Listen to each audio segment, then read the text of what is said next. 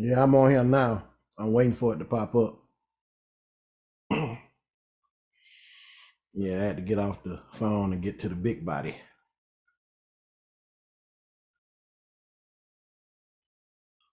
I don't think it's popped off yet. Are we on? Not yet. I don't see any notification or anything. Wait a minute, something just popped up. Yep, it looks like you're up. All right. All right, y'all. So let's see. We're gonna start off with Michelle is just start a show right now. Say it again. Michelle is just started a show right now. She's on screen. And Corey. Okay. Do we have to? I don't want to be the star of the show. I like to work in the background. I don't need to be up front for nothing. I think it's whoever talks, but well, actually it's showing whoever has video, like a video, because that's why she's on there, because she's got her camera going. Right. Oh, okay. Well, whatever. Wait a minute, but so who's on camera right now? I mean, I can't see anything. It's Michelle and Corey. Michelle and Corey's jacket. His AV is on there. If you got an AV, you can just put that on, Michelle. All right, I'm about to share the screen, y'all. Can y'all No, see? I ain't scared. Oh, okay. All right, there we go. Can y'all see the screen? Yes. Yeah. Yep. Oh, that's sweet, man. That's sweet, kid. I can't see nothing yet. Wait a minute. Hold on. I had too many screens up. Yeah, it's not coming up on YouTube, but I guess it's going to, there it is. It's on now. Okay, yeah, I see it. Maybe we're on a delay. Yeah. Mm-hmm. It's like about 5 seconds. Mm-hmm. All right, so we're gonna go to this one first, real quick. This video.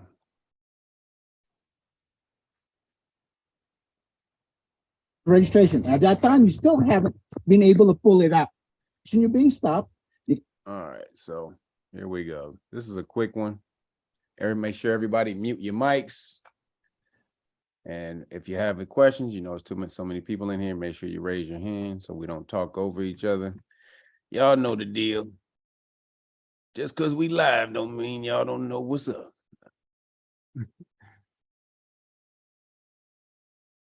Yeah. I found my registration. Do you want to see it? I already wrote the citation. Okay. Okay. All I have to do now is You wrote a citation for speeding? one for speeding. All right. I'm waiting for the registration because you I have my at registration. that time you can't produce your registration. No, I have my registration. That's Ma'am? ridiculous. Okay. I asked you if you had your registration and you said you can't And I find it. just found it, and I you're gonna write me a understand citation for not having it. I have it right Yeah. here. I have this on camera on top of it. That's fine. I have my registration.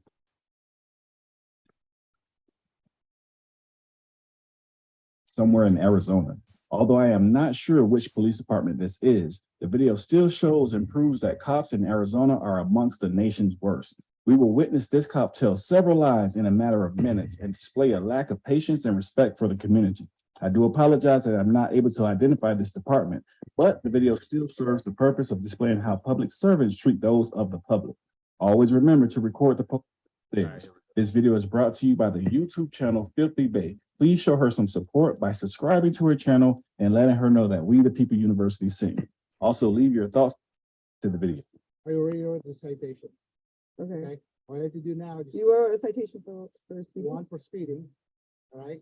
I'm waiting for the registration because you I have my at registration. that time you can't produce your registration. No, I have my registration. That's Ma'am? ridiculous. I asked you if you had your registration and you said Found you it, can't and I find just found it, and you're gonna write me a citation for not having it. I have it right Yeah. here. I have this on camera on top of it. That's I fine. have my registration. You're writing me a ticket for registration that I have in my hand. Now, is the police officer wrong for writing her a ticket for no registration? Yes. Why?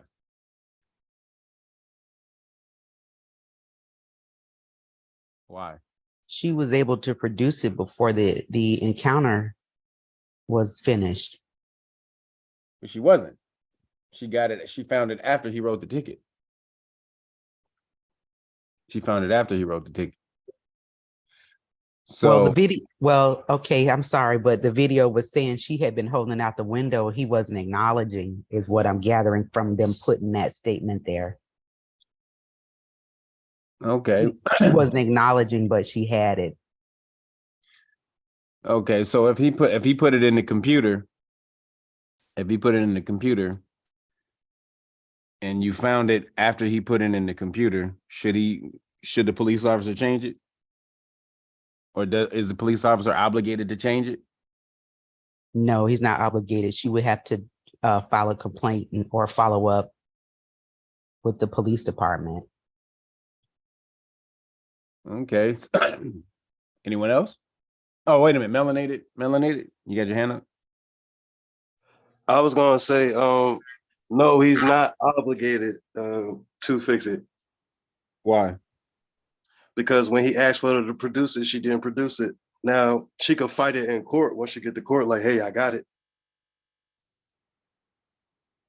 So what's an ample amount of time for a police officer to give you to find your registration? Should the police officer sit there the whole time? Should he sit there for 20 minutes for you to find your registration? No. Anyone else? You agree or disagree? I would say as long as it take them to conduct the stop, I give the 10 to 15 minutes. I would think that that's appropriate. Okay, so you guys agree that he should not have given the ticket or should have given the ticket? I give the 10 to 15. He already put it in the computer, so he already gave her the ticket. So it's already in the system.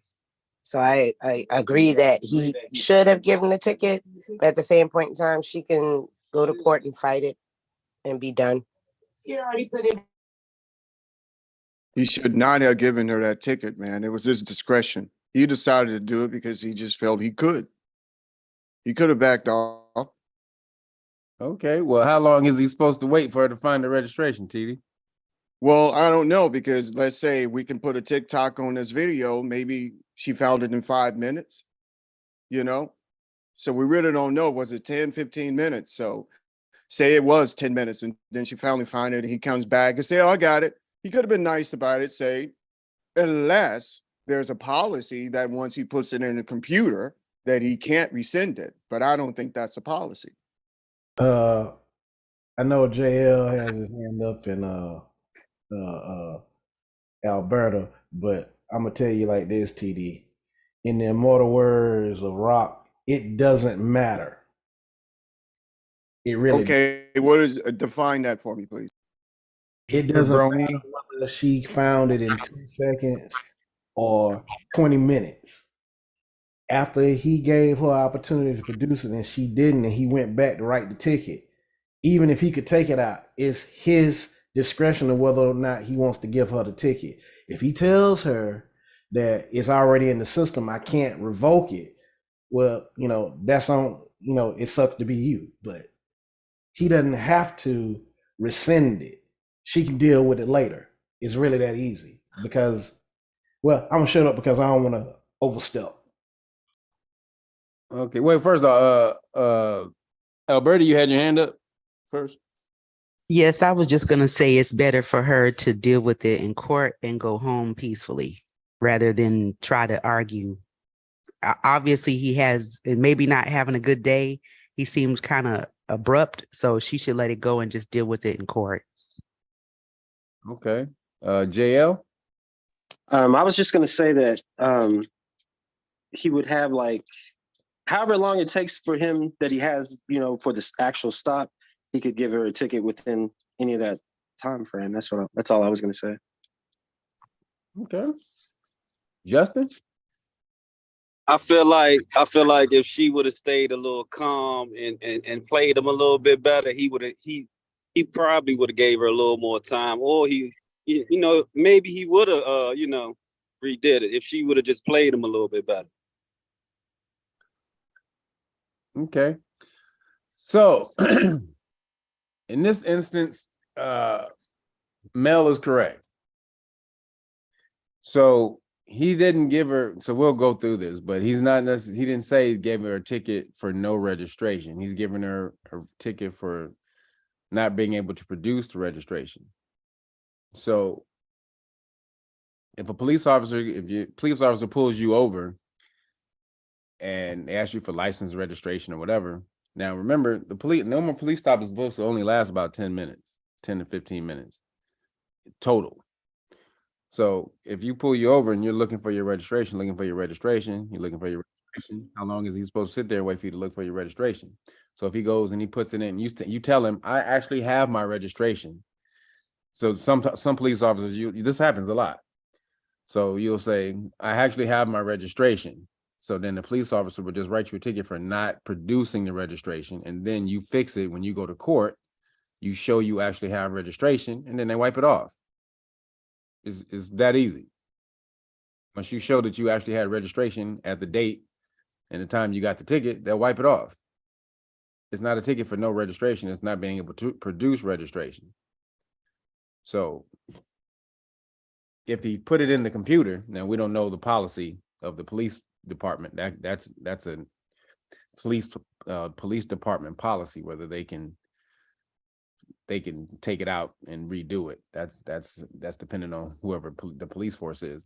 But it is the discretion though of the police officer. Now, once he's giving you the time to produce the registration and you don't, he doesn't have to let you off once you produce it, and he already started to do his thing. So, it's up to you. If you get pulled over, you have your registration in a place where you can get to it easy. Otherwise, you fall under that. That's your deal. The police officer is not supposed to sit there for 20 hours waiting for you to produce your registration. So, right, Mel. But here we go. Let's watch.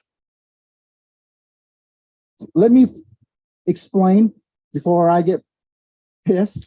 All right. I'm telling you right now that you are being citation for speeding, which is a criminal traffic because it's over 20 miles. I understand that. Insurance part, you can produce that at that time. I showed you my insurance policy on my phone, my policy phone number. I pulled it up for you. And you're saying you can't wanna argue. This is not the place to argue. You no, wanna argue that's all I have to tell the judge that Yep. here's my registration. Here's it on video. I pulled up my insurance. On my video as right. well. So we can I asked you that many times, twice. I even come back. ABUCEJO. How do you say it? It's in my citation. And what's your 2133 is my badge number. Okay. You can explain to the judge that the reason you're being stopped. You can also explain to him. I asked you several times if you have a registration, and I couldn't. At that time, and now I found it. Came back again to ask for an address, and I even asked you, have your insurance and registration? At that time, you still haven't been able to pull it out. Okay, that's fine. But I have it in my hand because now I found it, and you're still giving me a ticket for not having it. I have it because I wrote the citation when you didn't have it at that time, and you can't go whoops. No, I wrote the citation. Validated. That's not valid because she has her registration. I have my registration. Now, there are certain areas of a citation that you must have the registration in order to write. Now, unless this police department is still operating in the Stone Age, all it takes is a stroke of the computer to pull up the registration information and then write the citation, which I'm sure that's exactly what he did. So to write her a ticket for not having her citation when it's actually in her hand is just him being a butthole. I'm going to explain to you before you get all antsy up, okay? You can go to court, let them know that you have a registration at the time of your citation, but you could not produce it. I produced it. I found it. It's right here. Hey, let me give you that respect. I'm giving you that respect to explain yourself.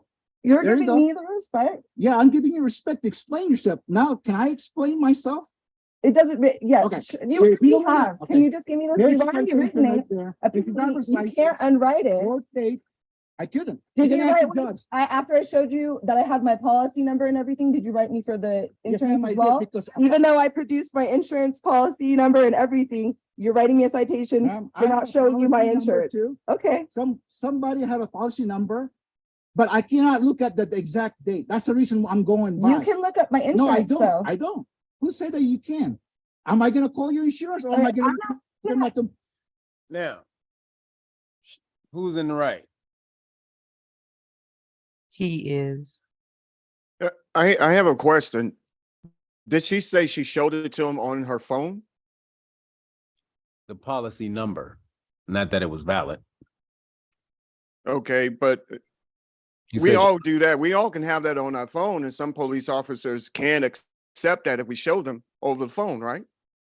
well, you need to. It needs to. No, it depends. I mean, a police officer may be cool and let you go, but it needs to be a valid. It needs to be a valid insurance, up to date insurance. Sometimes they'll even ticket you if you missed the payment and it went out 1 day, 2 days. I've seen that. Like, oh, your insurance lapsed 2 days ago. You get a ticket. So it needs to be up to date. Now, who knows what happened? We don't know what happened beforehand. You know, the interaction, what happened beforehand. Who assholed off first? They're both going at each other at this point. Now, the police officer, him threatening her, talking about getting mad, that makes no difference. It doesn't matter if you get mad or not. You can't act on your anger as a police officer. That's against the law. So, but is he obligated to help her out along the way if he doesn't feel he wants to?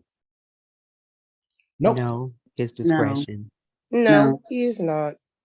And he clearly doesn't want to.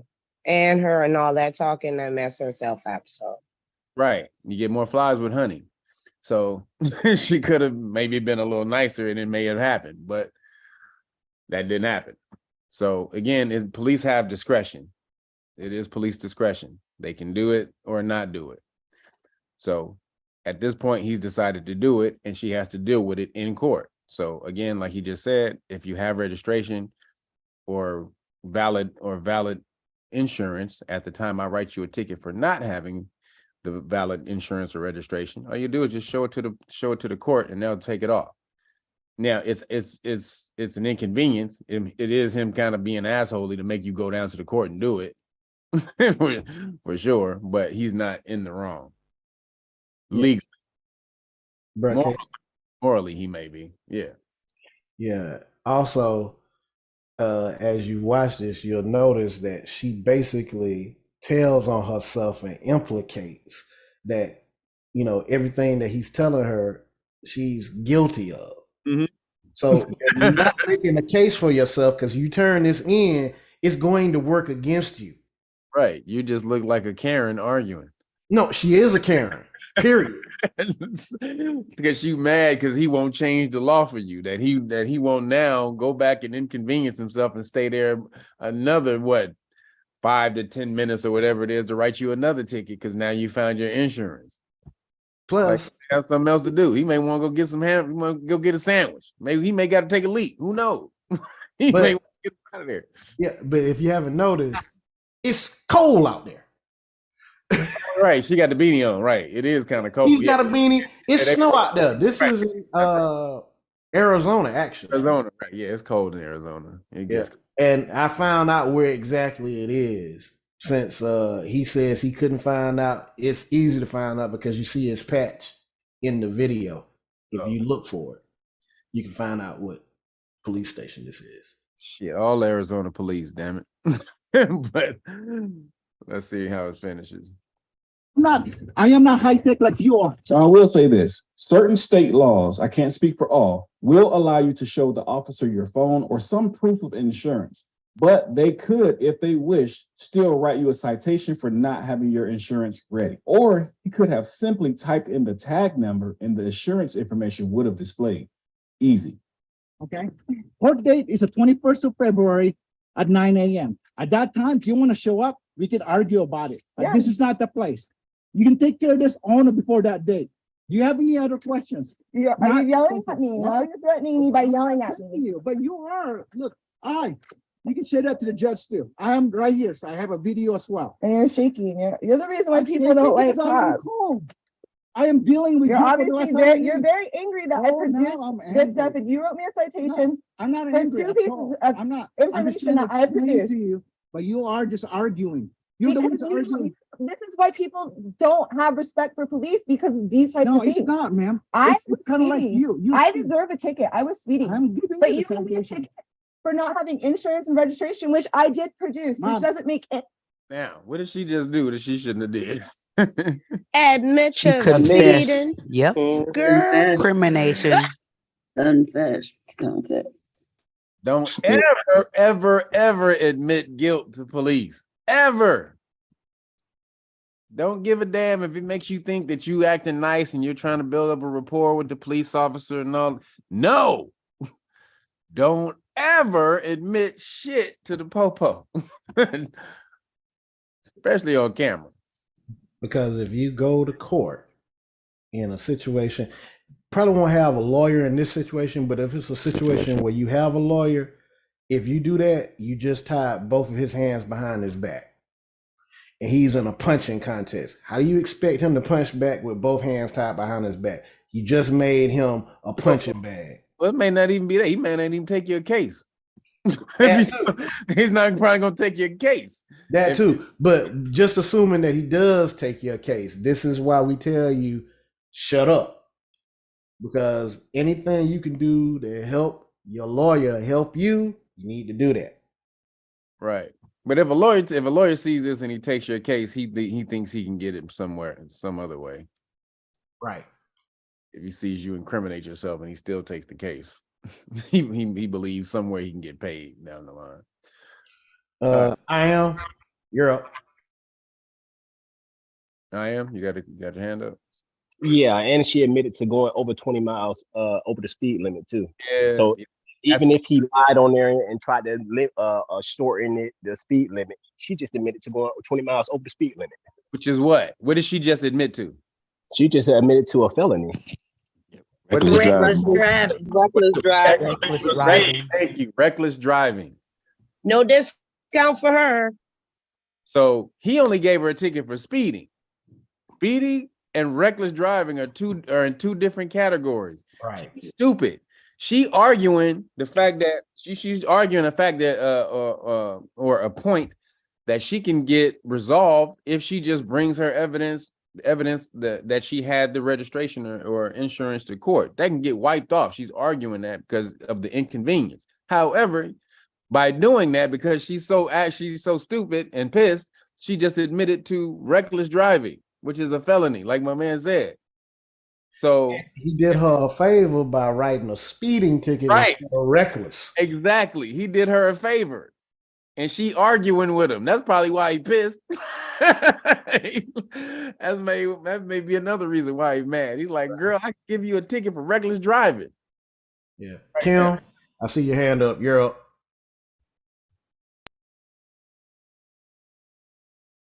Whose hand is up? Kim, Aries, your hand is up. Kimberly. She did that by accident? Maybe she took it down. It's like, Lisa, you're up. I have a statement. It's more that once she admitted that on camera, if I was the cop, if I could actually change the ticket, I would say, great, I'm gonna take off that you provide your registration, but now I'm gonna bump you up to this driving. reckless driving. Right. Oh, you want me to take? Oh, you want me to take it off? Sure, I'll take it off. But now you got a felony. How about that? Yes. There you go. So yeah, if you in the wrong, shut up. If you in the wrong, shut the hell up, man. So I know I was speeding, blah, blah, blah. No, be quiet. All right. This is also why we say this is why it helps to know the law. Because if she knew the law, it might have helped her to curtail herself and shut up because he's doing you a solid by writing you a speed ticket instead of reckless driving. Yeah, she was kind of stupid. Kind of about it. Yeah, she was kind of dumb. All right, here we go.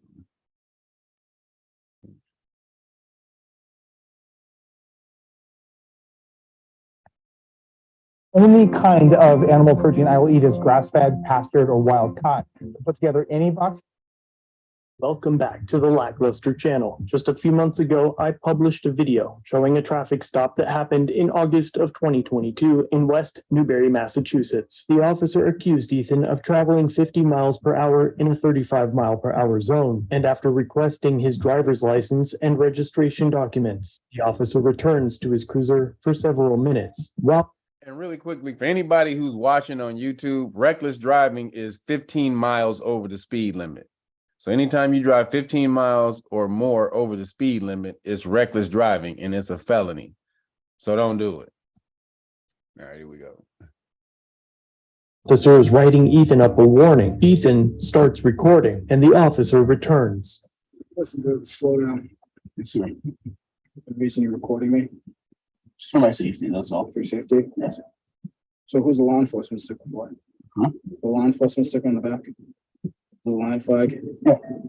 I support law enforcement. Okay. Are you afraid of me? No, I'm not afraid of you. I'm just recording for my own safety. I understand. You want to play games and record me if you want. I'm not playing games. I'm allowed to do this. Okay. Hang tight for me. All right. Sounds good. Are you like fucking serious, dude? He wasn't gonna write me a ticket, but now since I'm filming. So he got a police thin blue lines flag on the back of his truck. And so the police officer pulls him over and he sees the flag and he's gonna give him a pass. He's trying to give him a pass. So he sees the flag, he's just gonna give him a warning. But now he pulls out his phone to record, which is what he should do. Anytime you have a police interaction, no matter if you support the police or not. Hey, Kev, your audio is super low, bro. What? Is it? Yeah. Can anybody else hear me? We can hear you, but it's low. I can Like hear you you stepped away from fine. the mic. Yeah, the audio Sounds sounds fine fine to to me. me too. Y'all need to turn up y'all thing. That's No, that's you. No, that was It you. dropped. It It ain't dropped from the last video. Yes, it did. It's low. Yeah, it's real low. Yeah, it is low. I hear you now, but I didn't change anything, so I don't know. I don't know what changed from here to there. Only the video. Okay, now, yeah, it's like Yeah, maybe Yeah. come closer to the mic. Yeah, step up to the mic, son. I'm at the. my son. The microphone is in the computer. So. Say it with your chest, Kev. Computer. Y'all got to deal with it. So put your ear close to the phone, whatever you're listening to. So right from here, when the police officer pull you over, so this dude, he's getting ready to pull over and he's getting ready to give him a break. So anytime you, as you know, so this dude, he supports the police, but anytime you get interaction with the police, even if you support the police, you need to record just in case anything happens. Anything may happen. You have no idea what the interaction is going to be with the popo.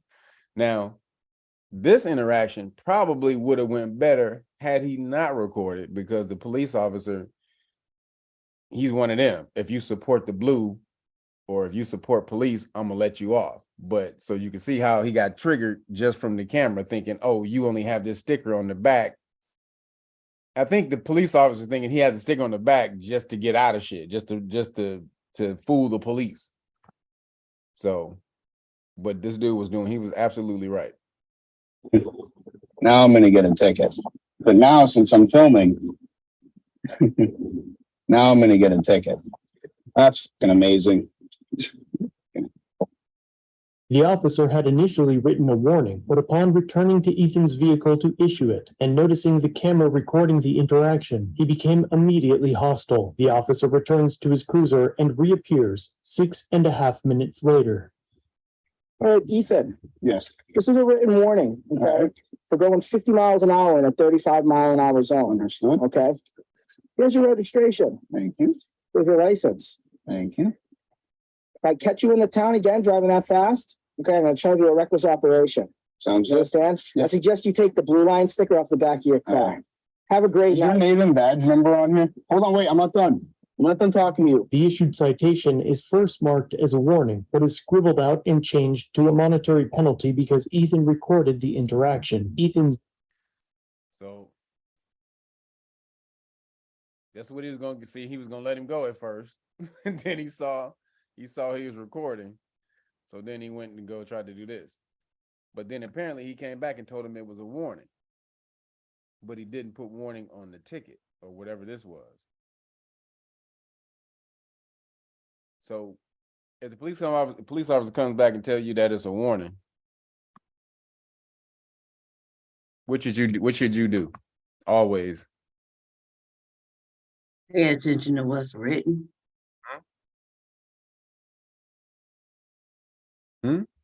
I said, pay attention to what's written. Thank you. Because if he says it's a warning and it's not written down, then That's you right. still stuck. Always, always, always read the ticket. And you should do it before the police officer leaves. Make sure they're not putting any faulty stuff. Somebody had their hand up. Hodges.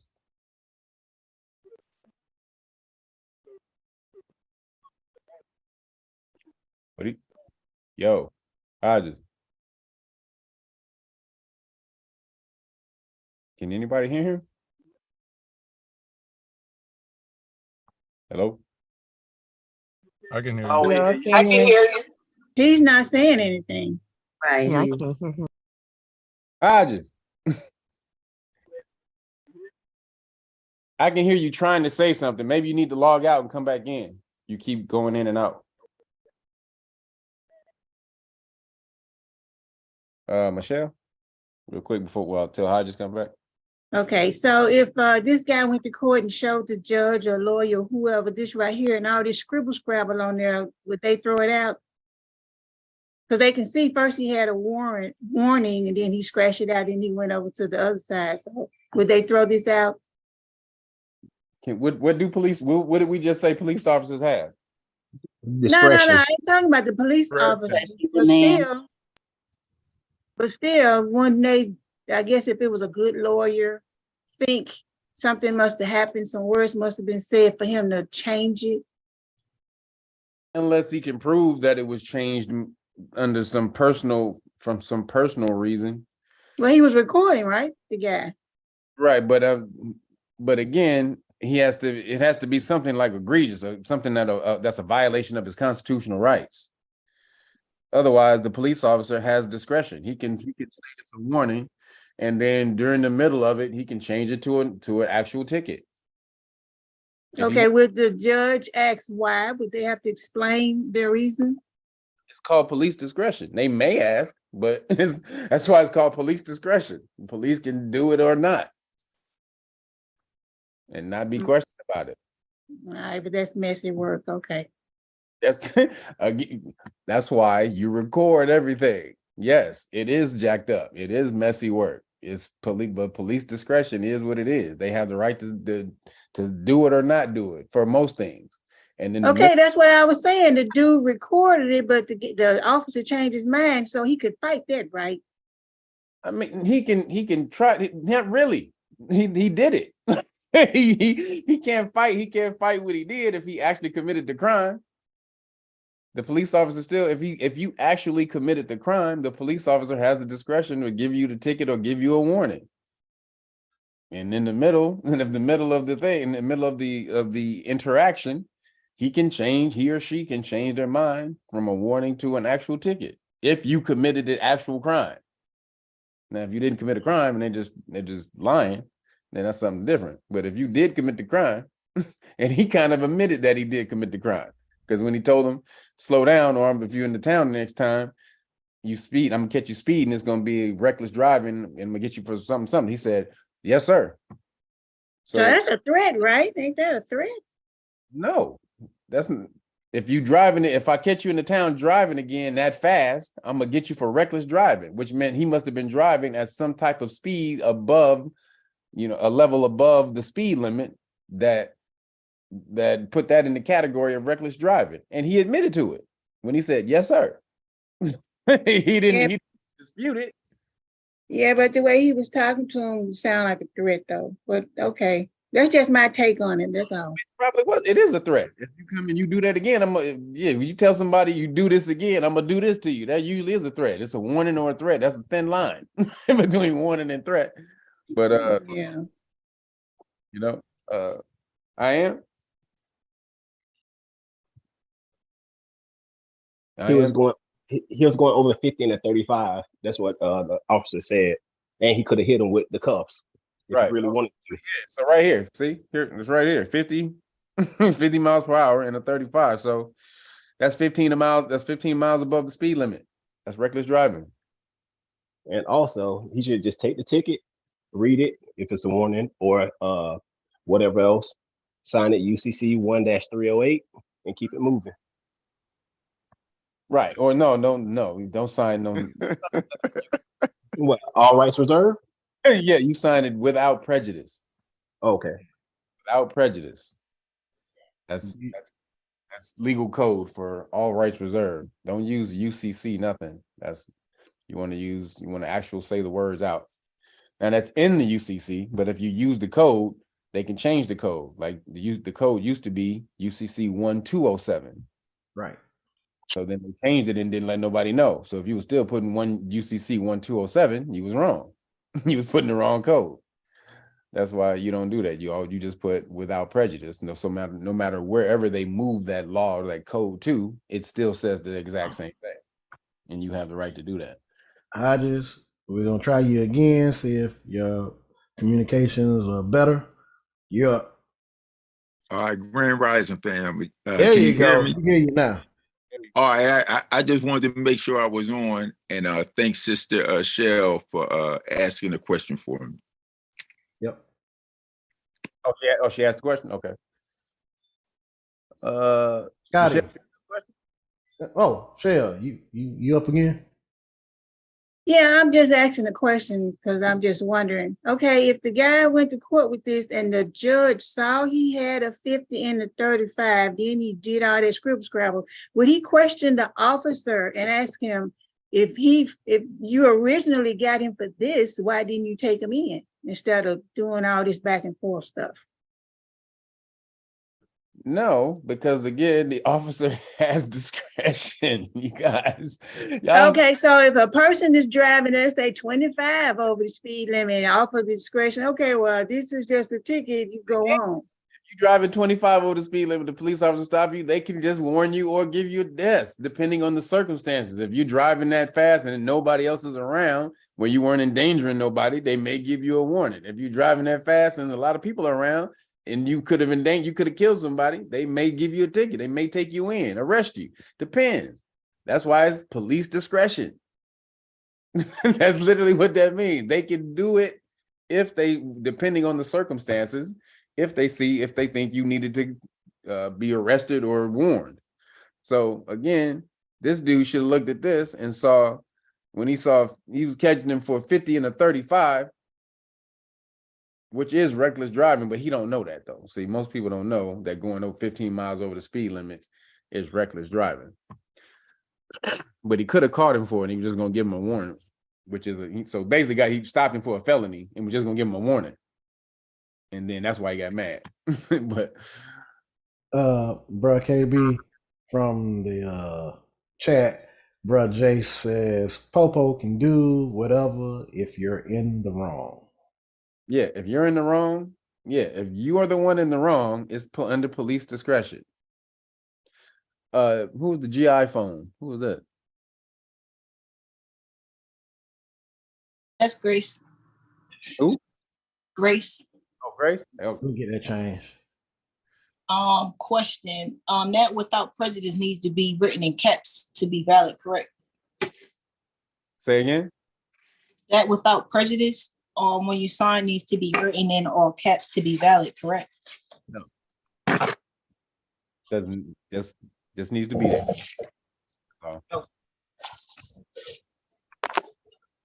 All right, everybody, mute your mics. You got a lot of background feed. All right, here we go. out and changed to a monetary penalty because Ethan recorded the interaction. Ethan's vehicle has a blue line flag on the rear window, as his girlfriend's father was prior service for 20 years in Boston. The officer had refused to identify, but because of you fine folks, we were able to determine who the officer was. As it turns out, Officer Matthew Whitbo Cabezas is a reserve officer and is also a canine officer for the Essex County Sheriff's Office. And after the video went viral, the West Newbury Police Department hired a private investigator to determine if there was any reasonable basis to believe that Officer Cabezas engaged in any misconduct in violation of any policies, procedures, rules, or regulations of the town of West Newbury. During his interviews, the officer admitted to initially writing a warning and then returning to his cruiser to write out a civil penalty, but then claims that he heeded the advice of another officer who appeared on scene that convinced him to change it back to a written warning. The report found that as to the complaint that Officer Cabezas was engaged in political activity, he is exonerated. He's also exonerated as to the complaint that Officer Cabezas failed to identify himself in violation of West Newbury Police Department rules and regulations. As far as the officer using abusive or threatening language towards the public, the accusations were not sustained. However, the investigation did find that Officer Cabezas extended the stop to further investigate the man's driving record only after noticing he was being video recorded, and that the officer violated applicable rules and regulations when he stated in an aggressive manner, If I catch you in the town again driving that fast, okay, I'm gonna charge you a reckless operation. and again when he said, I suggest you take the blue line sticker off the back of your car. the full 38-page report of the investigation. So was the investigation fair or no? It was fair. Anyone Yes, else? I agree. Yeah. You agree it was fair? I can agree. Okay. And Michelle was right because the courts kind of agreed with her too, that the guy was kind of a little aggressive and, was just giving the guy a ticket after he saw recording. Well, yeah, he was an asshole after he got the for sure. But again, that's not against the law.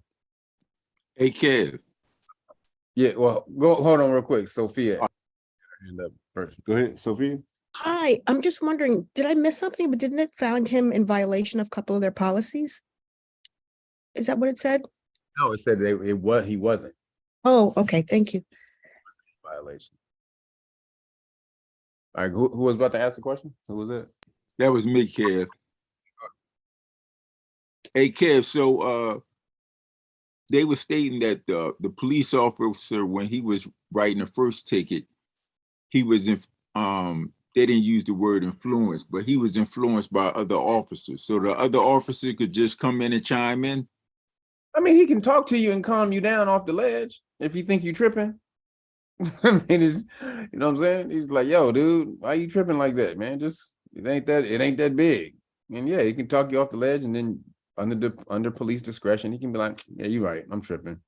Let me just go ahead and flip this out. Hodges, there's another angle that you might miss on this, because he could have called another officer to ask advice. And then based on whatever advice he gave, he made his final decision. So it could have gone down like that. Could have been somebody, it could have been his partner in the whip. Well, he's a reserve officer, so he probably could have called somebody to get more advice. Right. All right, thanks, Mel. Yep. All right, here we go.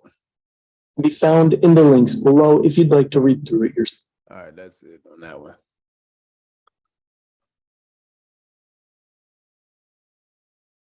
All right, here we go. Showing up on the first page of Google might not be the best for everyone. Real quick before you start this one, does anybody, the last one that we just watched, does anybody know what SCOTUS case Lackluster was referring to about extending the duration of the stop? Is it Agner? Is it Revy US? No. It's in Rodriguez v. U.S. And don't be interrupting with questions. I'm just messing with you. Yeah. What year, LR? Man, if you don't stop extending the damn class, your ass up. You got me, brother. You got me. I don't know the year. 2015, man. 2015. I was gonna say 2014, but I Run Saturday class. All right. It's the Kevin Mel show. Damn it. You extending nothing in here. All right, here we go. But it was relevant.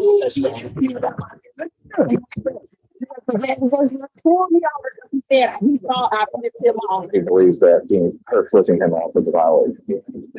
And it's not. Welcome back to the Lackluster channel. In February of 2021, Brittany Dawn Jeffrey was driving with her hand out of the window, tapping her fingers on the top of her vehicle. An officer traveling in the opposite direction passed by, and she claims that as the patrol vehicle's lights came on, she gave him the middle finger. Officer Salam immediately got behind her and initiated a traffic stop. Is that a lawful traffic stop? Heck no. No. She was just tapping her fingers on the top of the. Why not? How come that's not a lawful traffic stop? Because he pulling her over because he feel offended. What crime did she admit? no, he might have been. I'm gonna tell you what he's gonna say. Were you waving me and requesting assistance? Because I don't know if you were waving at me because you were in danger. He not That's even what he's gonna do. he's not even that smart. He's nowhere near that smart. So he's going to admit why he pulled her over. Why? So mute your mics, whoever got the kid playing in the back. All right. So why is the stop not lawful? You're not giving me the exact reason. Why is because of Texas versus Johnson, the Supreme Court case says okay to raise a finger to the police officer that is not unlawful. It's a freedom of speech, it's protected. There you go. Flipping the police officer off is freedom of speech. Protected freedom of speech by the Constitution, First Amendment. So he had no right to do that. Now, would he?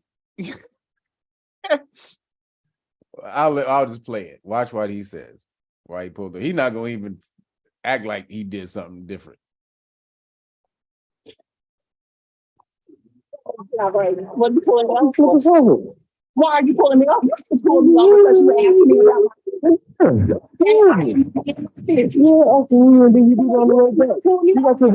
me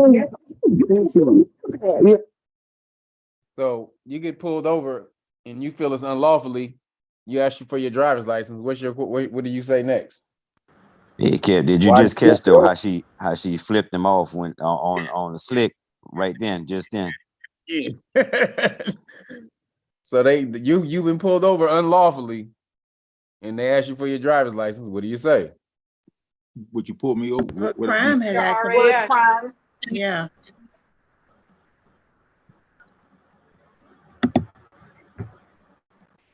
Hold on, S. Moore, he had his hand up real quick. I was going to say what they already said it on. What crime have I committed? Okay, a little more specific. What crime?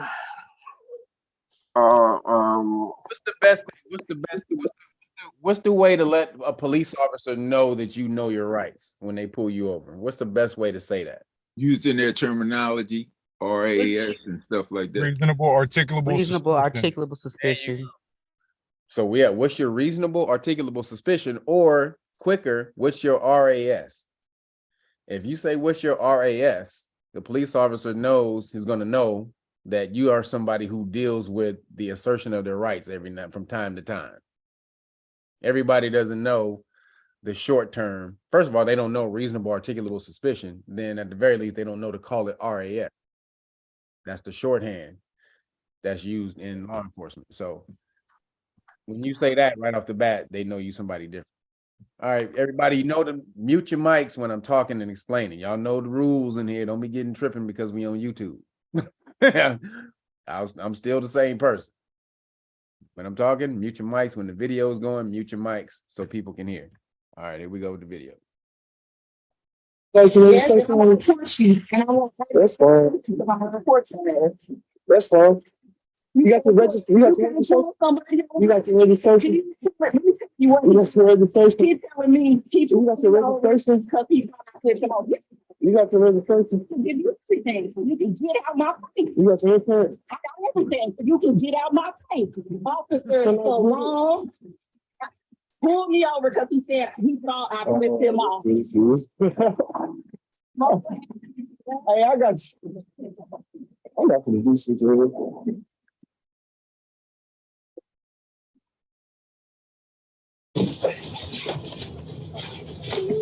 Hey, I'm here on Facebook. I just put over Don Jeffries. The officer was well aware of who Brittany was and bragged that he was about to be famous on Facebook, as she is well known for recording police in her area. Before we continue, today's episode is sponsored by YouGov, a free, easy way to make extra cash and gift cards to place while I wait for spot. Now out of her vehicle, and now back to our story. The officer realized that Brittany was now out of her vehicle and recording the back of his cruiser. Here we go. So can you do that at a police stop? Can you go and record and step out of your car and start recording the police officer's cruiser? I don't think so. I don't think so. Only if you want to get shot. Yeah. Yeah, I don't think so. wouldn't advise that. Feel like he's being threatened. Only until he commands you back in the car. Excuse me. Say that one more time. Officer. Only until he commands you get back in the car. If you're pulled over by the police, should you just get out of the car? No. Not at all. No, you're being. Hell no. No. I used to do it all the time, but I wouldn't do it these days. Because you crazy ass Aries. But Because I ain't have my seatbelt on and I wanted to get out before they could tell. Oh, they probably could see it beforehand anyway. But yeah, so at a police stop, at a normal police stop. So my man, when he pulled her over, or when he pulled over for flipping him off, apparently he didn't know who she was. But now he knows who she is. So her getting out of the car to record is, again, she has some type of YouTube channel. I'm not YouTube, but Facebook. She has some type of Facebook famous page where they film the police. So that's what she's doing now. She's filming the whole encounter at a stop. Now, is it unlawful for her to do that? No. No. Yeah, I'm gonna say no. No? Anyone else? To just step out of the car without the police officers say so and just start filming and recording. Is it unlawful for her to do that? Nope. Hey, It's kid, not unlawful. Not unlawful, but it's not smart. hey kid, did he ever establish RAS? No. He said no. He said, why you flip me off?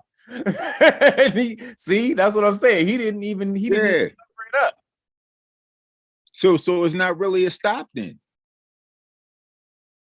It's not a stop unless you do what to the stop? Consent. Unless you do what at the stop? Yeah, it was already said consent. She consented to that stop, but she gave up a. If you consent. Oh yeah, the driver's like she gave it up. That's the contract. Yeah, she gave it up. As soon as he said, give me your license and registration, she gave it up. She didn't assert her rights. She's not ready for the smoke. No, she wasn't. But well, no, we'll see in a minute. She's getting smoked out. We'll see in a minute. So again, just be clear. It's not unlawful for you to get out of the car at a police stop when the police pulls you over. It's not unlawful.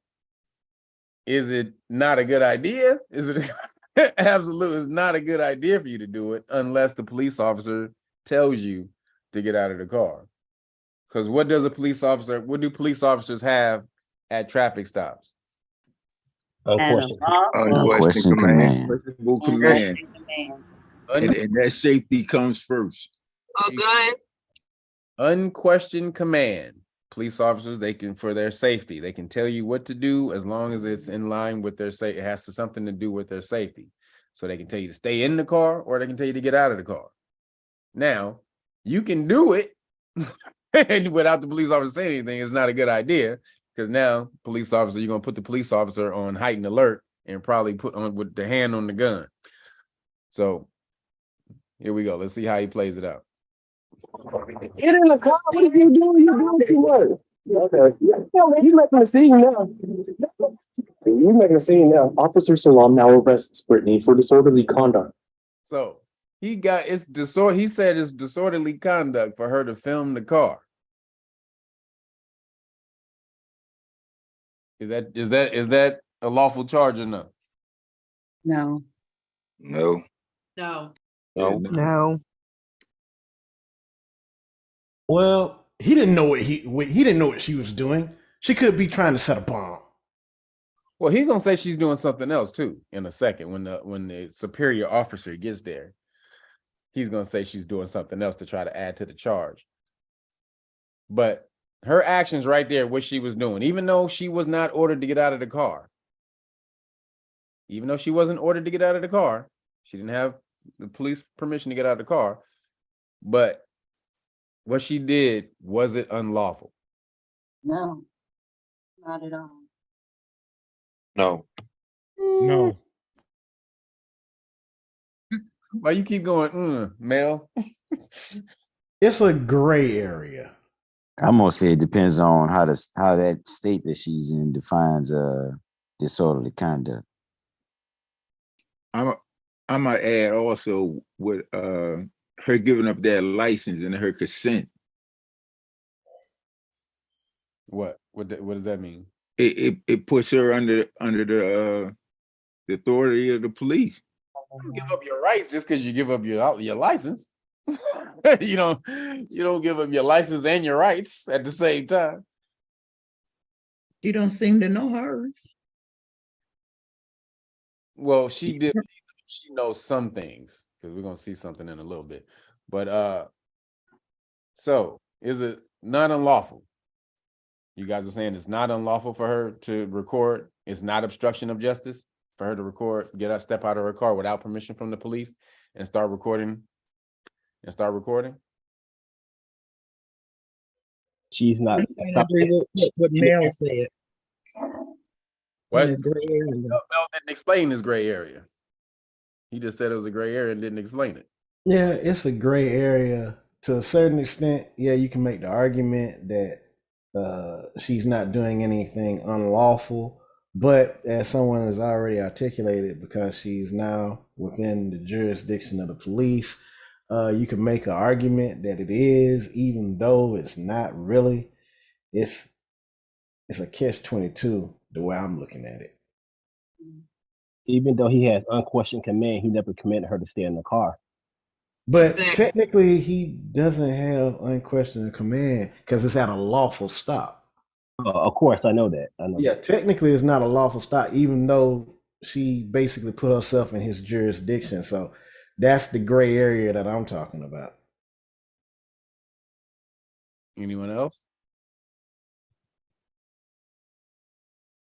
Me. Huh? I say that sounds good to me. Gray area. But the gray area on the obstruction, Mel? Is that what you're saying? There's a gray area on the obstruction because of what? The reasoning is what? No, not the gray area on the obstruction. I'm talking about the gray area of her getting out of the whip. What's the gray area of her getting out of the whip? That I'm saying the gray area is even though it's not a lawful stop because he didn't give her reasonable suspicion of why he pulled her over, or a valid reason or reasonable suspicion, the fact that she gave up her license puts her in his jurisdiction. So that's the gray area that I'm seeing. It doesn't necessarily put her in the jurisdiction, though. That's a gray area. It doesn't put her in the jurisdiction. Okay. Why doesn't it put her in the jurisdiction? Because she gave up her license. No, I said no. Why Is it does? why? I don't know. Because What it's was the, unlawful. what Say was the question, Kevin? I said, why doesn't her giving up her license at the stop, why does it not put her in jurisdiction? Because it's not a lawful stop. There you go. Anything after this falls through, including this obstruction charge. Right. If it was the right, even if he was charging her lawfully with obstruction, which recording recording a police officer's license plate is not obstruction. Right. Just so you know, getting out of the police car out at a police stop is also not unlawful. You can do that unless the police officer tells you to stay in the car. Then that's a lawful order. Then if you get out of the car after that, then the police officer can act. However, if the police officer doesn't tell you either or, which they will, if you start to get out of the car, usually the police officer will tell you to stay in the car, or if they want you to get out of the car, they'll tell you to get out of the car. But it's not unlawful. It's not against the law for you to do it. And it's also not unlawful for you to film the police car at any point in time during the stop. That's not obstruction. That's also another unlawful charge. Now, but all of that falls to the wayside because he didn't have the lawful right to pull her over in the first place. Right. So any act after that, no matter what, is what? Fruit of the poisonous tree. Null and void. Yep, and he called it, somebody just said it. He said, Say the exact thing. Fruit of the poisonous tree. Fruit of the poisonous tree. It's all dead after that. Now, Kev, with you saying that, so by him touching her, now he's assaulting her. She can bring that charge up. Yeah. Okay, cool. Thanks. She can try to bring that charge up. Yeah, but he's doing this because he's about to arrest her though. So he's gonna say, well, he has to touch her in order to arrest her. Yeah. But what is the other name for fruit of the poisonous tree? That's what we all commonly know it as, but it's another name that it's officially known as. Exclusionary rule. Exclusionary rule. Hey. Yeah. and what is the exclusionary rule for those who don't know? Who wants to give an explanation of the exclusionary rule? Anyone? Bueller? I think it's excluding evidence that you have gotten illegally. Very close. Very, very close. It's the Mounts versus the Ohio case where gave the exclusionary rule, which established the exclusionary rule applies to evidence gained from unreasonable search and seizure by the police officer.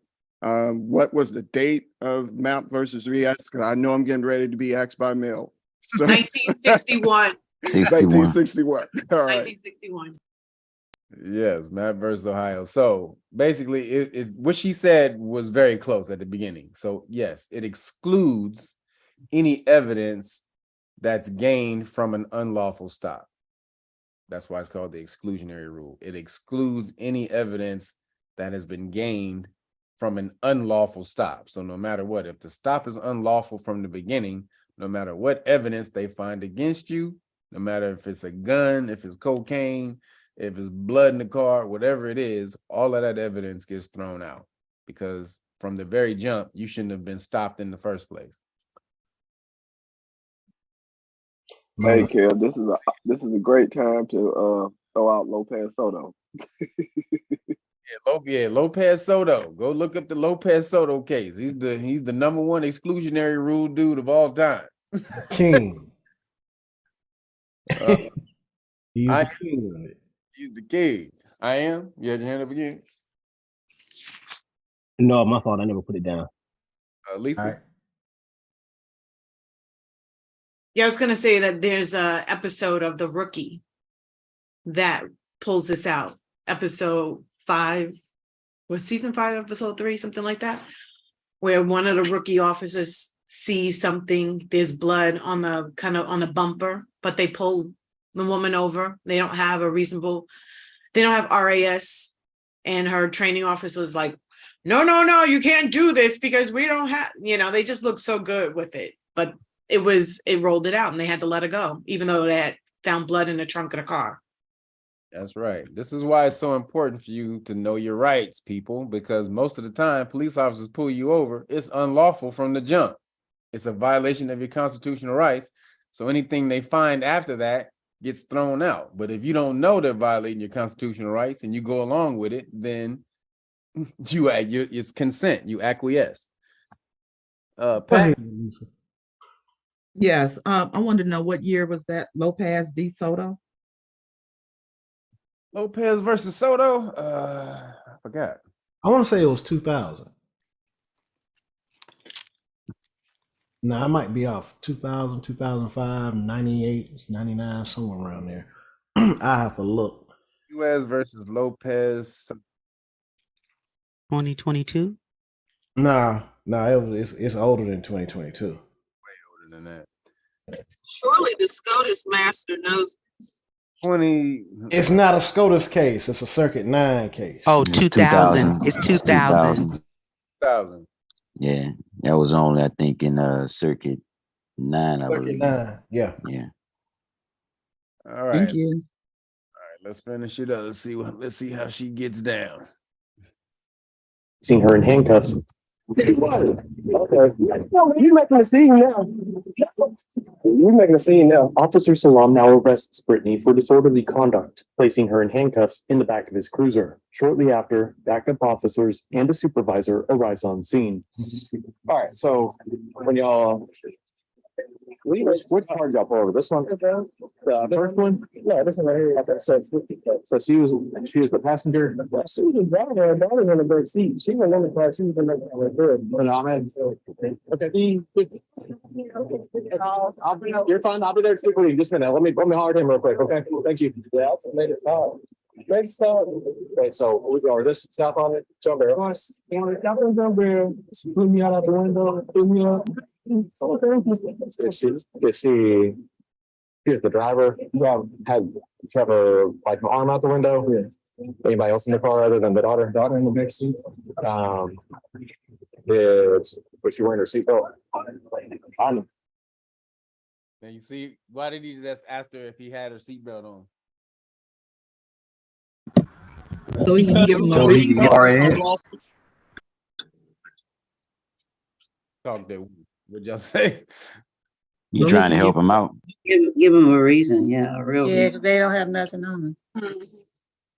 Bam. He's trying to drum up reasonable suspicion for the stop, because when he said she flipped me off and I got behind her, the supervisor right there, he knew that it's unlawful from the jump. He not gonna say it on camera, not yet. He's trying to drum up anything he can. Did she have her seatbelt on? Did she do this? Did she do that? Let's find something that we can charge her with lawfully, because the flipping you off is not a lawful stop. So, absolutely. Here we go. So yeah, I see. Yeah, see it. Okay. Steve, so I'll make it stop. I see. Was she wearing her seatbelt? I said yeah. I see. Yeah, see it. Okay. Steve, so I'll make it stop. Don't make y'all take with it. What's going on? This is picking us up for. Nice. Yeah, then she got her phone. All right. Okay, can I get you down? We got that on. Let me get you going. Okay. So, what did he just admit to? That was his He had no ex-girlfriend. reason. Huh? He admitted that he's in his feelings and he had no real reason to stop. Exactly. Right. Stupid. He just admitted on camera The dumbass. Yeah. that he's pulled her over because she flipped him off. Thanks, buddy. Now, if I go to sue you, you just admitted this on camera. He's a dummy. So yes, now the supervisor, now he's about to try to work and really see if he can get out of it, but he can't. it all for you. To get the registration, I'm like, let me get your registration. Like, oh, you pulling off a bed like this, you. And then I looked at the names and I was behind. I'm like, trying to take a job. I got everything. It's been around. It's you. It's like, hey, how come you say that? That's all it might be. She got the car, the fucking jump out the car, say, pick up the stuff back. She got the car. Start almost car lined up. So real quick, he's saying he stopped her to pull her over to tell her all police ain't bad, to ask her why she flipped him over, just to talk to her, not to give her a ticket, to ask her why all police, or to tell her all police aren't bad. So if you're going to do that, what don't you do? Ask for her ID. Ask for her information. Yeah, ask for information. Because now that makes the stop what? Unlawful. At that point. No. It makes it look like an investigation. Yeah. Like Mhm. he's trying to investigate her for something that she did wrong instead of being a public service courtesy.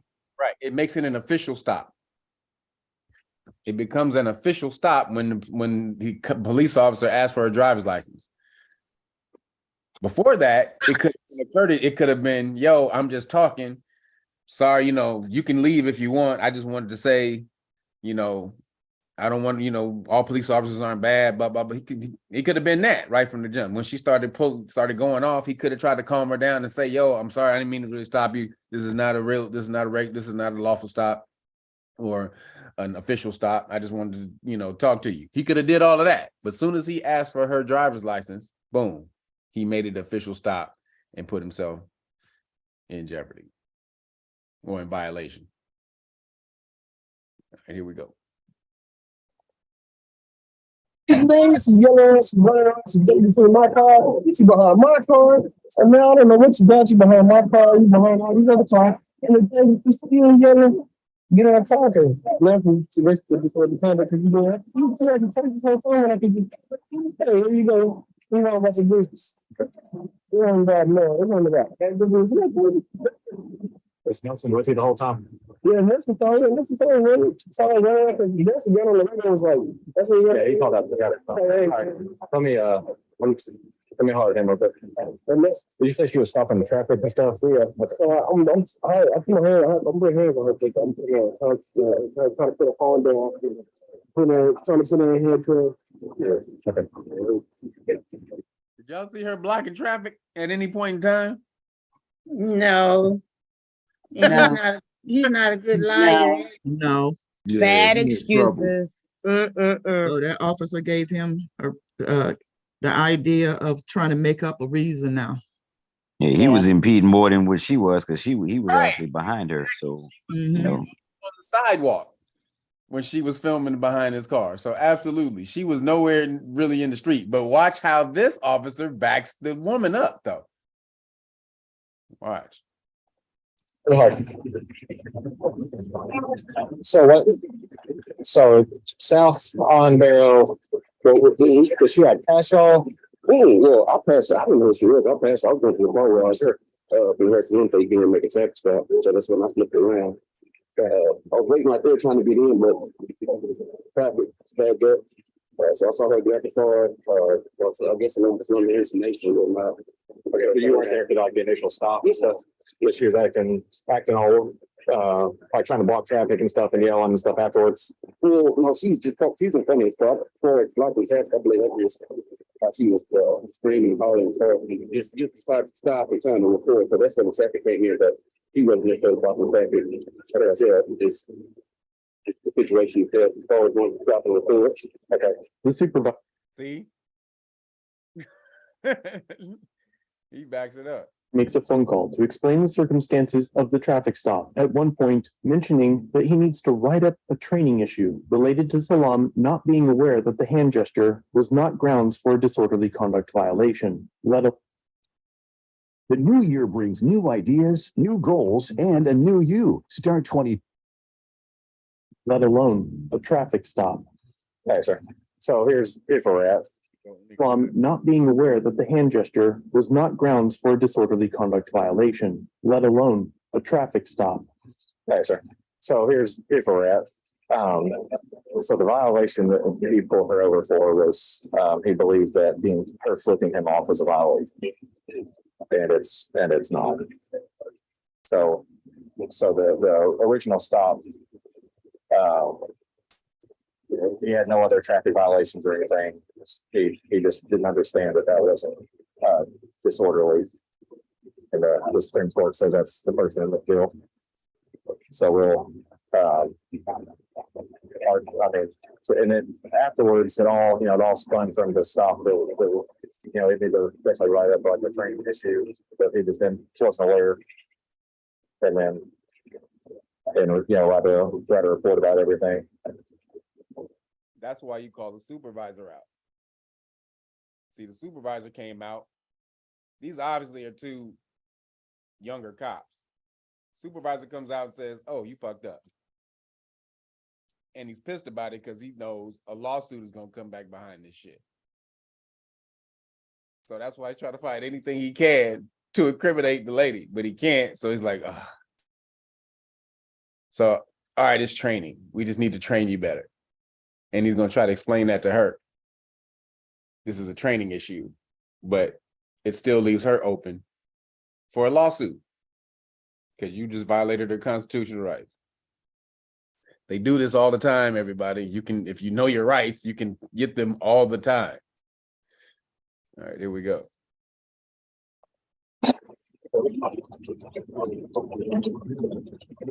Yeah, her daughter was the only passenger. So she has a juvenile daughter. Yes.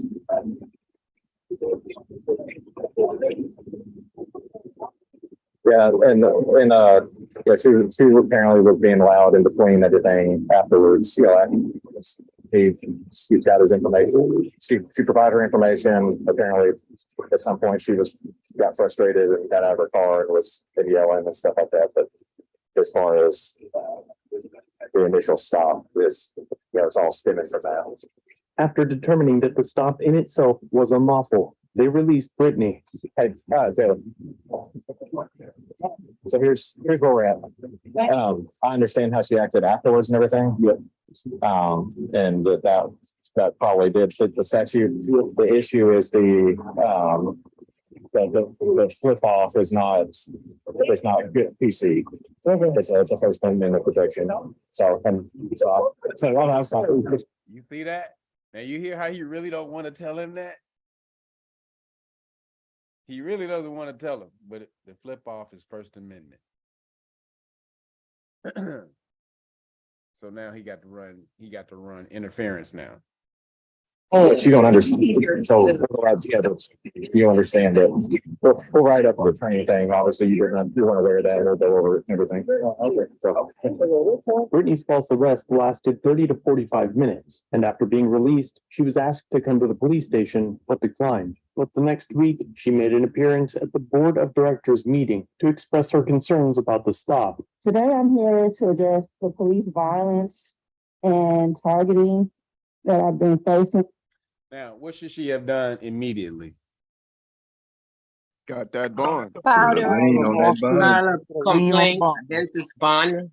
No, the first thing she should have did was what? You should have got the names of Name, badge, and surety number. Yeah. Badge numbers, and she's going to ask for surety bond numbers, but they're probably not going to know. Some of them may know, but you just ask that to let them know that you're different. But what's the other thing? After you get the name badge and all that, what's the thing you do when the stop is over? Went down and filed a complaint. There you go. And freedom of information. Oh, no, you go right to the damn department and file a complaint immediately. Don't wait. The longer you wait, it lessens your case. So you go immediately. You go right to the damn police station. If they touched you or manhandled you or did a little excessive force, you go to the hospital first. Then you go then you go file a complaint. These are the things you need to do in procedure that bolsters your case when you sue them. So the faster you go file a complaint, the better it looks in your case. And then you go and file a claim with the City of Risk Management. And that's where you get the bonds. All right, here we go. Experiencing a few days ago, stopped by a Little Rock police officer, Jalen Salam. And I really want Ms. Wright to hear this because I believe Little Rock Police Department is specifically not only targeting myself, but this area. This has been a constant state of harassment in the past 3 months. I've been stopped 3 times. This last time, this officer violated my First Amendment right because he thought I flipped him off. Then he proceeded to assault me, hit my hand continuously. When his superior officers arrived, he was made to then release me, and it was cited as a training disciplinary issue. And this is not enough, and this is unacceptable. It's on video. I sent it to you. Police training has to be done. It needs to be coming out of their budget. We need parameters set in place where you guys are doing your job and protecting citizens from the police. And if y'all can't do that, then we need to figure out who can, or elect some people that are going to put procedures in place, because this doesn't need to go on. This is a problem. And if we're not going to fix the Citizens Review Board to where it's able to serve the community, then we need to do away with it. How y'all think she handled that? Very well. She spoke Did very very well. well for herself. I think she's also missing adding in her Fourth Amendment rights were violated. She said first. That's true. That's right. Absolutely right. She forgot the fourth. You were unlawfully seized. When they Yep. stop you without any lawful cause, without you breaking the law, you are unlawfully seized. That's a violation of your Fourth Amendment. So yep, she left that out. But she should have sued. This is, again, everybody, all you melanated people listening on YouTube, y'all got to start suing, going after the money. She didn't sue? Huh? She didn't sue? No, don't say she sued. Watch, we're gonna see what happens after this. There's some more shit that happens after this. But you have to go after the money. Caucasian people go after the money. That's why they're feared, because after the money, if there's a financial penalty from them doing some harm to the public or a citizen, then they get reprimanded, because that goes back on the police force. So that's when they really go after the police officer, when there's a financial repercussion from whatever the police officer does. So you got to start getting litigious. Caucasian people are litigious. They'll sue you over a broken fingernail. I'll sue. I'm gonna sue you. So you got to do it the same.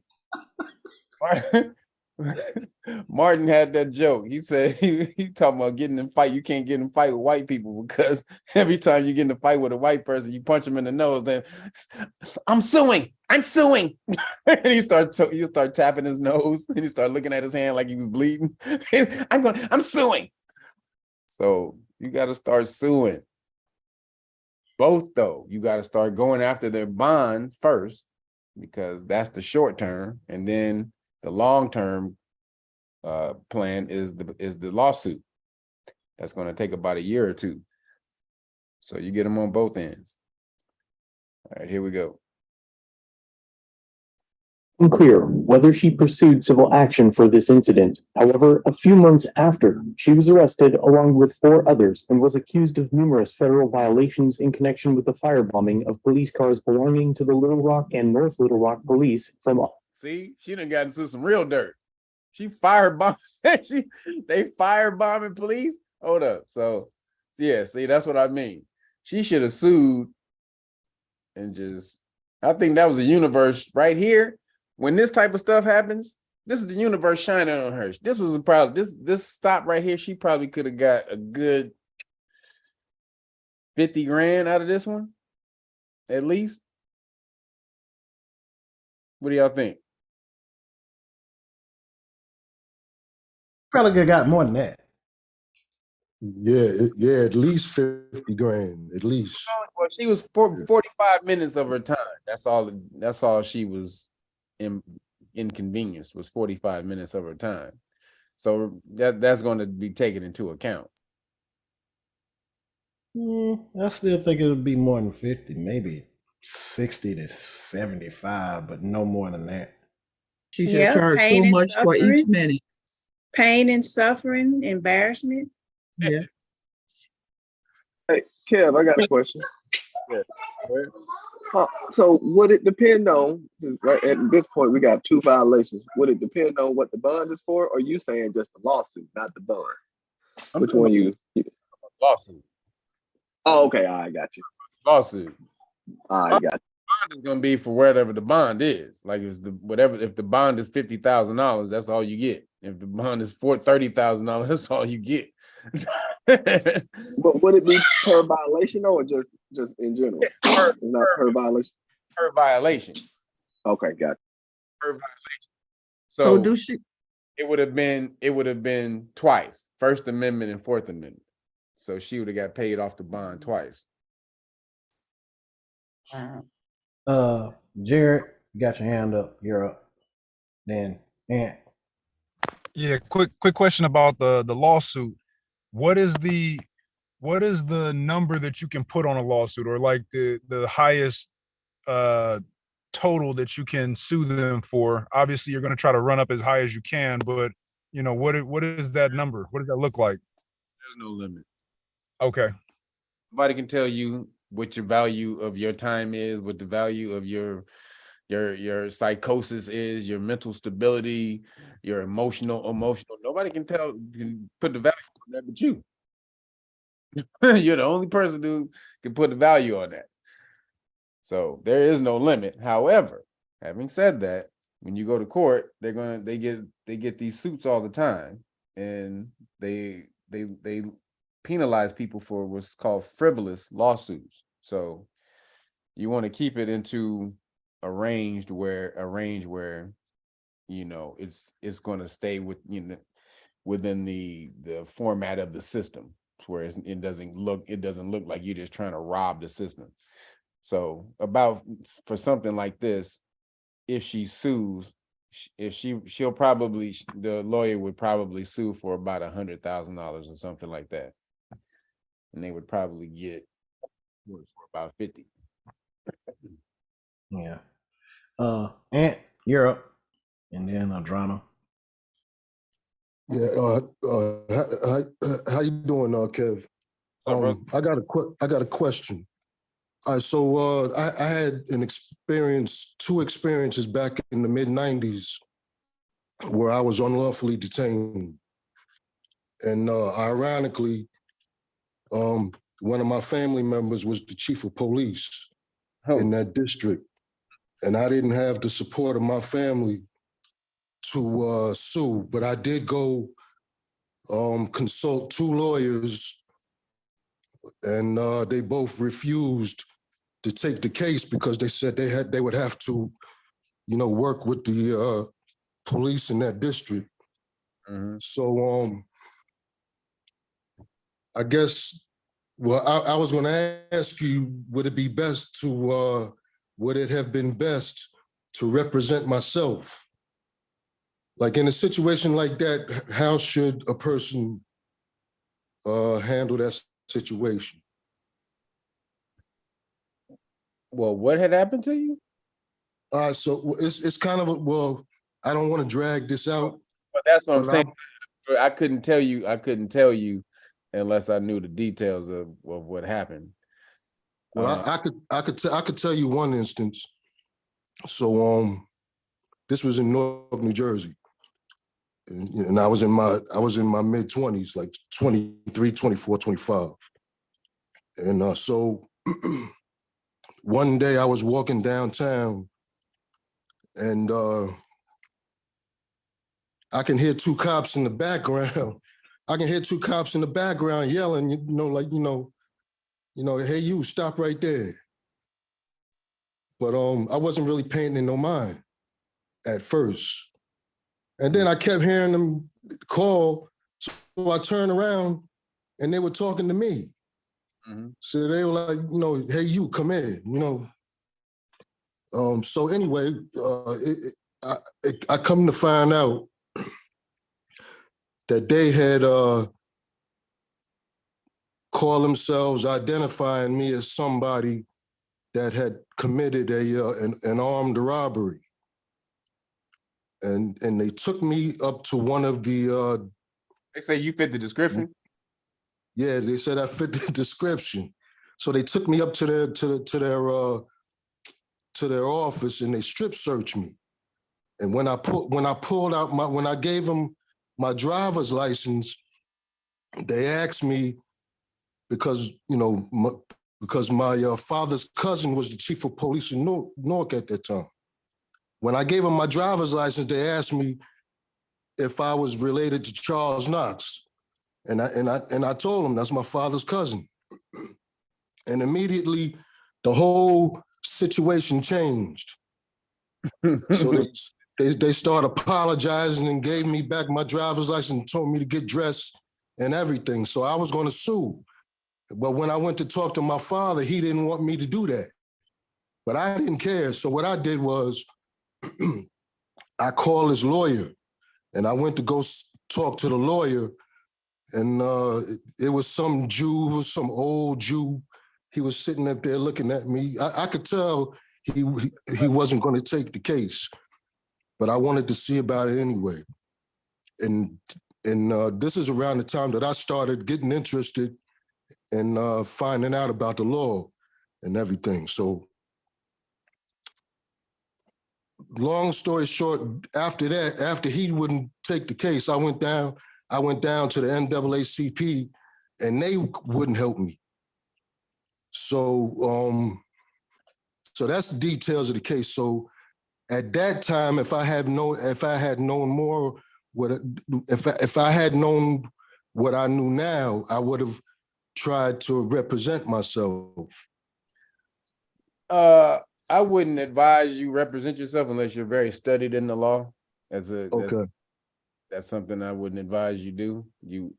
I would always advise anybody, unless you're in these law classes and learning the law, or unless you've taken some type of law courses somewhere, do not represent yourself. You will the courtroom is like an Indiana Jones temple, with all the trap doors and flying darts and and falling floors and all.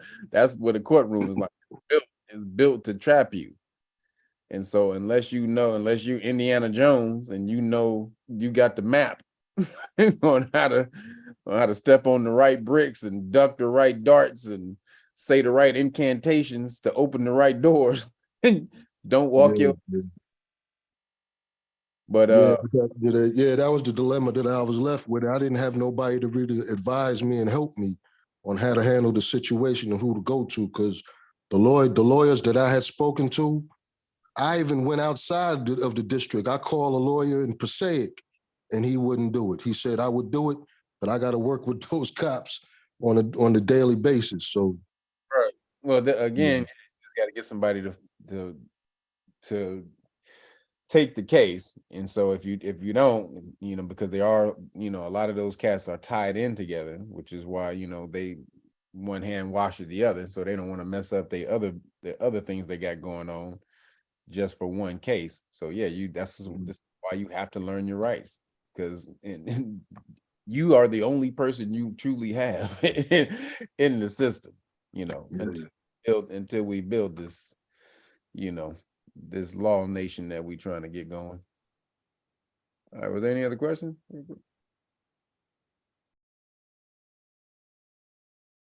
Nope. All right, here we go. Let's finish it up. She was arrested along with 4 others and was accused of numerous federal violations in connection with the firebombing of police cars belonging for this incident. However, a few months after, she was arrested along with 4 others and was accused of numerous federal violations in connection with the firebombing of police cars belonging to the Little Rock and North Little Rock police from August the year prior. The arrest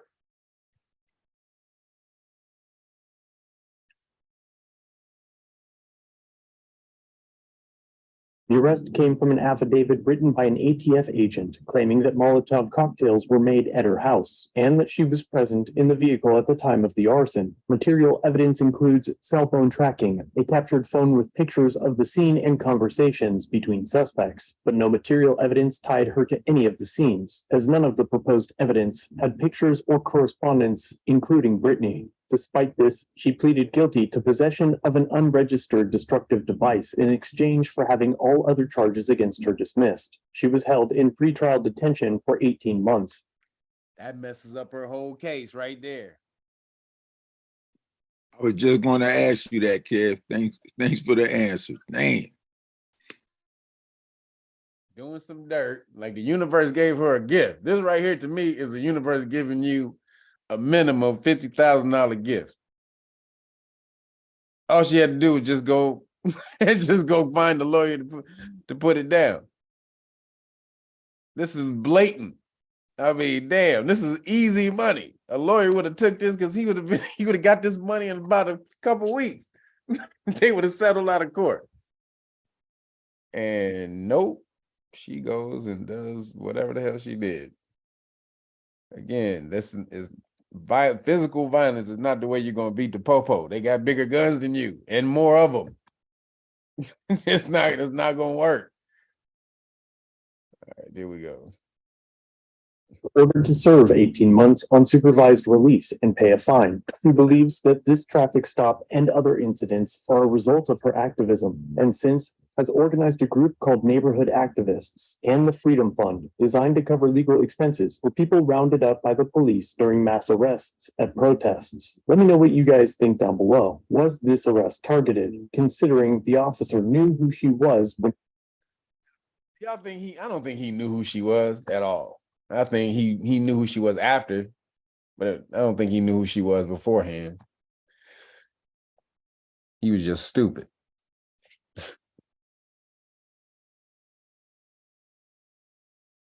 All right. Yeah, but that deal was all kinds of jacked up. Yeah. 18 months. They had her in pre-detention for the Pre-trial detention, yeah. Months. And then she got 18 months unsupervised. Right. Yeah, that was again knowing the law. Did you call supervisor? I need to step out of the vehicle. You told me I should have complied with the officer when he told me to stop recording. Yes. Did you participate? Yeah. What's your identifying number? We don't need that. Huh?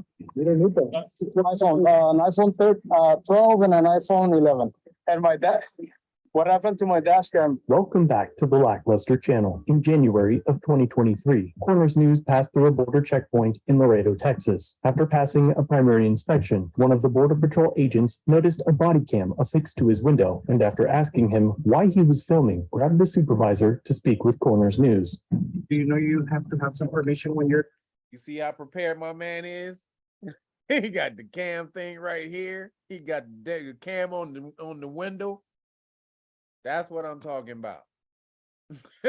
Be prepared. And we're watching him from a dash cam. So he got the cam right here, the cam on the window, and we're looking at him from a dash cam. That's how you deal with the popo. I got that same setup, Kev. See that arm that it's holding? You can find them at Costco. They come in a 2-pack at Costco. Okay. That's what's up. I'm with my man right here. He got 3 cameras on him. He got 3 cameras. All right, here we go. In a government facility, yes. I don't. In a public place, you can record. This is public. A government facility? This is public. This is public. Yes, sir. Where are you coming from? I already hit the inspection already. So you don't want to talk to me? No. No? Okay. Are you the primary inspection officer? It doesn't matter. I'm here. I'm doing enforcement. So it doesn't matter. Coroner's News had already been cleared through primary inspection and had no duty to answer any of the questions from the Border Patrol agent, but it appears as though the agent took personal offense to Coroner's exercising his Fifth Amendment rights and attempts to shame him into answering questions. If you don't want to talk to me, you don't want to be polite with us. That's okay. I'm being polite to him. You just asked me something. You didn't answer me anything. Well, that's not being polite because I'm still an officer and I asked you a question. Yeah. And you said, I don't want to talk to you. So that's not being polite.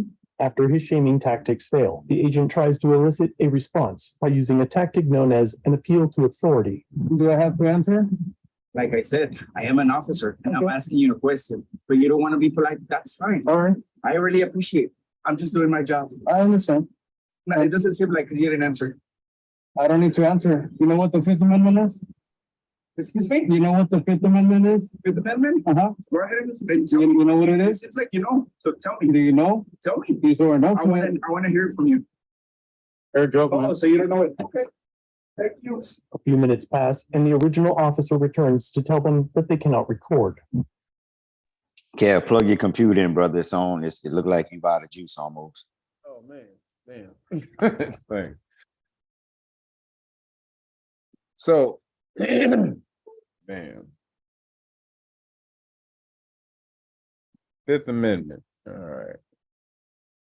Which is what? Right to remain silent. Hey, Kev, this not ICE, is it? Look like border protection. Yeah, this is border protection. Okay. Mexico. Going to, you know, when y'all when you driving across the border, you just going to Tijuana. Like roll past a little joint. So somebody just said right to remain silent. Is that what the Fifth Amendment is? Self-incrimination. Self-incrimination. Right. Self-incrimination. Yeah. Not necessarily, excuse me, not the right to remain silent. That's right to remain silent is what? Where's that come in? Miranda. V. Arizona, 1966. So if you don't want to answer questions, what do you tell them? Do you plead the Fifth at a stop when a police officer is asking questions? What do you say? No, I don't answer questions. I don't answer questions. I don't answer questions, but I ask them. You go. And then start asking. And then start asking questions. But yes, I don't answer questions. You don't necessarily say I plead the Fifth Amendment. You don't necessarily want to do that. You can if they're asking you things that may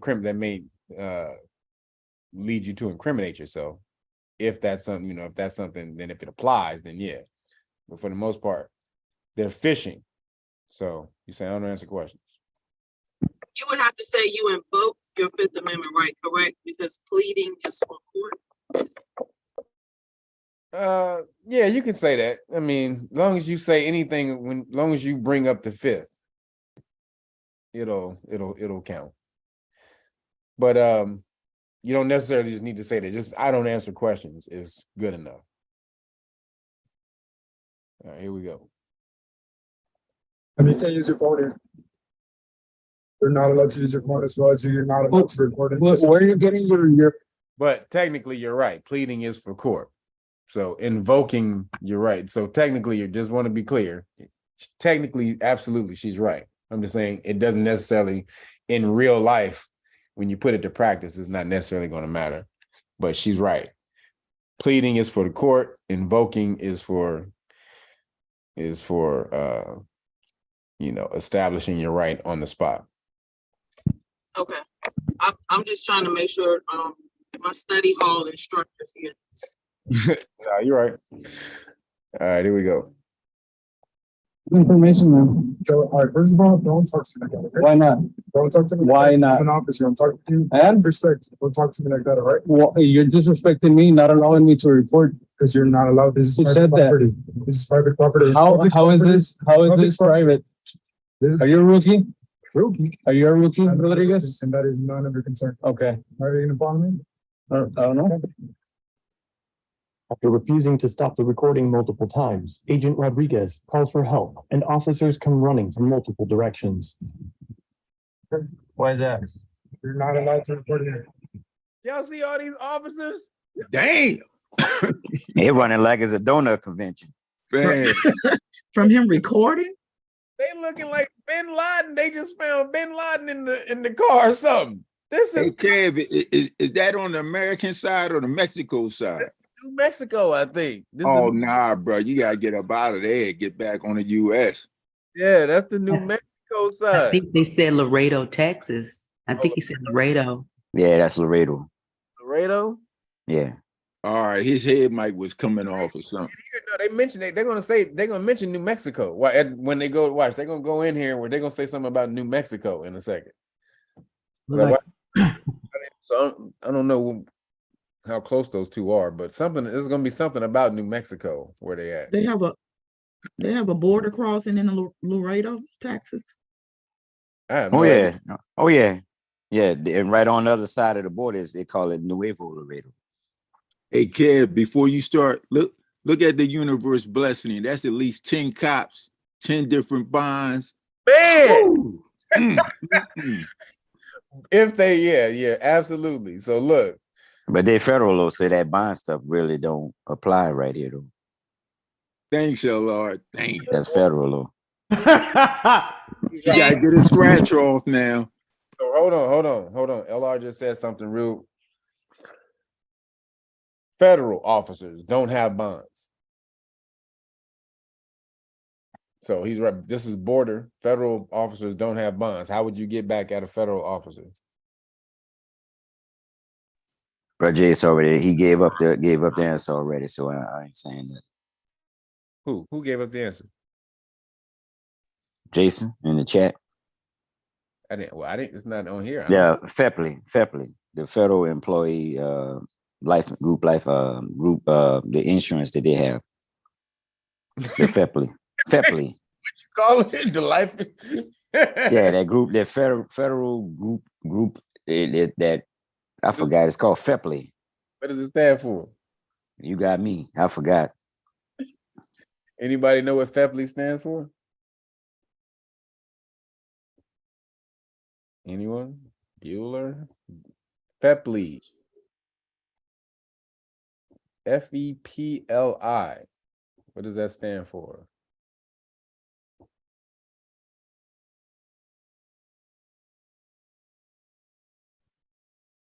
Come on, It's y'all. federal employee professional liability insurance. Right, personal liability insurance. Oh, sorry. Yes, personal liability insurance. Because they have to have, all of them have to have personal liability. They're individual they have to have individual insurance as a federal employee. But then what is the other way you can get back if a federal employee or officer violates you? There's another way. The Bivens claim. Right. Bivens action.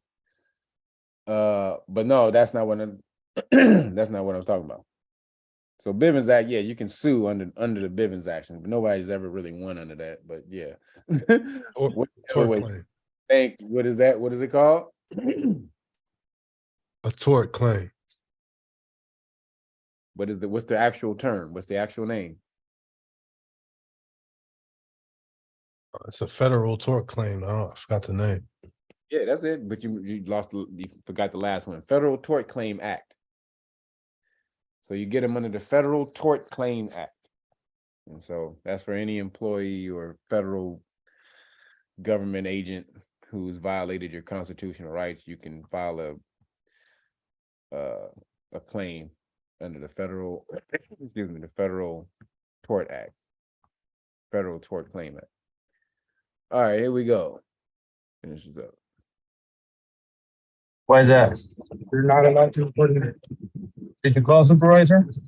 Working.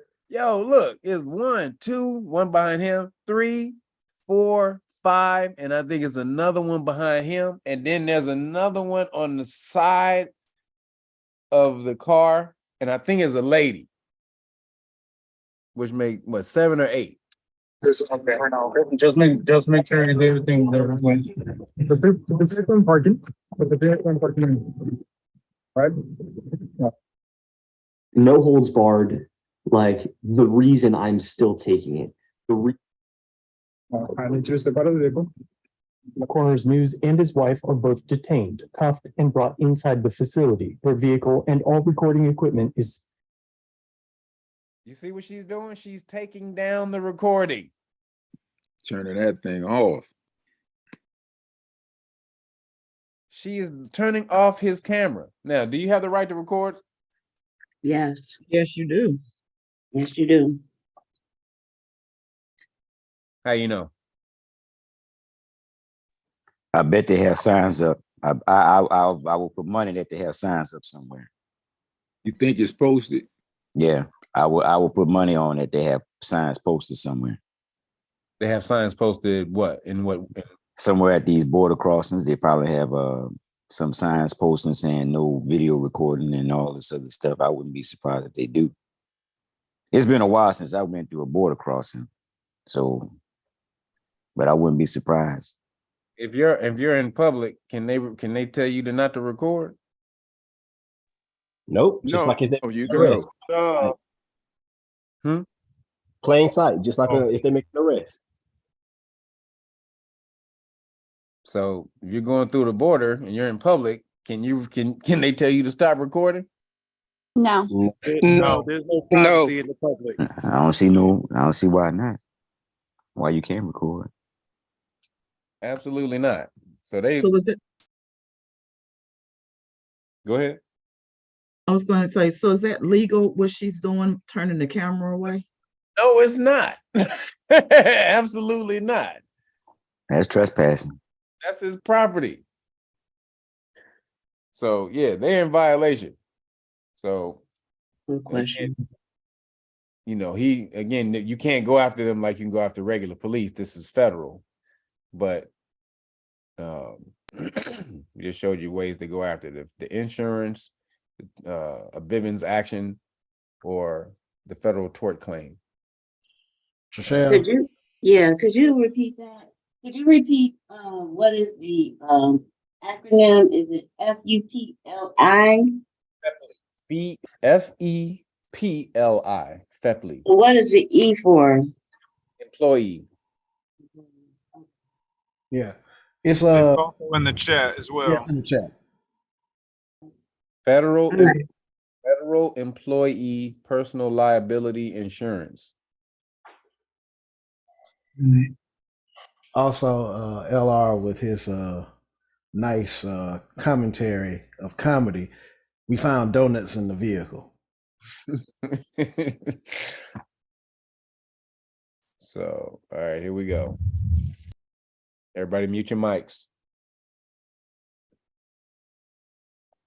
And the officers demand that they give up the passcodes to their phones. Now recording on a hit, both detained, cuffed, and brought inside the facility. Their vehicle and all recording equipment is seized. And the officers demand that they give up the passcodes to.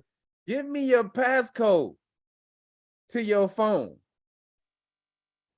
Are they insane? This is a Yeah. What is that? What violation is that? What constitutional violation right is that? One. Fourth Amendment. 1 and 4. And the 5th. And the 5th. Where'd you get that one from?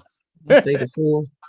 From reading map versus Ohio, where they're going into his private, they basically gonna use information in his phone, right, against him.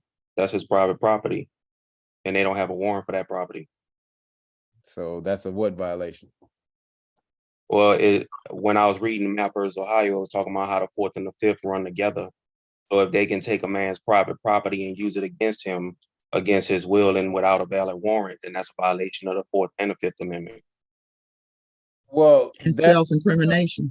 No, and that's not what they were doing, though. That's But they were just trying to erase the information. That's if they were trying to use the information in there against you. They're trying to erase it. Oh. They're trying to destroy it. You see where I was going.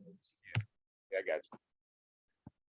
But yeah, you're right on that case. If they're trying to use the information in your phone against you, yeah, then it can run into a fifth.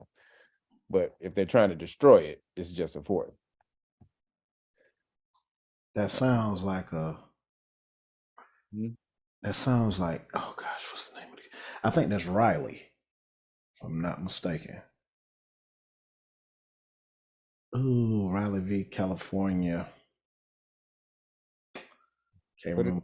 Put it in the chat. Okay. Yeah, Riley v. California. I cannot remember the date right now. The year, rather. I'll put it in the chat when you got it. All right, here we go. Now recording on a hidden device. Corners speaks with the supervisor. You're the supervisor? Yes, sir. They're not allowing me to record my interactions with them. Are you complaining? Yes, everything. This is the First Amendment retaliation.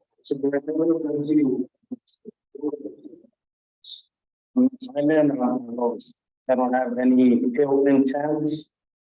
I'm just exercising my First Amendment right. Is there a reason for the handcuffs?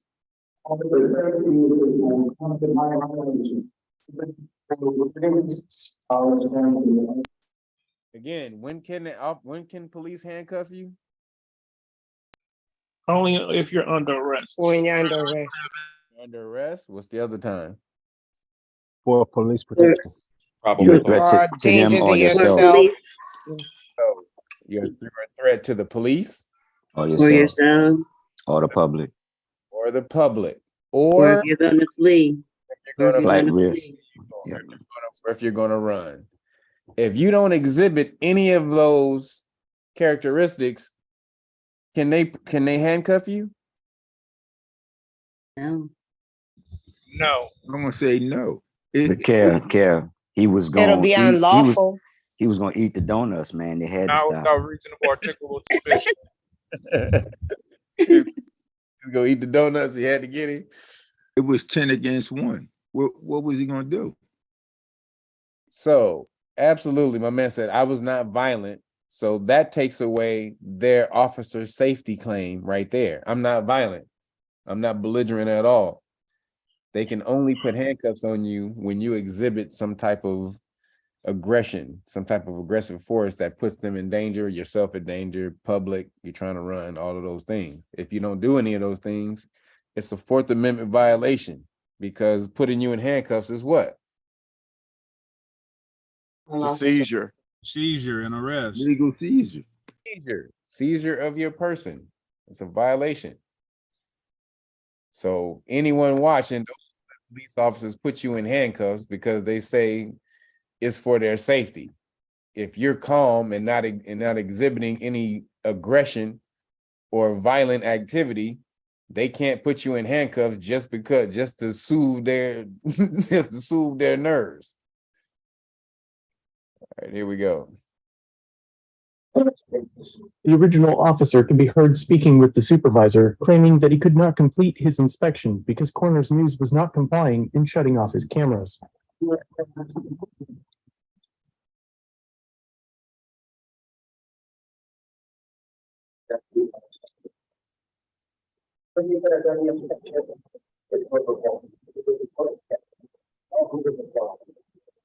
The volume is low.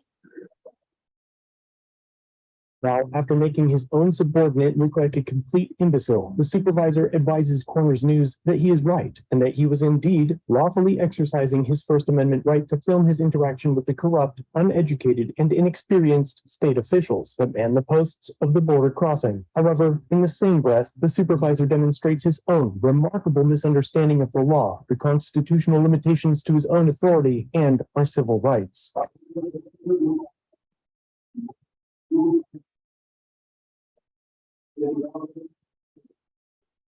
So he said, you can record. You're right. You can record. But when the officer asks you to stop, you're supposed to stop.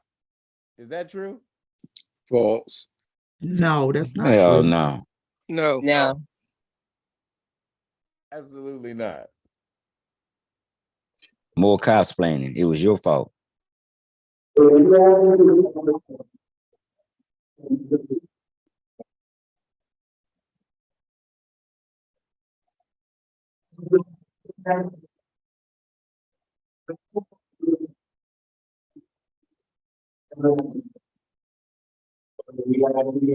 If I ask you to do something and you don't do it, what is that considered? Me asserting my constitutional right as a private citizen? Asshole. You don't have the right, just because you got a badge, you don't have the right to just walk up and tell people what to do if they haven't violated the law. They haven't, excuse me, broken any law or infraction or ordinance or whatever the hell it is. These people, I think, so this is the miseducation of police officers. Pretty much is what this is. This is when you get, mid or low education people who just get the job because, it's one of them low level jobs. They don't get taught. They don't get any training. It's a certain certain few procedures they get taught, and then they're left on their own to do whatever the hell they want to do, which is why it's really easy for you to get back at police if you just know a little law, because they don't know any. Police officers don't know any law. So if you know just a little law, you got them. This dude knows just a little bit. He's not super versed in the law. You can see that, but he knows just a little bit. He knew enough to get them in violation. Watch.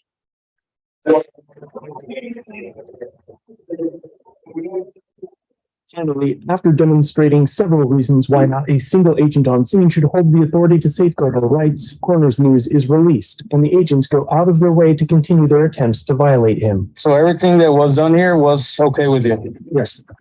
Okay, retaliation for recording, right?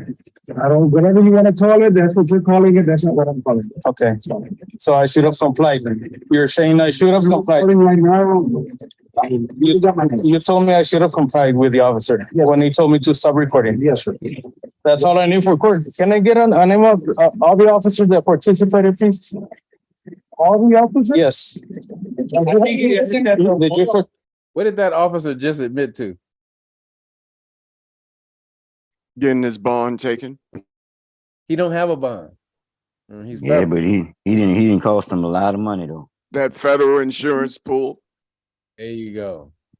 He just admitted that he violated his right to record. Why would you do that?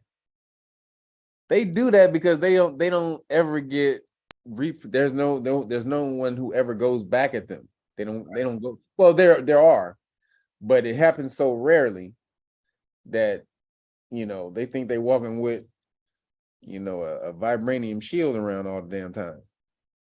But just knowing a little bit of law. Okay.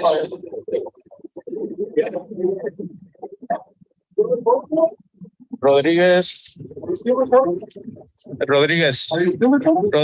your identifying number? We don't need that. Huh? We don't need that.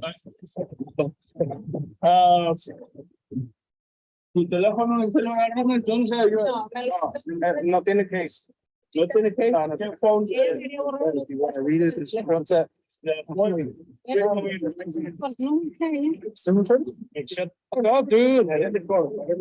See, look, he's still trying to get gangster, and he like, look, man, before you get us all in trouble, take your ass back over there. Yeah, he the enforcer. Yeah, he the enforcer. Yeah, you think he the little gangster who done got a little job, but he knows. He's like, you about to get us all in trouble, yo. So he's the sergeant at arms. He's the sergeant at arms. Hi, I'm Klaus Heinz, CTO. Was he? Sir, come on, sir. Don't be using that kind of language. Why not? Okay? Is that illegal? That kind of language. Is that illegal? All right. Don't use that kind of language. Is that illegal? You're gonna continue. You're gonna continue with the First Amendment. Continue. Okay, you're the one that's continuing this. No, don't go there.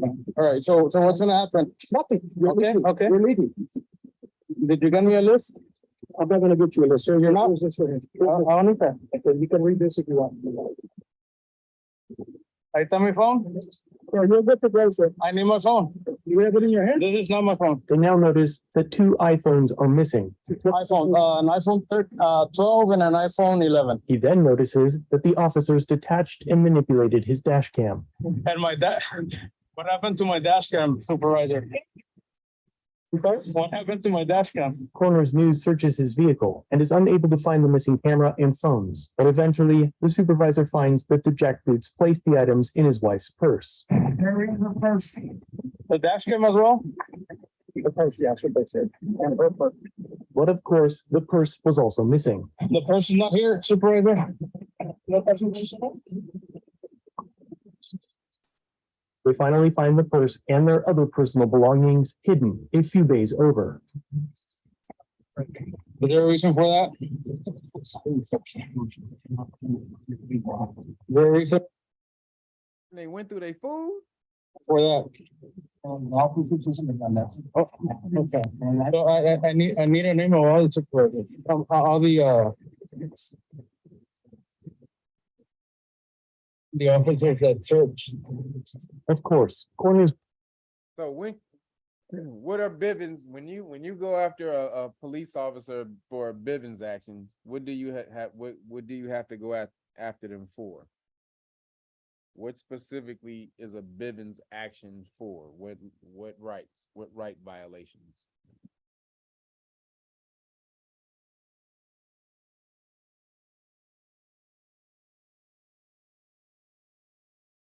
Anyone? Bueller? Good question. We've gone over this in that case with the guy over the border, Boulay versus Egbert versus Boulay.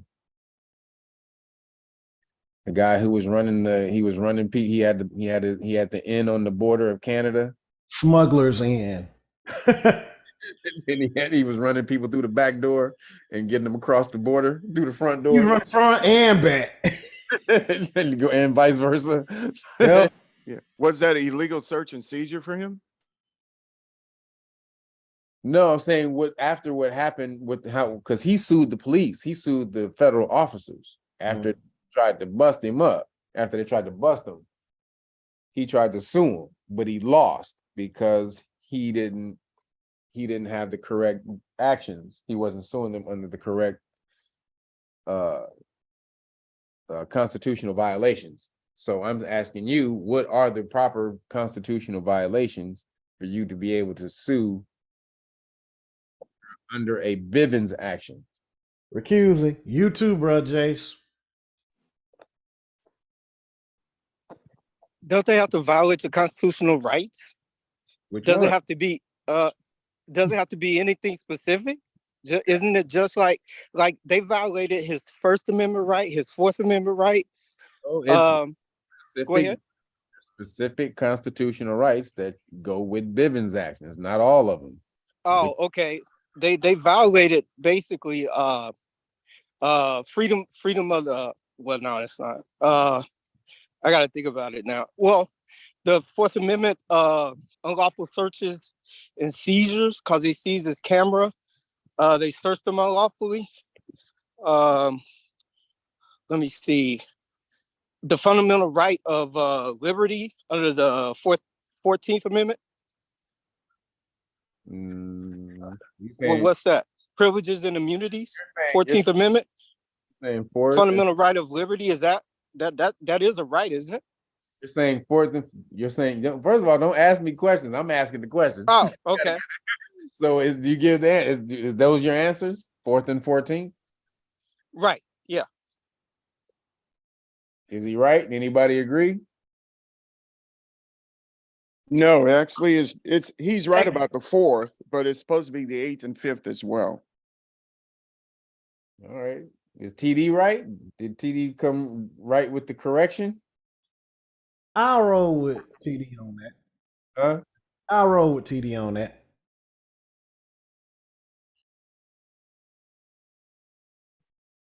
Okay. Anyone else? Y'all agree? Y'all agree with Mel and TD? Yep, I agree with TD.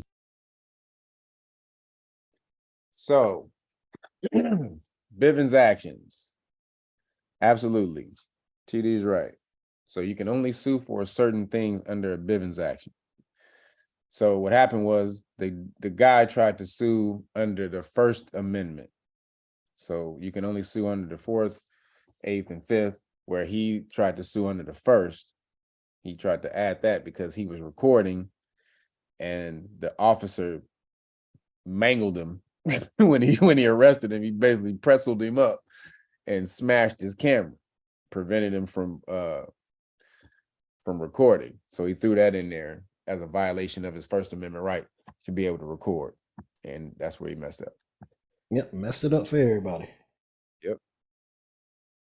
Well, not really, because you can still sue under Bivens actions. You just got to sue under the same things. He didn't mess it up for everybody. Yeah. Hodges, you got your hand up. You're up. Hey, thanks, Mel. Kev, at this border, is this the border to stop people coming in, or is this the border to let them out, or is it both? He's going to he's coming into America. All right, so they basically run their own border checkpoint then. Yeah, because those are the only time those rights would matter. Because if he was going into Mexico, his constitutional rights don't matter in Mexico. So he has to be coming into America. No, I'm just looking at that border scenario as a whole. Like everybody look the same. So how you going to stop somebody unless it's somebody you ain't cool with? What do you mean? It's not a diversity of people there who could be like, yo, this how this go and this how that go. It just seems to me, it's my opinion, that it's just one group of people. So if say I'm like a cool person with them there, Hispanic? I could just run straight through. What you mean? They're all Hispanic? Is that what you mean? What you mean? What type of group of people? What you mean? Yeah, I'm saying Hispanic because they all Hispanic. So what you? That's what they say about us. What do you mean, you people? What you trying to say, Hodges? I didn't say no you people, man. I said we need a diversity. So if they coming illegal, it could be stopped. If it's not illegal, well, that's all I'm pointing out. He's some niggas at the border looking out for us. That's basically what he's saying. Hey, that's how you interpret it, kid. That's how I interpret it. You can't put words in my mouth, bro. I'm just saying, from my observation of the video, what I'm saying. I got to the shorthand of what you were saying, which is basically we need more niggas at the border to stick up for niggas. Hey, I'm gonna have to email Crump on this, brother. Hey, he's trying to advocate for advocates at the border. Hey, based on what happened in Memphis, it don't matter, bro. It's all about self-love. All the brothers at the border. He's right. See, in Memphis, you'll see. Hey, melanin don't matter necessarily. Michelle? I got something. I got an opinion on that Memphis thing, but I ain't going to start. But you were saying you can sue the federal people with the Fourth, Eighth, and Fifth Amendment. That's what you're saying? Under a Bivens to get Act. a federal, to get a federal lawsuit, you have to to sue a federal employee, you would have to use those three amendments under the Bivens Yes. law. Okay. Any other ones don't fit. You can't add any other action, any other constitutional violation to a Bivens action. LR, you're up. LR. Yeah, I just wanted to point out that a lot of people don't realize that the Border Patrol's jurisdiction extends from anywhere from the 100 miles inward from the border, and more than 70% of the U.S. population actually lives within that 100 miles. Yeah. So don't think this is because you ain't on, and it covers all the states like Michigan, Florida, major part of, all the coastal, pretty much a good bit of California. So, don't think that they can't come get you or try something. So right, people who are listening on YouTube, the Border Patrol, they have jurisdiction from the border to within 100 miles of the border, which LR just says 70% of the people in America live within 100 miles of the border. So that's probably mean you. That mean the Fed can come in and smack you up if they need to. Border Patrol Fed if they need to. So that's why you need to learn your rights. All right, here we go. Was denied a list of names of the officers and blamed the damaged property on him. There's plenty of case law concerning filming at border checkpoints, making it clearly established law that recording your interactions is a protected act. The actions purposefully taken against Corners News is a sickening display of retaliation, overinflated ego over a perceived authority, and a gruesome display of how evil a person can become when they are given a little bit of power and are taught that it's us versus them. Corners News plans to file a lawsuit against these tyrants. And when he does, I will be sure to let. Let's move it on. They went all through his food and shit. They messed up the hostess cupcakes, man. They messed up them ho-hos, man. You know they did. They sure did. I Boy, knew y'all it. I knew it. I crazy. knew it. I knew it. Cupcakes, man. They was just looking for some tacos, man. They don't want no donuts over there. All right, let's check this one out. This is Big Nick. He was helping out some youngsters who was hemmed up at the store. Man, come on, man.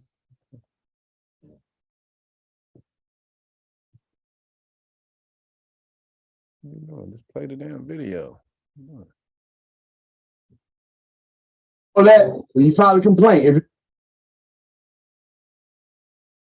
What's your name and your guy's number?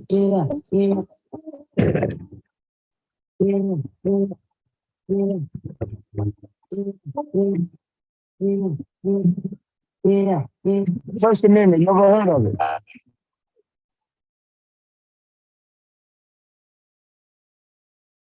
You can't do that, but these owners of the stores ain't gonna be up here. For the truck bad.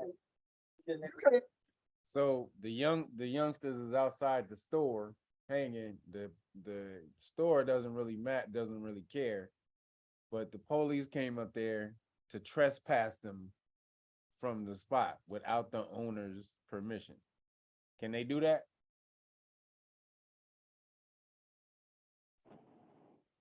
No. So it's no signs posted on the building? No. No, they can't do nothing. They can't do it unless they got a contract with the owner. Say again? They can't do it unless they have a contract with the owner to police the property. There you go. Unless they have a contract or unless the what? The owners do what? The owner called to trespass them, or somebody that's in charge of the property called to trespass them. Gives them authority to trespass. Now, excuse me, Kev. You just said the owner said it was cool for the young bucks to be out there, right? They didn't. No, I didn't say no. They didn't say it was cool. They just didn't say that they couldn't. Oh, okay, all right. So if they don't say that they couldn't, if they're not verbally saying you need to leave. What if they suspect them of selling drugs or something like that? What is suspicion? What under what crime is suspicion? It's not a crime. Suspicion is not a crime. Suspicion is not a crime. Suspicion is not a crime. You can look Gotcha. as you want. They need to prove, or they need to be able to articulate something that you are doing that leads them to believe you have committed, are committing, or are about to commit a crime. Gotcha. All right, here we go. Mute your mics. Unless they ask you to. Right, you don't have power with turning over this property. Y'all need to learn y'all rights, man. That's why y'all sitting down there. I guarantee you, Big Nick. See, look at it. Y'all need to learn. Look, I love it. I love Big Nick. That's my dude. I love Big Nick. Look, 1, 2, 3, 4, 5, 6, 7, 8. 8 young brothers sitting out there just chilling because none of them know their rights. 9. These police officers don't have the right to do none of this to y'all. Sit you on the ground unless any one of them have committed a crime. And if the police and if the store is not telling them that they need to leave the premises, then they haven't committed a crime. And the store probably not going to tell them to leave because they probably go in there and buy a bunch of blunts and shit and alcohol and shit all the time. These are probably their regular customers. So the business is not going to kick them out. Not stereotyping, not saying that they smoke blunts and stuff, but I'm just saying they got blunt uniforms on. Allegedly. Wow. Entertainment purposes, Kev. Don't worry about it. Those are blunt uniforms. All right, here we go. Y'all need to learn y'all rights, man. That's why y'all sitting down there. I guarantee you, Big Nick would not be sitting down there. I guarantee you that.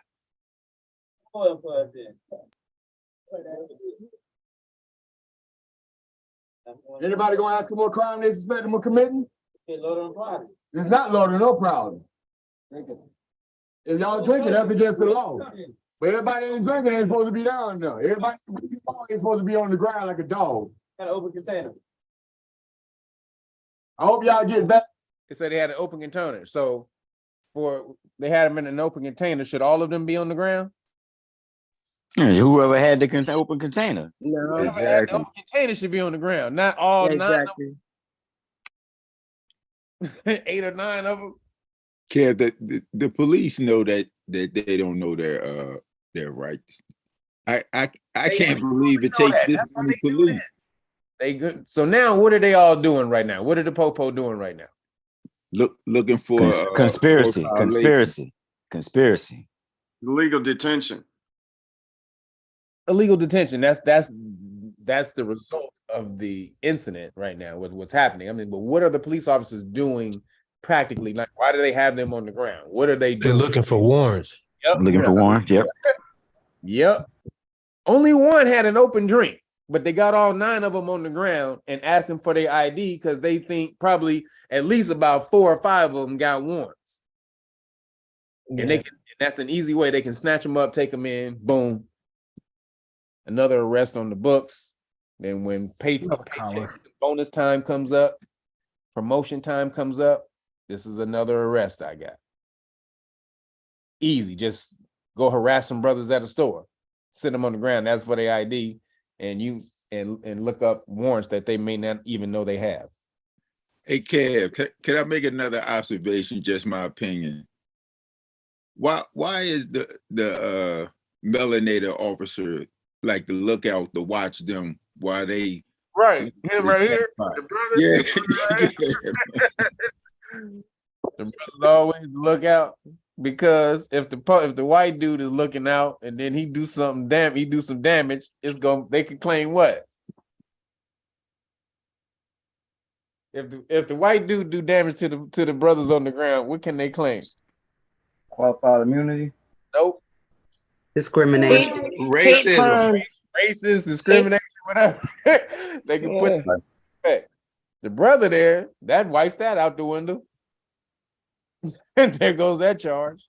Now, Kev, if it's money in the trunk and they're splitting the money up, the brother ain't getting none.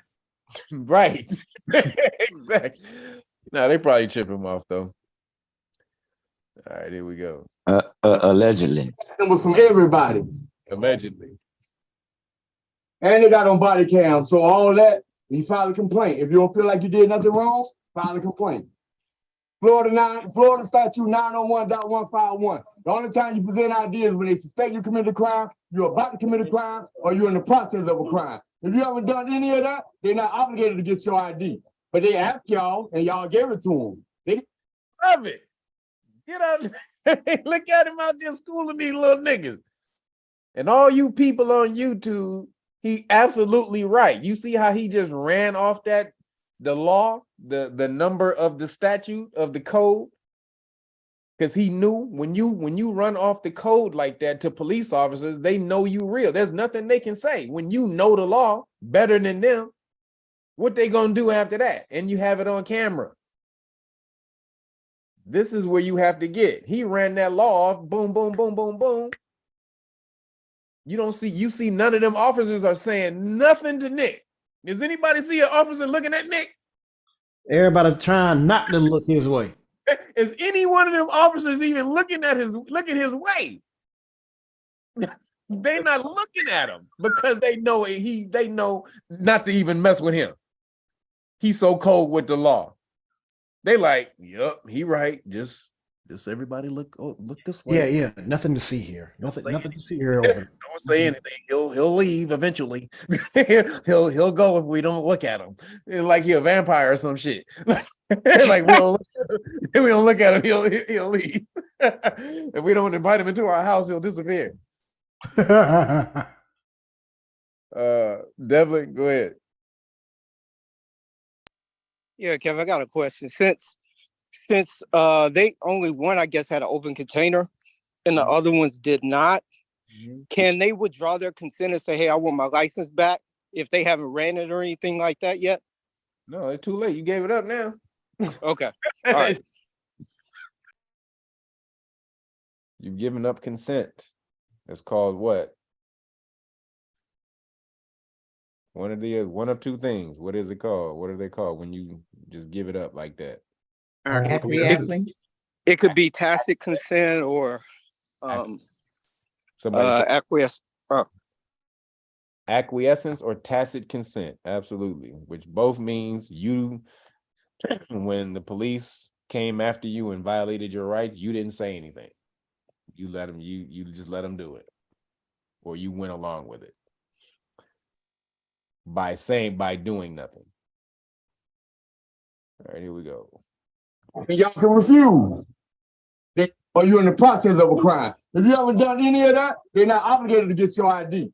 But they asked y'all and y'all gave it to them. They can ask and y'all can refuse. They must suspect you're committing a crime. That's the statute. They don't even look. So funny. Look how many cops there, and not one of them is looking at him. I don't want to end up like Lot. Do y'all see this right now? 1, 2, 3, 4, 5, 6, 7, and maybe 8 cops there. Not one goddamn cop is looking at him, and he's shitting on them right now. They trying to ignore him. Again, he's not there. He's not there. He's not there. He's not there. He a vampire right now. No Nosferatu right now. If we don't say this nigga's he what's his name? Candyman. If we don't say his name 3 times, he'll disappear. He won't show up. That's what's going on right now. That's how much he's killing him right now. The dude looked back, not to look back at Nick. He looked back to see if he was stepping on Nick's foot. On accident. You see that shit? He didn't look back to see if he was. He looked back to make sure he wasn't stepping on Nick's foot. That's now anybody's watching. That's how gangster you can get when you know the goddamn law. He got 8 goddamn cops out there with 9 brothers hemmed up on the floor. He the only brother out there cursing their ass out, and not one of these goddamn cops even want to look at him.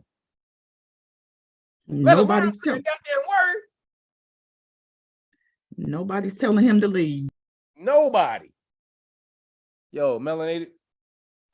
No, I just wanted to make the statement that it's safe to say that I'm trying to be like Big Nick. There you go. Big Nick be out here pimp slapping cats, straight with the law. What's your name and your badge number? So this is a lesson to all of y'all who are out here who think that the law doesn't work and knowing the law don't do nothing and all the rest of that. Right here, this is a scene for your ass. 8, 9 cops got 9 brothers hemmed up on the street, and there's a brother standing right there cursing their ass out, talking about the law, and none of them even want to look at him, let alone say a word to him. They're worried about stepping on his foot. They so scared of this nigga, they so tame. So yeah, but one word of caution. Just because Nick is out here doing this does not mean that you can just go out there all willy-nilly and just start doing this too.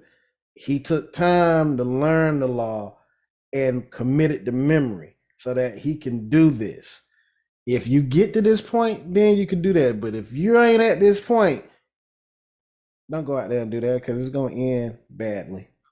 I am under no illusion to not to go out there and do this without knowing what the hell I'm talking about. No, you absolutely. This is what learning the law is for. This is why, and we don't rush people out of the Know Your Rights Foundation, out of the volunteer. We're not rushing anybody out there because when we unleash the people on the world, we want y'all to mash. Yep. Be like the Justice League, the Law Justice League. All right. Release the Kraken. No, he didn't say Kraken.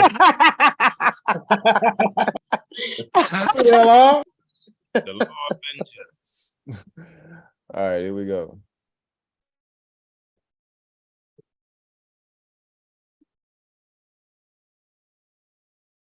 They got y'all sitting down here like running like they're looking like slave catchers right now, man. They got y'all sitting on the ground like y'all less than humans, man. They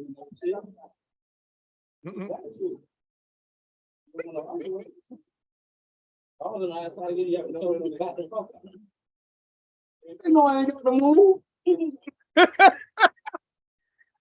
They know I ain't got to move. Do you see the shit he talked to these popos? I love it.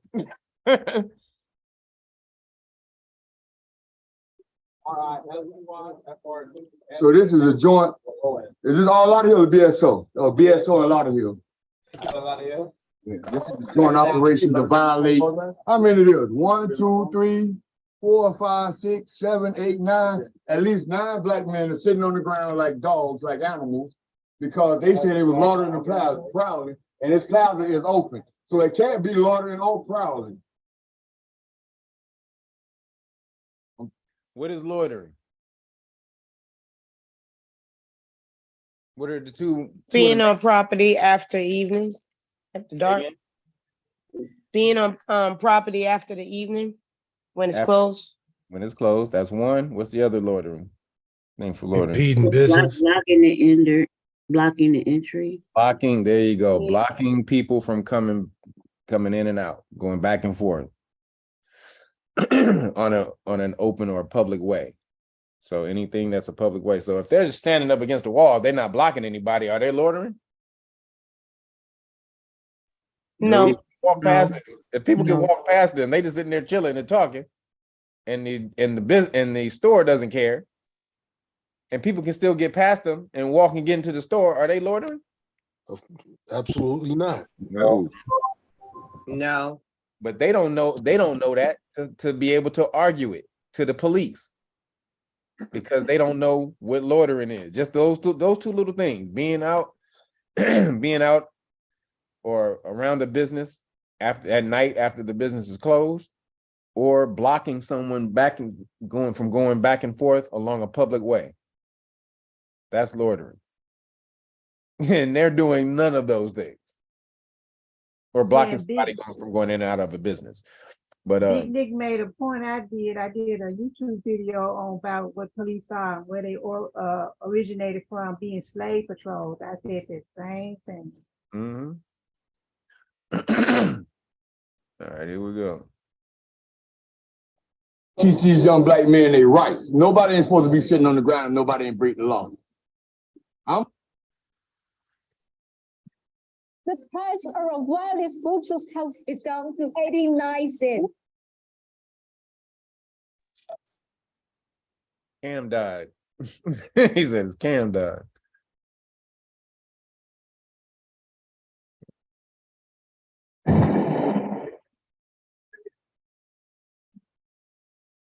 Man, I hate y'all give up your ID, man. Some things you take a ride for. You make a violate your rights. That's right, Big Nick talking. You hear that? Hold on. Things you take a ride for. You make a violate your rights. That's right, Big. You see how the police officer know his name? Hey, you see how the police officer called him by name? Oh, I'm sorry, Big Nick's talking right now. He said that's right, because he knew the police officer knew who he was. He trying to clown, but the police officer knows who he is and is not saying one damn word to him. Because he know he gets smacked up. And so Big Nick, what he just said is sometimes you may have to take a ride. Sometimes you may have to get arrested and go down and let them violate your rights, because you'll get paid after that. It's not worth it to let them violate your constitutional rights right there and embarrass you and demean you in the public, when if you just get inconvenienced for a little bit, you're probably gonna get paid or sue. You can sue and get paid, but keep your dignity and have your rights not violated. So that's what he's saying. Okay, you hear that?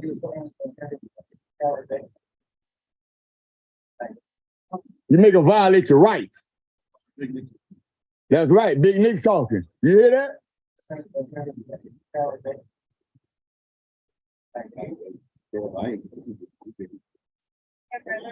So next time they ask y'all information, say, what crime do you suspect me of committing?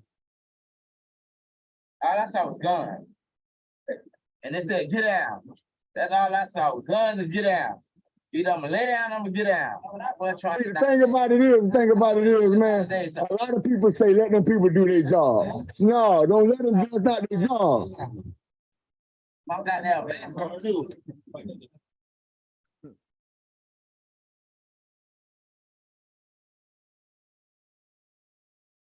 And I gotta call HR Monday. I gotta use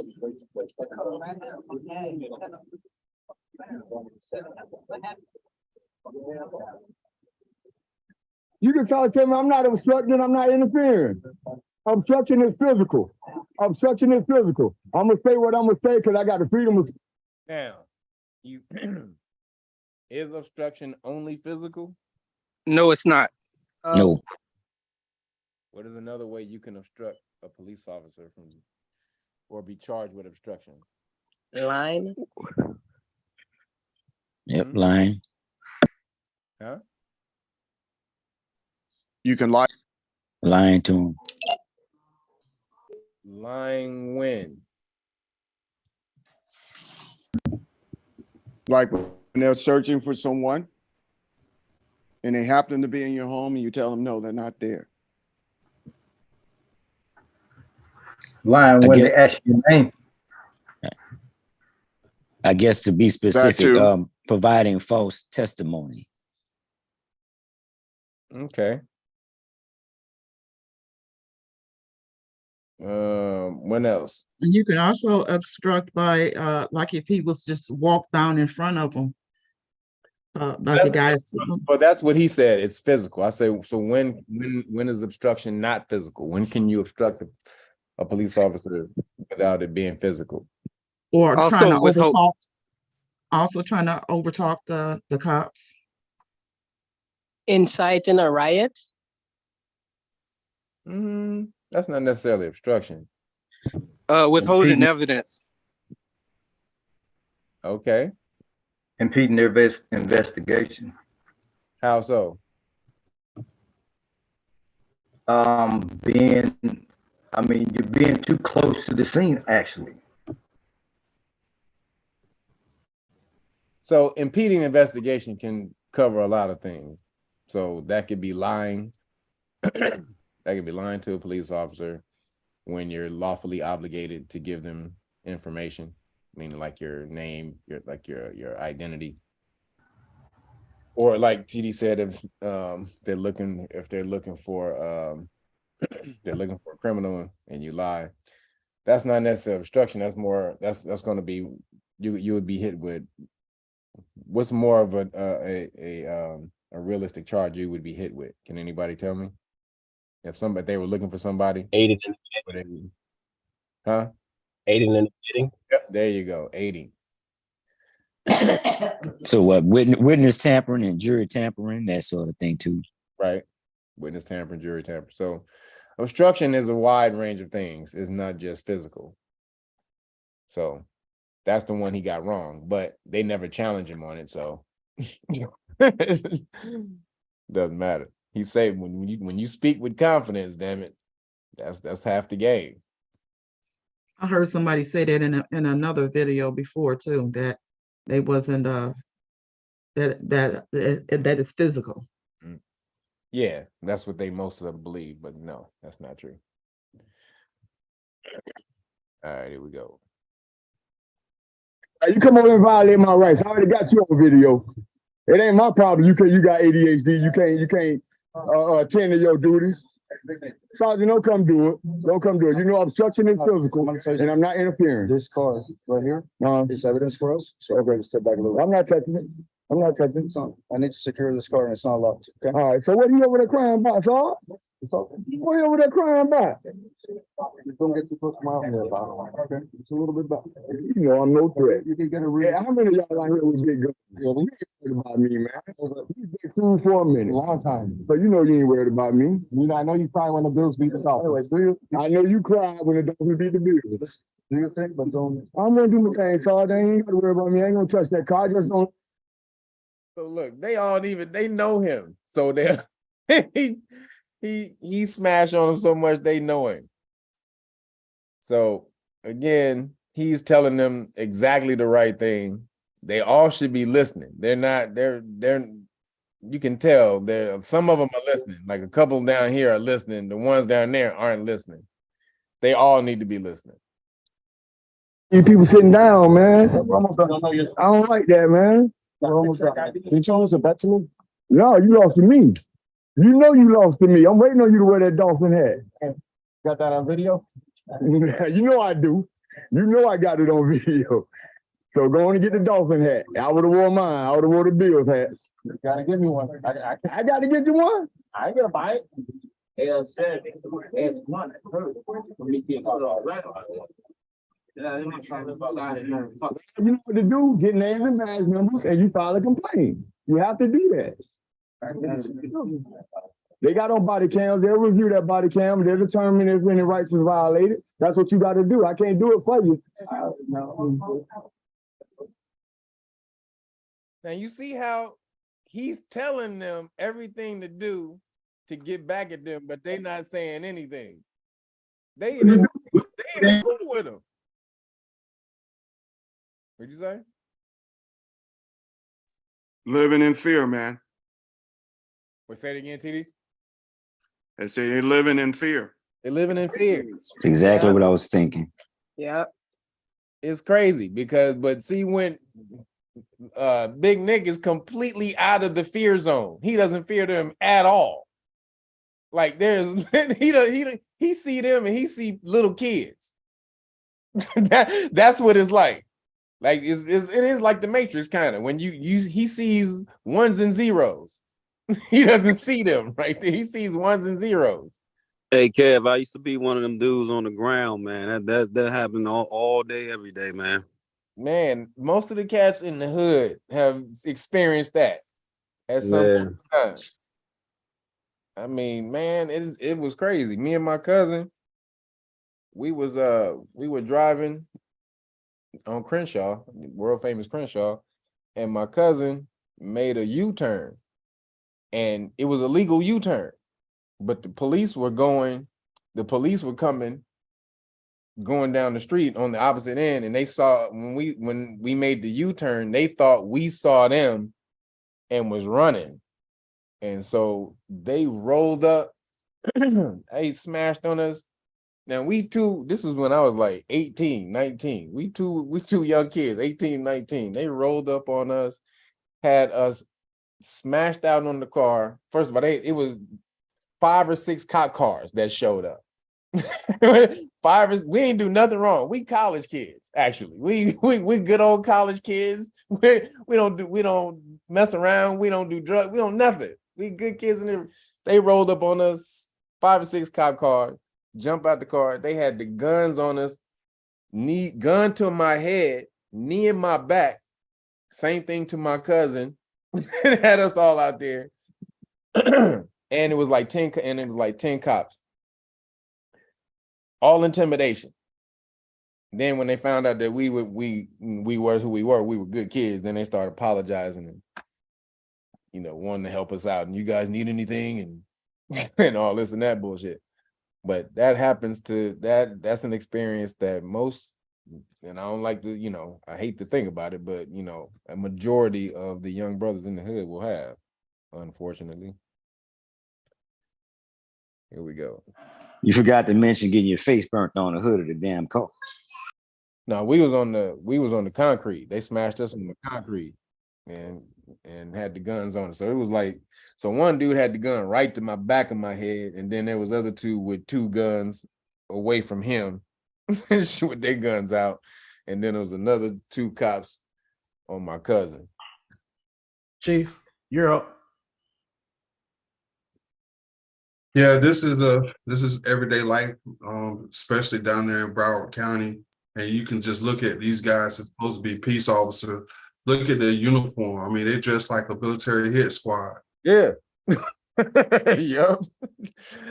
Intimidation. This is all about intimidation. Fear. They're on the fear frequency. But again, fear is anxiety from the unknown, which is why if you learn the law, you eliminate the fear of police, because they don't have really any power over you unless you do something wrong. It's an illusion. The proposed power is an illusion. It's an absolute, which is why they got to dress it all up and look like this and look intimidating and with the cop cars and the lights and the big ass tanks and all that shit. 'Cause they ain't got no real power. That's the goddamn, you seen the Wizard of Oz? This nigga with pulling the strings and the wire. The Wizard of Oz. Then you look in the back, it's a little bum ass nigga in a robe and some house shoes. Pulling on some strings. A little puny man. Yeah, Puny man. Bum ass nigga in some house shoes. That's what this is. These niggas down there, they jacked up on steroids and everything. You seen the Wiz? Who was back there? That was Richard Pryor back there, wasn't it? Wasn't he the Wiz? Yeah. He surely was. Yep. D-Way, you're up. Yeah, go ahead. Yeah, that just go back when you said that, Cav. That just brought me back to the definition of the color of law, the appearance without the substance of legal right. That's exactly the appearance without the substance. That's exactly what these cats are. The appearance without the substance. They have no law. They have no authority over you unless you've done something wrong. So until you give them that, they can't do shit. Period. But a lot of that is going to their heads. Right. A lot of them think they can do more than they can do. Right, which is why they'll try to lie or try to make you think you did something wrong by making you think they know more law than you, which they don't. They don't know shit. They don't know the law at all. They are legally able to lie to you. So it's up to you to know when they're lying. All right, here we go. At least I get my ID back so I can't get shit. Look at it, man. You don't want it.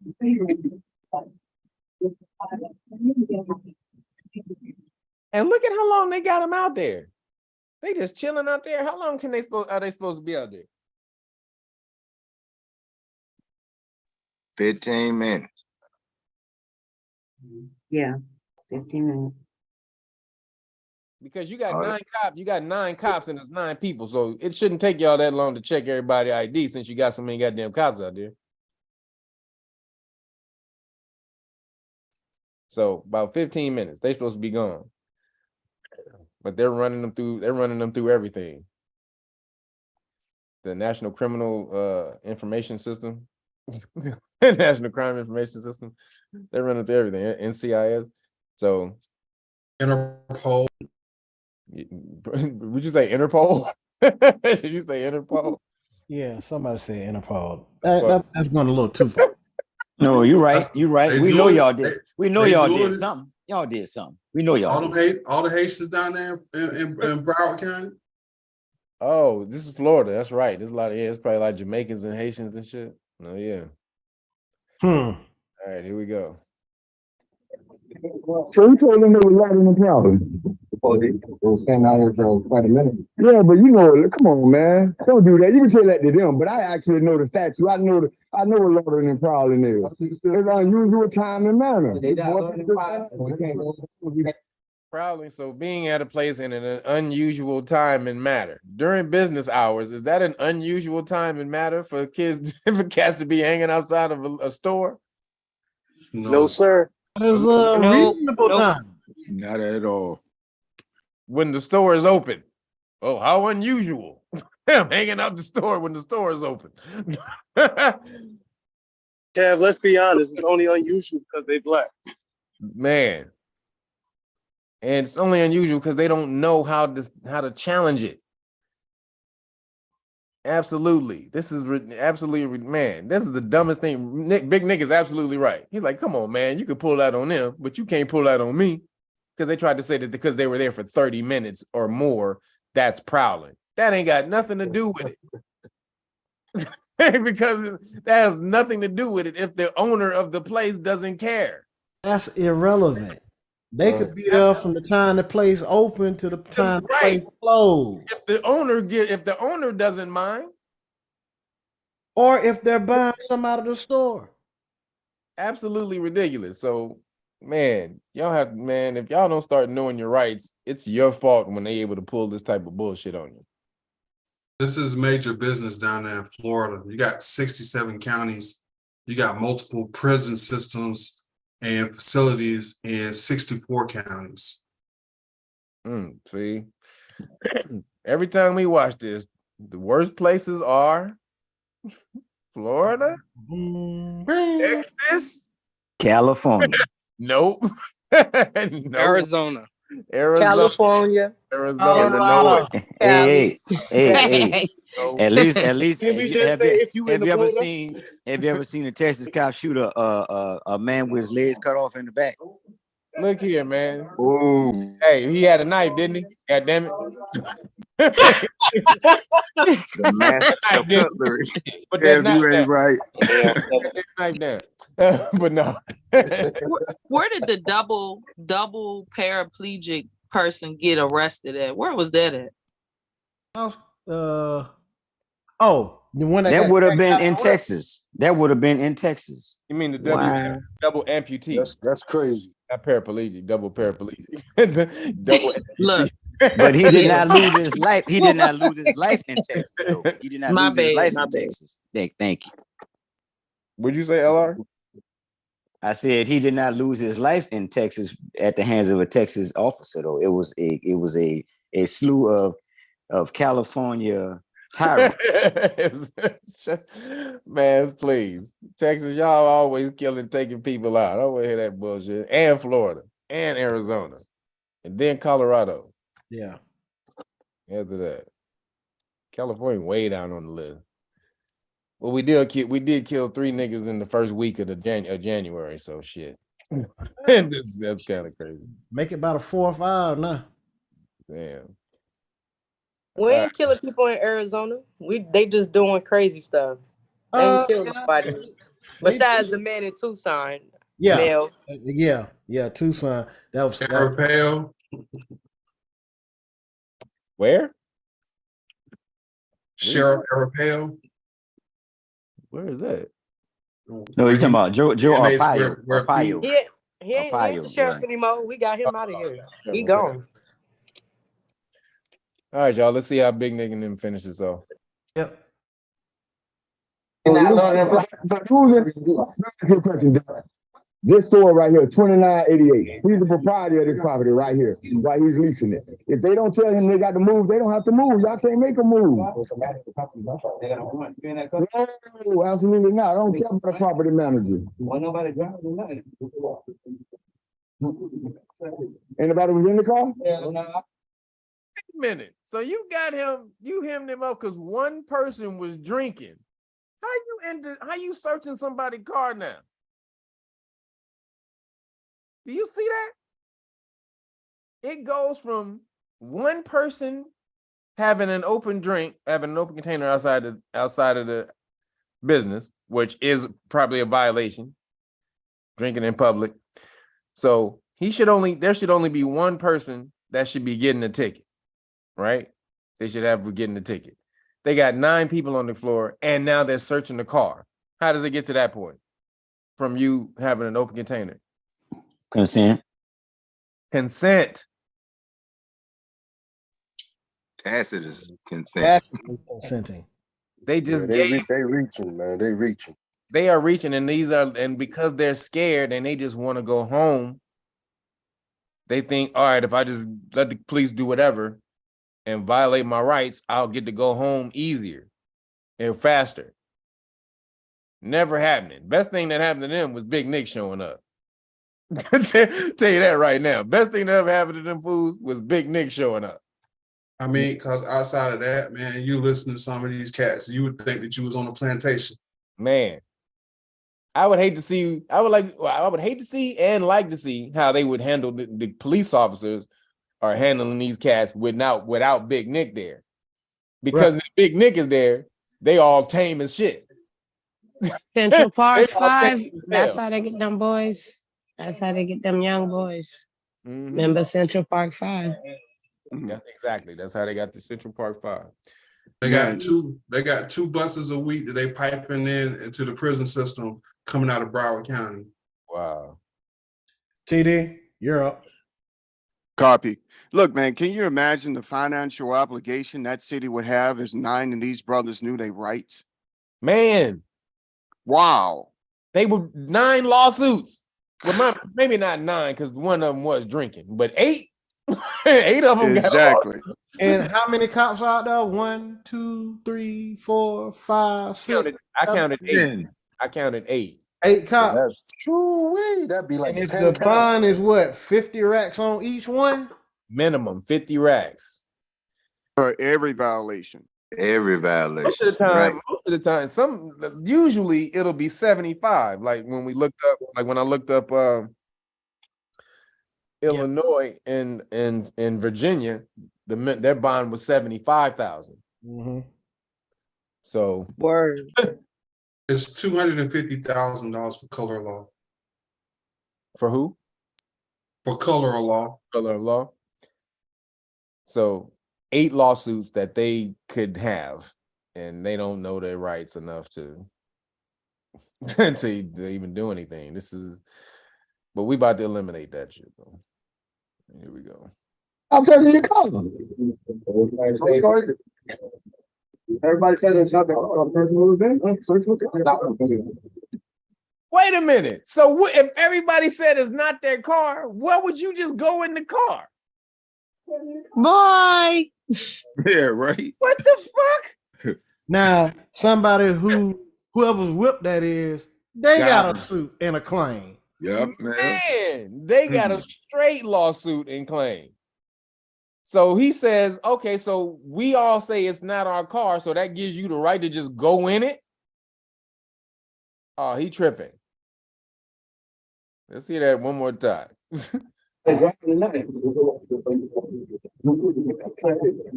in the car? In the car. Everybody said there's nothing. I'm not trying to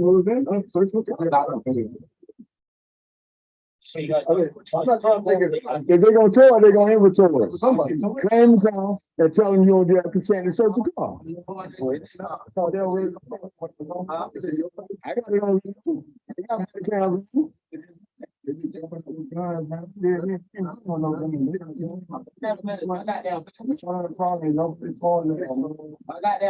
Man, I'm gonna make you famous again on YouTube. You won't leave me alone, man. Right now, that's when I told him to get his ass back to work right now. When they illegally arrested twins. I'm right down back hurt. But now you over there mad because I'm here with the camera. But I'm not interfering or obstructing.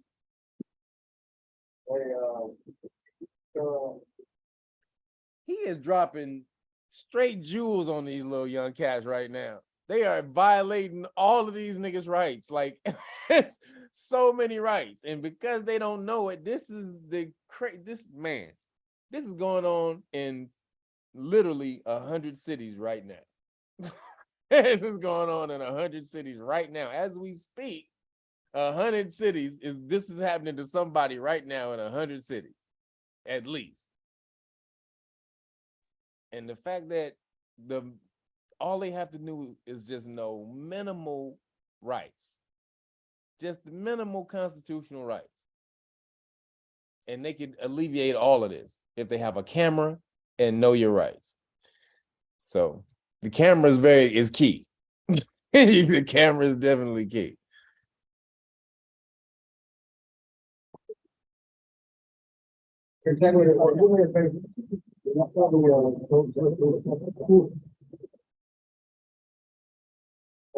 My handheld camera ran out of battery, so I had to switch to the cell phone.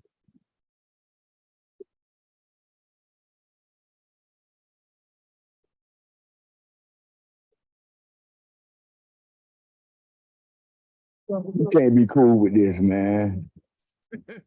Told them, hey mom, I spent 8 years on this degree, but I hate it and I really want to change jobs. I'm sorry. You see how everybody know him? Just so y'all know, anybody who's watching on YouTube and you don't know about Big Nick, the police officers know him because he pisses on them all the time. So much so that they don't even deal with him anymore. They don't even anything. They don't even try to mess with him anymore. They just said it's what's the word? What's the old phrase? The better to what is it? Let the sleeping dogs lie. Join them. Better to join them, or if you can't beat them, join them or whatever. That's All what money ain't good money. Yeah, but if more so, if you can't beat them, join them because they couldn't beat Nick. They just like shit. We'll just become friends with him. Shit, because that he gonna keep smashing on them. Yeah. And you can see how he's doing it right now.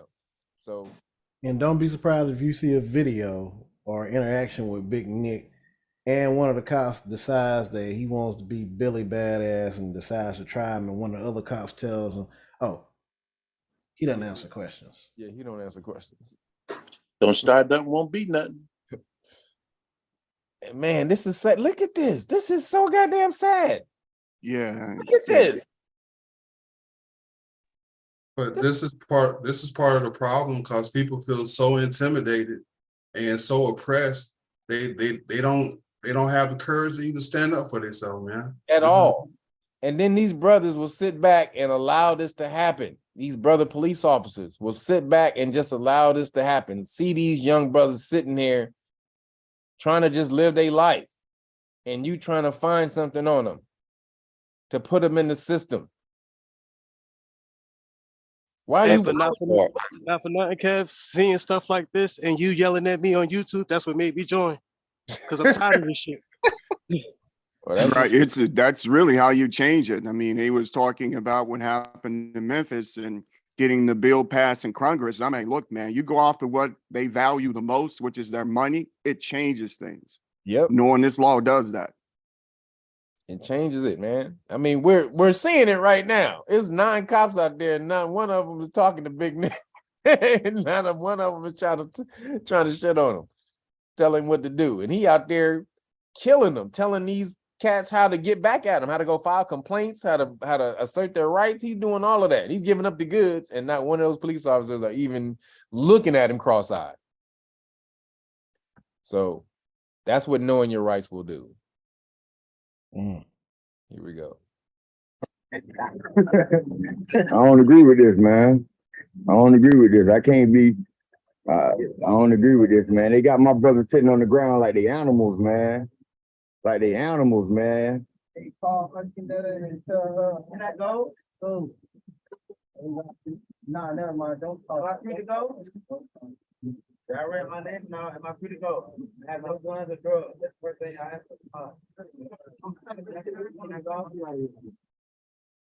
Now, did you just hear that in the deep, faint fog? Did you hear that? That was the first time I heard that. Did anybody hear what he said? He asked me, was he free to go? Yes. Yeah. They Yep. should have all been saying that the whole time. Somebody finally got the cojones to say it. Somebody was listening. When you, from the very moment you are detained, you ask, am I free to go every minute, every couple minutes? Am I still detained? Am I free to go? Just boom, boom, boom, boom, boom. Okay, am I still detained? Am I free to go? You keep asking that. So because you don't, they'll find some way to extend the stop, which if they extend the stop, it's still what? Consent. What is this a violation of right now? Let's get it down. They stopped him for one dude drinking open container. What is this a violation of now that they got all of them down there sitting on the ground, checking through cars, all the rest of that? What is this a violation of? The Fourth Amendment. Fourth Amendment, Fourth. search and seizure. What Illegal. Supreme Court case?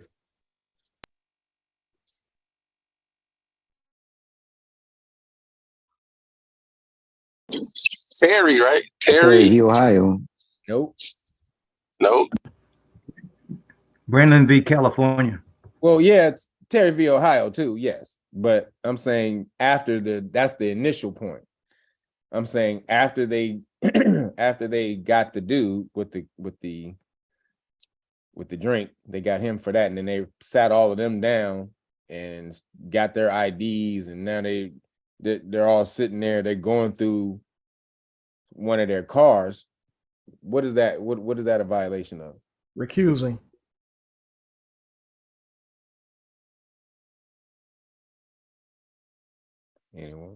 Anyone? It's a Supreme Court case. We went over it earlier. I'm gonna give y'all a hint. We went over it earlier. Y'all on your own. Recusing.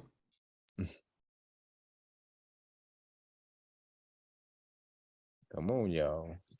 Could you repeat that again?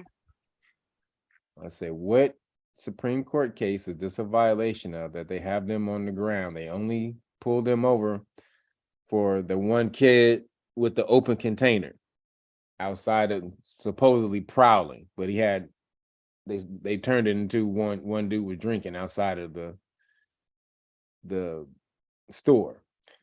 But now that they got all 9 of them on the ground, just sitting there chilling, asking them different questions, and then going through their car,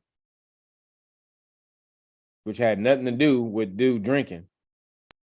What is this a violation of? What Supreme Court case? Is it Matt versus Ohio, 1961? Nope. What about Is it the Brennan Weeks? versus California? Nope. Is it the Weeks case? No.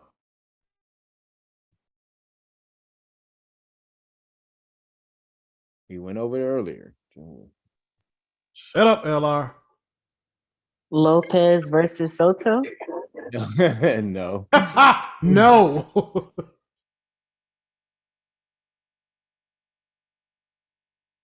Damn, I'm stuck. Come on, y'all. All right. Did it take the police this long to write dude a ticket for that drink? No. No. So what case is this a violation of?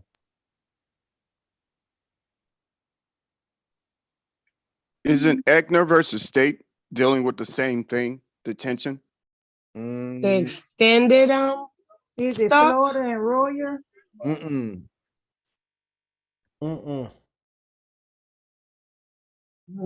Hey, we went over it earlier too. That's crazy. I thought I was writing down everything. I don't know that one because I don't see it. If I say anything about it, I'm gonna give it away. Yeah, I know. LR, come on, LR, bring it home. Rodriguez v. U.S. Say again. Rodriguez versus United States, 2015. Rodriguez versus United States. Police officers can't extend the stop beyond what they pulled you over for in the first place. So if they only pulled this dude over because he had an open container or supposedly prowling, which they're not doing, which they weren't doing because they're not giving him a ticket for prowling. They're getting the dude for the open container. So if they only pulled them over for that, they first of all 8 of them shouldn't be on the ground. And it shouldn't take that long to give a dude a ticket for open container. And then how does the open container lead to you searching their car? they have extended the stop way beyond the time it takes for them to effectuate the mission of the stop, which would be just to give the ticket for open container. So let me tell y'all something right now. These police officers are in such violation of so many constitutional rights right now. Mm-hmm. It is insane. I mean, and all of them. This is, first of all, they can get them on.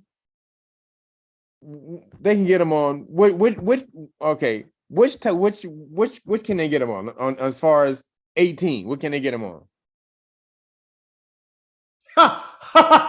Recusing. Yeah, I'm gonna shut up too. Conspiracy. Say it again. 241. What's the conspiracy? Say it again. Did you just say it? Deprive their rights. Say it again. I believe it was Tracell. I believe it was Tracell that said it. No, it wasn't me. Oh, okay. Yes, yeah. No. Somebody said it. It was a dude that said, he said conspiracy. But no, somebody said I said 241, but I don't. Okay. 18241. No. And 18242. Yeah. 242.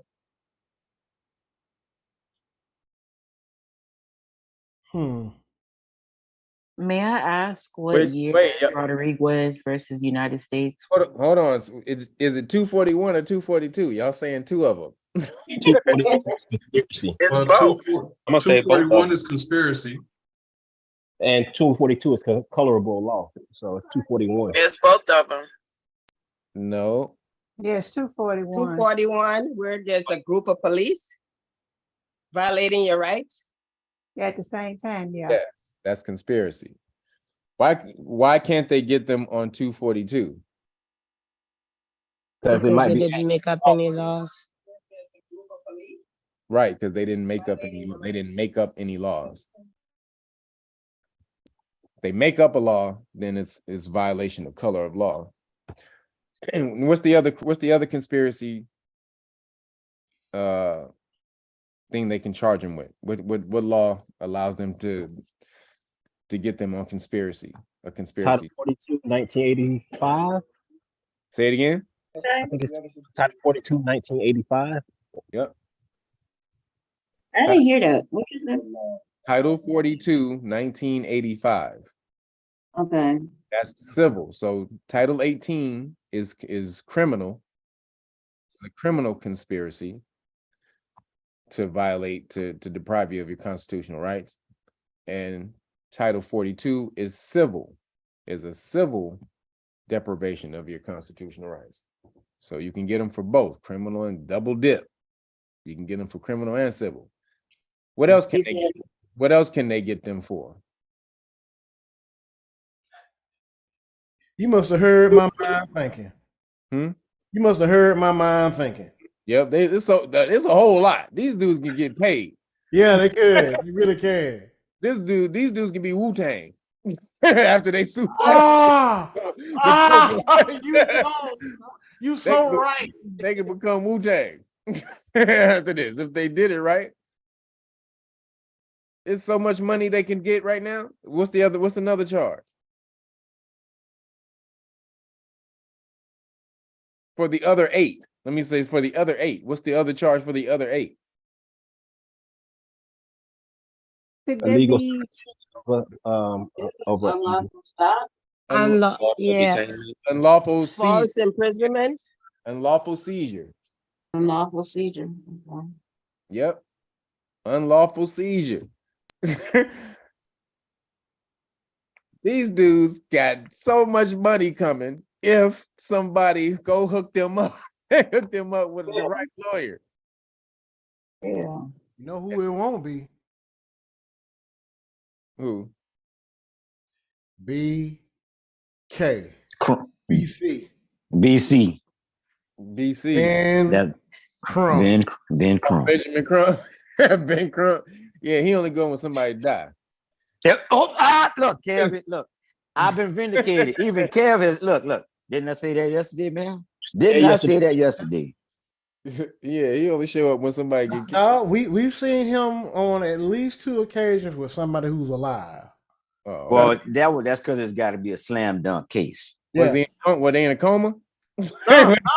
No, This is a yeah, ventilated grandma who old couldn't lady. get her Yeah. money out of the bank. ATM, get out of the bank. Yeah, we talked about that in study hall yesterday. Yeah. It's gonna cost him probably 5 minutes of his time. He probably make like $100,000. So if these dudes do a class lawsuit, a class action lawsuit again, they can all get individual. I would probably do all individual because then they're gonna have to make individual deals with all of us. But what they might do is try to come up and lump everybody the same and say, look, we'll give y'all all this if y'all drop the charges. But this is definitely a lawsuit that would get settled out of court. For sure. This is easy money. Yeah. This is literally easy. This money is so goddamn easy. But that's the problem, Kev. That's the problem. That's the problem. Nobody want to take. They just want the quick money. But nobody wants to take it all the way to the end. Yeah, but right now, I wouldn't trip. If these are young cats, they ain't out here trying to. They're not out here trying to fight for rights and all that. Which mean they ain't got nothing but time, brother. They're young. They're young. None of them probably over 30 years old. Hey, say you gotta wait till you 40 to get paid. That's true, but they not activists. They not. Can't ask them. Tell somebody to be an activist who's not an activist. They just living their life. They can, but they could get paid though. They could. All these cats could definitely get paid if they go get a lawyer. They got so many constitutional rights violations against these police officers. It's ridiculous. Yeah, the one who spoke up could be the next Johnny Cochran. Yeah, the one who said, am I still detained? But Kevin, you should give the people both sides. Don't just say do some quick money. They might be an activist for themselves and somebody might learn off of it. So give people both sides. Don't just say this is some quick money for these young niggas. Now that's what you putting out there because LR was saying, something else. It is money. I know that. That's what this is for. You're not a slow quarter. No major. A slow quarter beats a fast nickel. A slow quarter beats a fast nickel, brother. But you're not gonna get any major victories out of this. There's already case law against. You gotta start somewhere. But there's already. Listen, there's already case law against people against the police officers violating your against unlawful detainment. They're not going to create anything new. That there's already multiple case law that you can use to do that. So they wouldn't be doing anything new. It's not unprecedented. So just right now, I would say go get your money. You ain't taking this taking this all the way to the end in court. Ain't gonna do anything. I ain't saying doing something new, but do something for yourself. Then when them niggas get old, if one of them did it, they could say, I remember when I did this. I made a drop in the bucket for myself, if nobody else. Yeah, I'm not saying don't do it. All I'm saying is these cats don't look like activists. If they they would have spoke up beforehand before Nick got there. If any one of them was an activist, they would have been spouting their rights off or at least challenging the officers when Nick rolled up. None of them was talking. So I wasn't saying none of this information before I knew, but once you learn, you do better. Yep. But to Michelle's point, Kev, was you an activist when you was face down on the concrete on Crenshaw? You wasn't no activist then. I was. I was, nigga, you tripping. I was cursing the popo out, nigga. Head face down. Nigga, I was cursing them niggas right out, nigga. You tripping. And did you get your money? Nigga, I wasn't scared at all. Did you get your money? You get your money? No, I didn't know because I didn't know how to sue the police back then. And I was in movies. I was in film school back then. I didn't give a shit about the police. I was just trying to get back to film school. But I was the same dude. Trust me. I spoke up. I was never a dude to shut myself up. I've always been the dude to speak up since birth. So if you're that person, you're that person. If you're not, you can be made into that person as well, for sure. But I'm just saying right now for these cats, individually, they all got 9 law, 8, I would say maybe 8 laws, because the dude who was drinking in public, he's not detained unlawfully. that's an actual lawful detainment. Right. Everybody else, they can get the popo. Yeah, I mean, you could go after their oath of office. I mean, just all different types of things, man. You just throw a book at them. They can go after they can go after all of their bonds. They can go after every one of these officers' bonds first. They could do that and get paid early, and then go after all the lawsuits. Title 18, 242 lawsuit, Title 42, 1983, and a 1985 lawsuit. Dealing with a 1983 and 1985. So And 241. 241. Conspiracy. Yeah, 241, my bad. Yeah, 241. And like what Adrian said, Big Nick could probably take some of them under his wing and teach him some, and they can start from there. That's a good point. Hopefully. Yeah, hopefully. Look, they ain't laying on that ground for any reason. They're there because they maybe don't want to know. Yep. Yeah, that's ridiculous, man. Yeah. We're gonna see the end of this. We'll see the end of this. Trail? Yeah, what's the year on Rodriguez v. US? 2015. Thank you. Mm-hmm. Bruh, KB, they could also hit them for Title 42, subsection 1988. Tell everybody what it is. Basically, that's to make sure your lawyer gets paid, so it doesn't come out of your award. They have to pay the loser. Mel always worried about the lawyer fees. I don't really be tripping off of that. Repeat that, please. Title 42, subsection 1988. The reason you wouldn't have to worry about that because your lawyer's going to sue for lawyer fees anyway. That's always going to be in the lawsuit. You don't have to do that. The lawyer will always put that in the lawsuit. Yeah, but if a person didn't know that, they can still get a piece of yours. So thank you, Mayor. All right, here we go. No, man,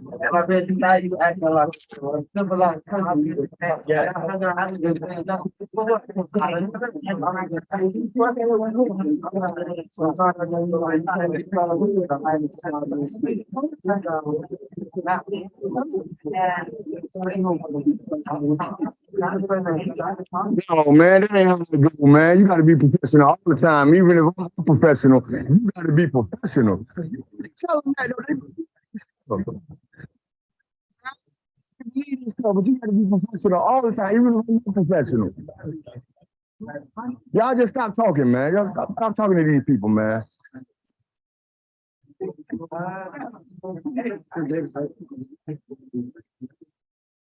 They got out for these dudes. What you doing with that gun? Come on, man. Yeah, that's the new 9mm, man. What is going on? He had to stunt for the cam, man. He's stunting for these cats to let these cats know if you get out of hand, if I see y'all again, y'all, this is coming. This is what we got in store for y'all. That's what that is. Him walking past them with this big old gun out like that. Come on, man. Hey, Kev, these same cats, they work at the jails, they work at the prison, they're correctional officers, and then this is what they do this for moonlight work. And even when they're at the facility, they'll be out there at the shooting range, they'll be out there with semi-automatic weapons. Man, see, intimidation, dude. Intimidation is always trying to be a factor. But isn't that a violation because there is no threat to the officers at this point with them having their firearms out at this point at them, correct? You're not pointing it. You're not pointing it at them. But here's the deal: these are policy enforcers. They way out of their lane for this type of action here. This should have been sheriff's department at least.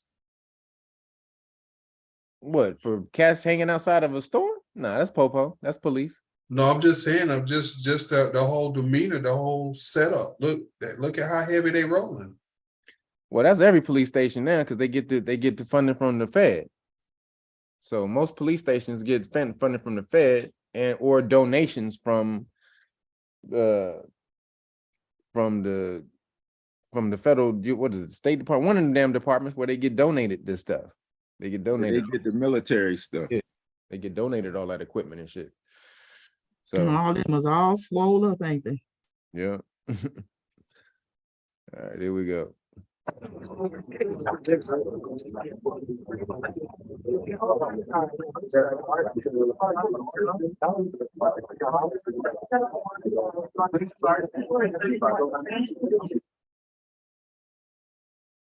You see that gun, you ain't trying to do nothing. You ain't trying to talk up, you ain't trying to say nothing, you're not trying to do, you on your best behavior. You see somebody walk with that gun. You going like the song says, won't start, don't start none, won't be none. And look, that ground got to be getting hard at this point. It's cold. So these deputies and these officers are telling these gentlemen that they're loitering and prowling. The plaza is open, all the stores are open. And we all know the loitering statute, the definition is a time and place unusual. And the businesses are open, so it cannot be an unusual time. This is open to the public, so it's not a place. I'm not understanding the loitering. But this is how, and we're not even going to address the prowling part. We're not even going to address that. That's just another way of getting people to submit to their violations of their civic rights.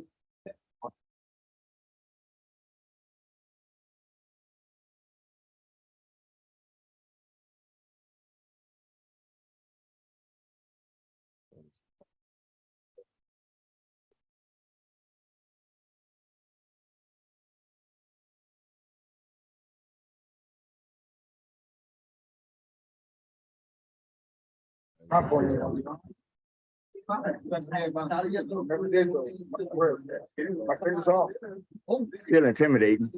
Very. See, he even said it. He says intimidating. That's what you're trying to do. You're trying to intimidate these little kids. Trying to look like you some damn Rambo military cat. In our neighborhood. Come on. It is intimidating, man. I just call it like I see it, man. It is intimidating. Whether I believe you can do something or not is irrelevant. It's still intimidating. It's very intimidating. You hear the kid? See that big ass gun? He said it twice. So he know what he's doing. He pulls it out to show the kids, yo, don't even think about it. This is what's popping for you. Boom, boom. And then my man says, look at that big ass gun. See, because he knew the kids was gonna watch, was gonna be looking out for it. What did he walk over there for? Yep, that's what he walked past. It's exactly, thank you. That's exactly what he did it for. Psychological. That's a psychological right off the bat. Sight game.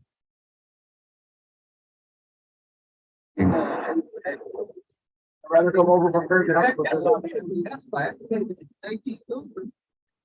Prefer that over the second day. Underprepared for what, though?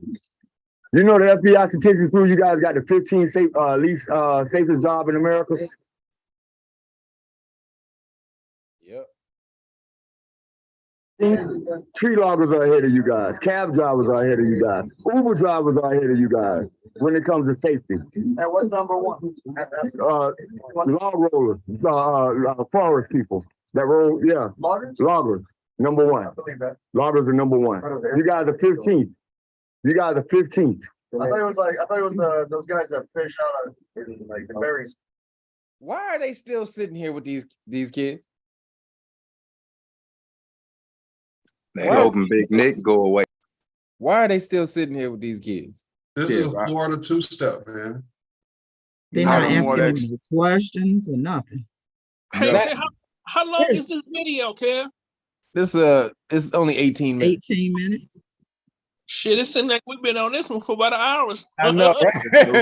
I know, because we've been talking on it, but it's only the video's only 18 minutes. But it's it's condensed. They had the cats out there for about an hour, I think, at least. Okay, this also spawns hatred in the young buck's mind. Yes. Because you're doing this for no reason, just to intimidate them. And you don't have to. And then you create an enemy when you don't have to do that. Yep. You know, like, And what they you- sit they want to drive the kids to be hostile towards police. Go ahead, my bad. and they sitting on that cold hard ground. They gonna get hemorrhoids. There she goes. Another good commentary. They gonna get the hemorrhoids from sitting on the. One That's guy already that's said his the butt truth. hurt about 10 minutes ago. He did. Always cat on pat. This- Colorful I commentary. just, I just brought up a good point though, because I got my nephews like that too. I mean, I've been trying to get them to do this for the past 6 months to just come to one class, and they just like, Uncle, I ain't even trying to hear that, you know, because they don't want to deal with it at all. You know, Universal talk to him at some point in the form of one of these cats with this big ass gun. Well, Then they'll be hollering. Unfortunately, it's probably not gonna happen until like something like this happened to them. Sadly, Exactly. That's because they're young. When you're young, that's usually what. Again, I got hemmed up by the popo and still didn't give a shit. I was wanting to go back to film school. That's all. I was on my way to film school that day, and shit. And I ain't care. I ain't care that they violated my rights or whatever. I mean, I was yelling at them at the time, and then it was other lady. It was some other people out on the street. Why are you messing with them? Y'all just love messing with black kids and woo woo woo. And then I was yelling, and they was yelling. So then it started looking like a mess. Oh man. well, Usually when it happens to you, that's when it becomes, pertinent. And it probably, even then when you're young, you think you can live forever. Even if it happened to you 1 or 2 or 3, 4 times, you still think, oh, that's nothing. So, but when that one bad one happens, that one that scares you scare your soul, that scares the soul out your body, that's when, or they may connect to somebody else who's getting violated, and that may happen. They may be empathetic to somebody else who they see as getting violated. And that's what, that's what a spark. woo. All right. We're gonna pass the collection plate around. All right, let's finish this. Church are now open. You'll finish this. They talk. I think they number 2. They might be number 2, but Lord is a number 1. Like private, yeah, those guys. It's that all the time. Most of your It looked like they don't even want to be out there no more. They're like, why is this still going on? It's no reason for this whole scene to keep going right now. At some point, one of them got to ask the other one, what are we doing here? Right. They don't want to be here. The dudes on the ground don't want to be there. What are y'all still doing with these little young cats? You know they not violent. You know they not no terrorists. They not gangsters. Well, we don't know that they're not gangsters, but we know that they're not doing anything at the time. from last year and the year before, most of your deaths from COVID.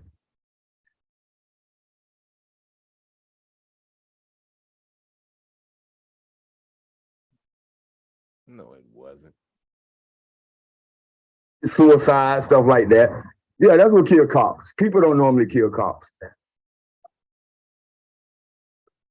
Last year alone was a record for cops killing people. Last year alone was a record in the United States for cops killing people.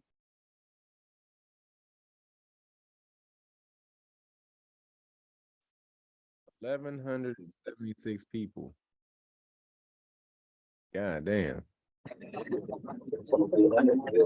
So don't come with all the safety stuff, man. Don't come with underprepared stuff, because nothing ever happens to you guys unless you guys do it yourself. Get melanated? see, stuff like that pisses me off. Cause like all you hear is them talk about officer safety, but here you are murking people left and right. But you talk about officer safety. You say here they are, what, left and right? Killing people left and right. Yeah.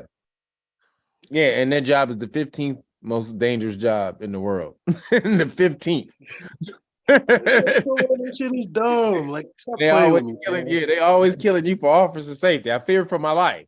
You fear for your life when nobody kills cops?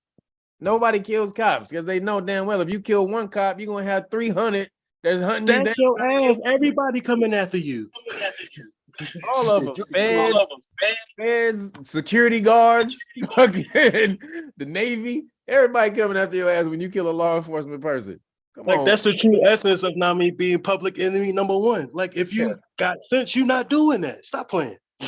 And they know it, but it's the illusion. It's the excuse. If they keep the illusion alive, they can keep using the excuse. All right, here we go. Oh, Kimberly. So we just had a quote, officer involved shooting in my city the other night. And is there a reason why they don't release the name of the one involved right away, like they do other things? No, probably sure it depends on the. It depends on the the discretion of whatever the state law is, but probably usually it depends on the discretion of whoever the boss is, if they release it or not. Because sometimes they can release it immediately. They can, and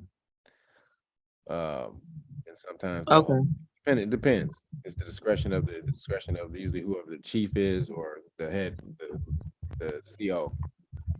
Okay, it's discrepancies in what they say happened and what the eyewitnesses say happened. So I was just wondering why they haven't released that name yet. Okay, thank you. Yeah, because they try to operate under whatever it is, that code of statute or law that protects rape victims and stuff. Especially if it's a rogue cop. Yeah. Right. Yeah, they try to go up under that ruling right there a lot of the time. That's how a lot of times they get by with it. Sucks, but they're starting to learn to use the law themselves. So there you go. I just wanted to say real quickly, I seen on other people's Hold on. Sorry. Yeah, go ahead. Sorry, I didn't want the video to get took down, but I seen on other people's channels on YouTube, if they say RAPE, their videos get flagged when it gets took off. So since I know it's being streamed on YouTube, I would say steer clear of that word. Oh yeah, you can. But steer clear of the word. But you can. Most people say grape, but it depends on. I guess sometimes the context of, like, if you're talking about it, because if you're talking about it as far as a news story, it's not. They can't take it down. Okay. All right, here we go. See you next time. See you again.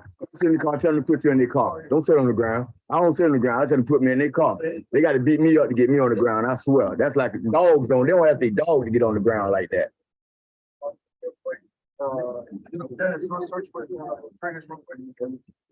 Yeah, the car. Make sure that body's in there. What? He getting ready to go back in the car?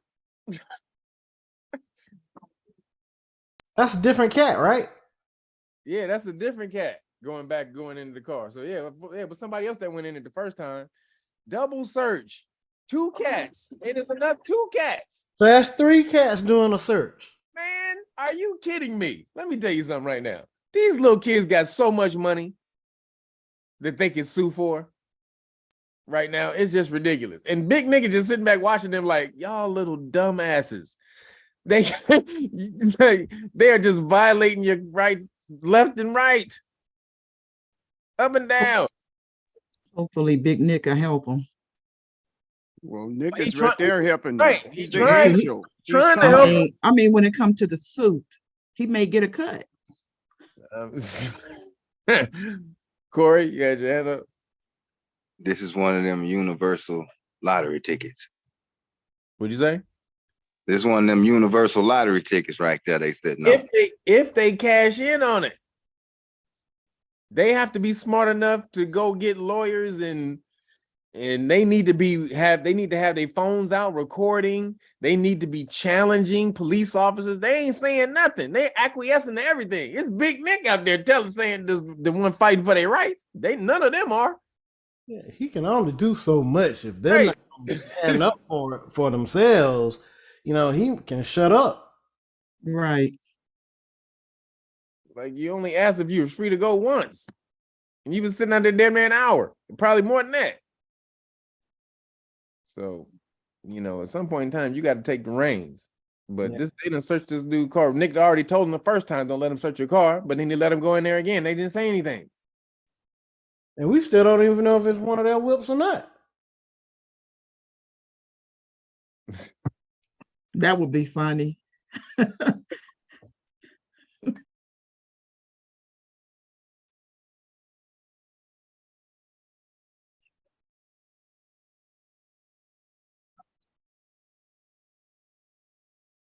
You got us for prowling, but you searching the car for what? Drugs and guns? Yeah, yeah. Grace, you're up. I know it's better to, if you're going to take action against the police and their bonds and such, to do so as soon as possible. But is there any statute of limitations on how long, let's say 6 months, a year later, can you still take action, or after a certain amount of time you can't? Statute of limitations is different for every state. So some states it's only 3 months.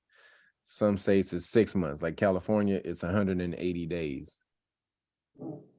So, so you would have to check tort claim. Tort claim.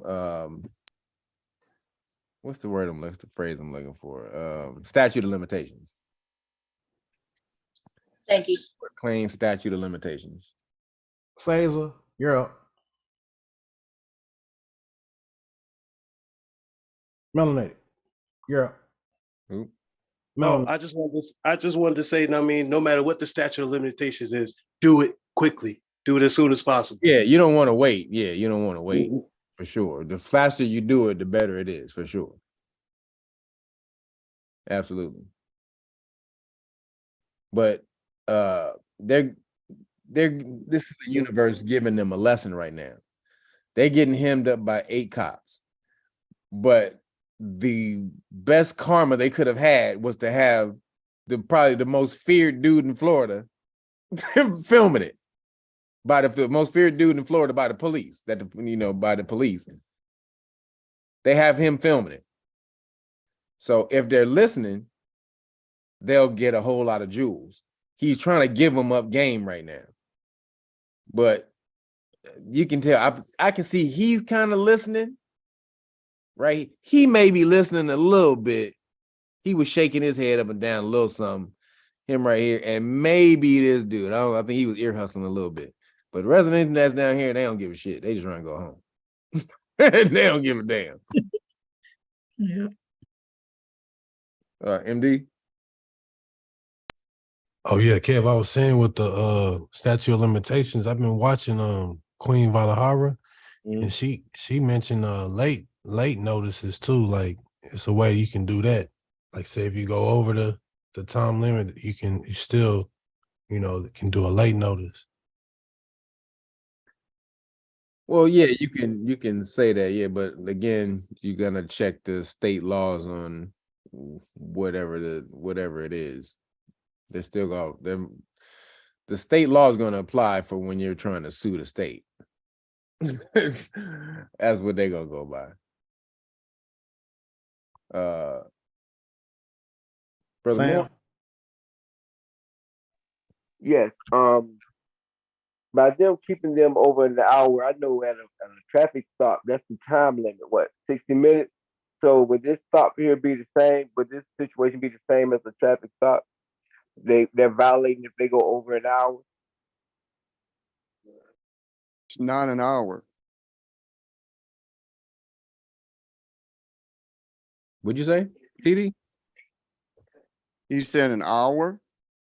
Yeah, legal time post the longest the popo is supposed to be able to hold you there without any charge is 60 minutes. But if you don't know that, how long can they keep you there? Forever. They keep your ass there forever until they get off work, till it's time for them to clock out. If you don't know, they getting paid. Regardless, they on the clock. They can just stay there for 3 hours and just get paid for babysitting you for 3 hours instead of having to roll out on the street. and probably get shot. I can stay here with you for 3 hours and babysit you and go home. Of course, I'm gonna stay right here. So if you don't know it's 60 minutes, then shit, they ain't gonna tell you. Your nervousness making me nervous, big man. Calm down. Your nervousness making me nervous. Calm down. I ain't nervous, bro. Trust me. You keep looking back. So you keep looking back like I'm gonna do something. Yeah, like people standing behind me all the time, of course. Y'all stand behind people all the time. Huh? Y'all stand behind people all the time. What happened when you were in 7-Eleven? You don't let nobody stand behind you? Of course, I'm not going back to him. Right. So what's the difference? I'm not a paranoid person. All the time, bro. I believe you, man, but I'm just telling you. I'm upset right now, man. I don't like this, man. I don't like this. Y'all could have did this so much better. Hey, I ain't no bad person. Nobody can ever tell you that I'm anti-cop. I'm anti-bad cop. None of us are that. I can guarantee you that. Hey, I can only take your word for it. Yeah, rights are being violated.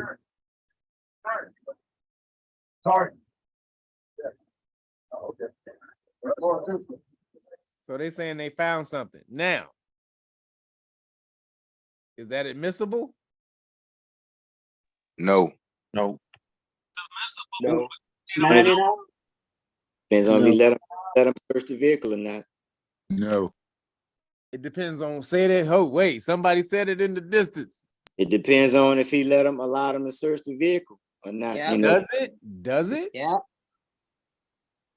Well, they don't even know if it's anybody's vehicle on the ground. And if it is, it's illegal. Why'd you say that, TD? Everything to this point, they never had a reasonable articulate suspicion of putting those guys on the ground. So if it was my car and I wasn't the one drinking and you going in it, that's a violation and wouldn't be admitted in the court. Boom. Good job. Perfectly said. They don't have reasonable suspicion from the jump. So even if you did consent to you going in your car, they still don't have reasonable suspicion from the beginning. So it doesn't matter. Even if they found that, even if you tacitly consented for them going in your car, because they don't have the power to stop you in the first place, to detain you in the first place, everything else falls to the wayside. Sorry. Absolutely right, TD. So whatever he just found, if these cats were able to know how to challenge it, it would get thrown out if it's something incriminating. All right, now everybody's got to stay. All right, let's run this car. Let's make sure that we find a connection. There's a photo here too. And let's find out who owns this car. Mr. Ross, check it against everybody that's on here. Let's find out who's the other video over there. Let's check this over. Now, they don't know who car it is. Let's run the vehicle, check the car, and see who this belongs to. I hope it don't belong to none of them. I can't even. Even if it do, it don't matter. What in the entire fuck? You just searched through somebody's car that you don't know whose car it is? If that is not the biggest violation, constitutional rights violation, that is insane. 3 times. Did they say run the video back too? And then no, run it. No, they said run it. I guess run it and see it and check with everybody up in. I guess they're talking about checking with everybody who's in the building here, who's working. Oh, in all the businesses. Okay. All the businesses, and he wanted to run it. So they just gonna go around and like.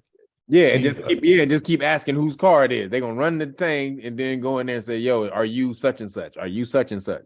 They're gonna get the ID from the plates and then go in there and start asking people, are you this person? Are you that person? Are you this person? So huh? That's crazy. He went in somebody else's car unlawfully before. Yeah, these cops are insane. You just searching through somebody's car and you don't know who car it is? 3 and you think anything you find in the car is you can admit as evidence? You're insane. 3 times. And if it do belong to somebody in the store, they probably going out the back door. Yeah, ain't nobody care. Ain't nobody coming back. Everybody they see a military force out in the parking lot. Yeah, they done left that car.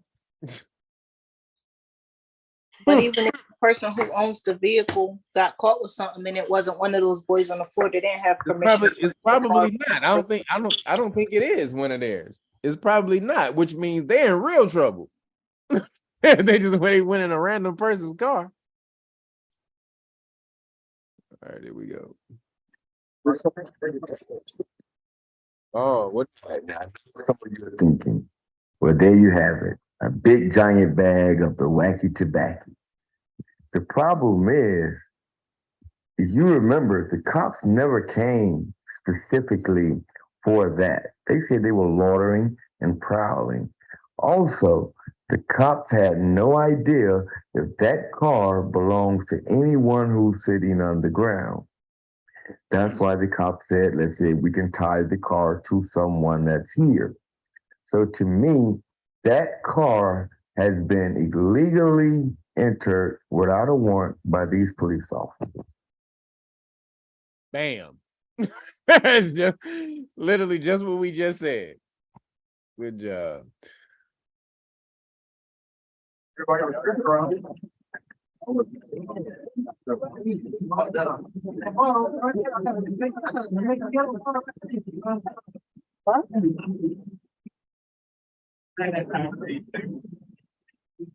And how you they didn't have no dogs or anything. Did you see anybody see a dog out there? I didn't see no dogs.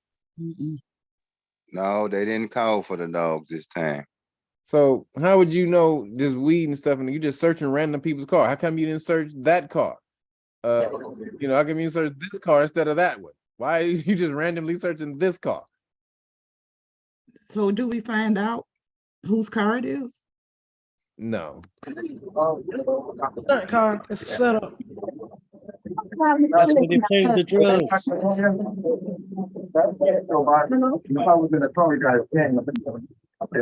just saying, nobody was in the car and Friday. They dropped that one. So now everybody got to stay here because of something.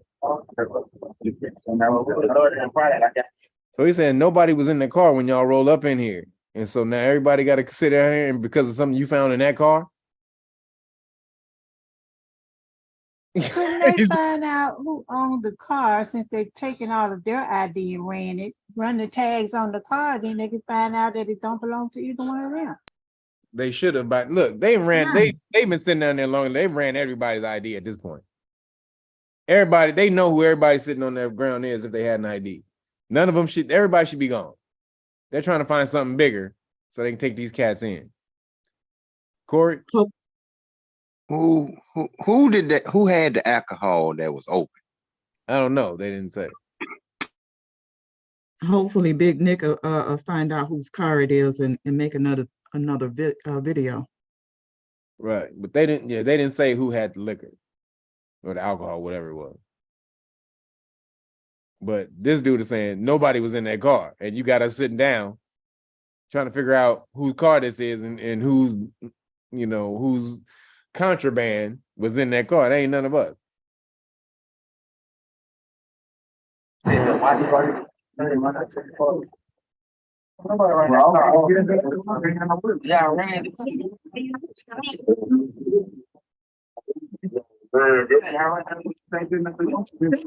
to stay along for something that's I'm trying to figure out what it's for. But in the bitches.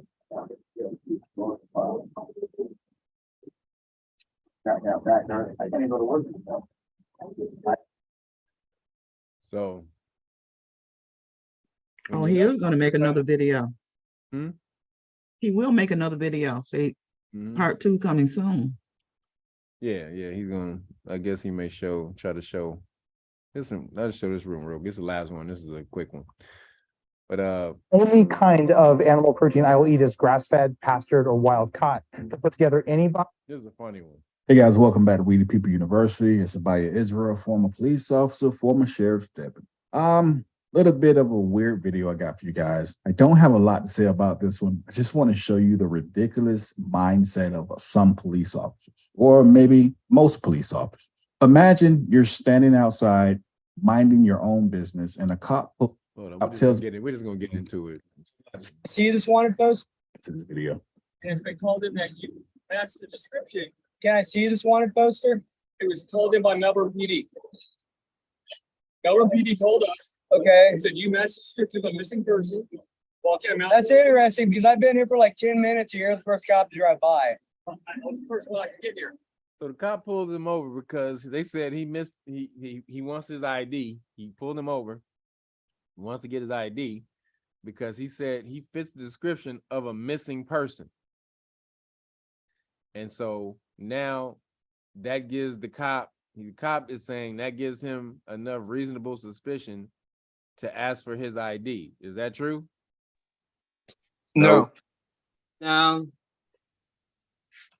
No. No, sir. Why not? If he fit the description of a missing person, he should always have some type of photo of the individual, right? Not right. I'm saying that he's supposed to have that type of credentials. I'm bad. Okay. Anyone else? And I'm laughing for a specific reason. I'm gonna tell y'all in a minute. Why does he have it? The missing person committed to memory, where he can just like, okay, yeah, out of all the people out there, you look like the one that's missing. No, he doesn't have that. But I think he does have a description of the missing person. He has a flyer or something, a picture of something he's gonna try to say. He's gonna show him. But does he have the right? Does he have the right to stop him because he fits the description of a missing person, or because No, he don't. No, he don't. Why not though? Maybe the person wants to be missing. Okay, I like that. That's close. Jason said missing is not a crime. Right, missing is not a crime. Absolutely right. But the overall, the thing that everybody's missing is this is a free country. I can be where I want to be. If I can be wherever the hell I want to be, no matter what somebody else says. I'm missing to them. I'm not missing to me.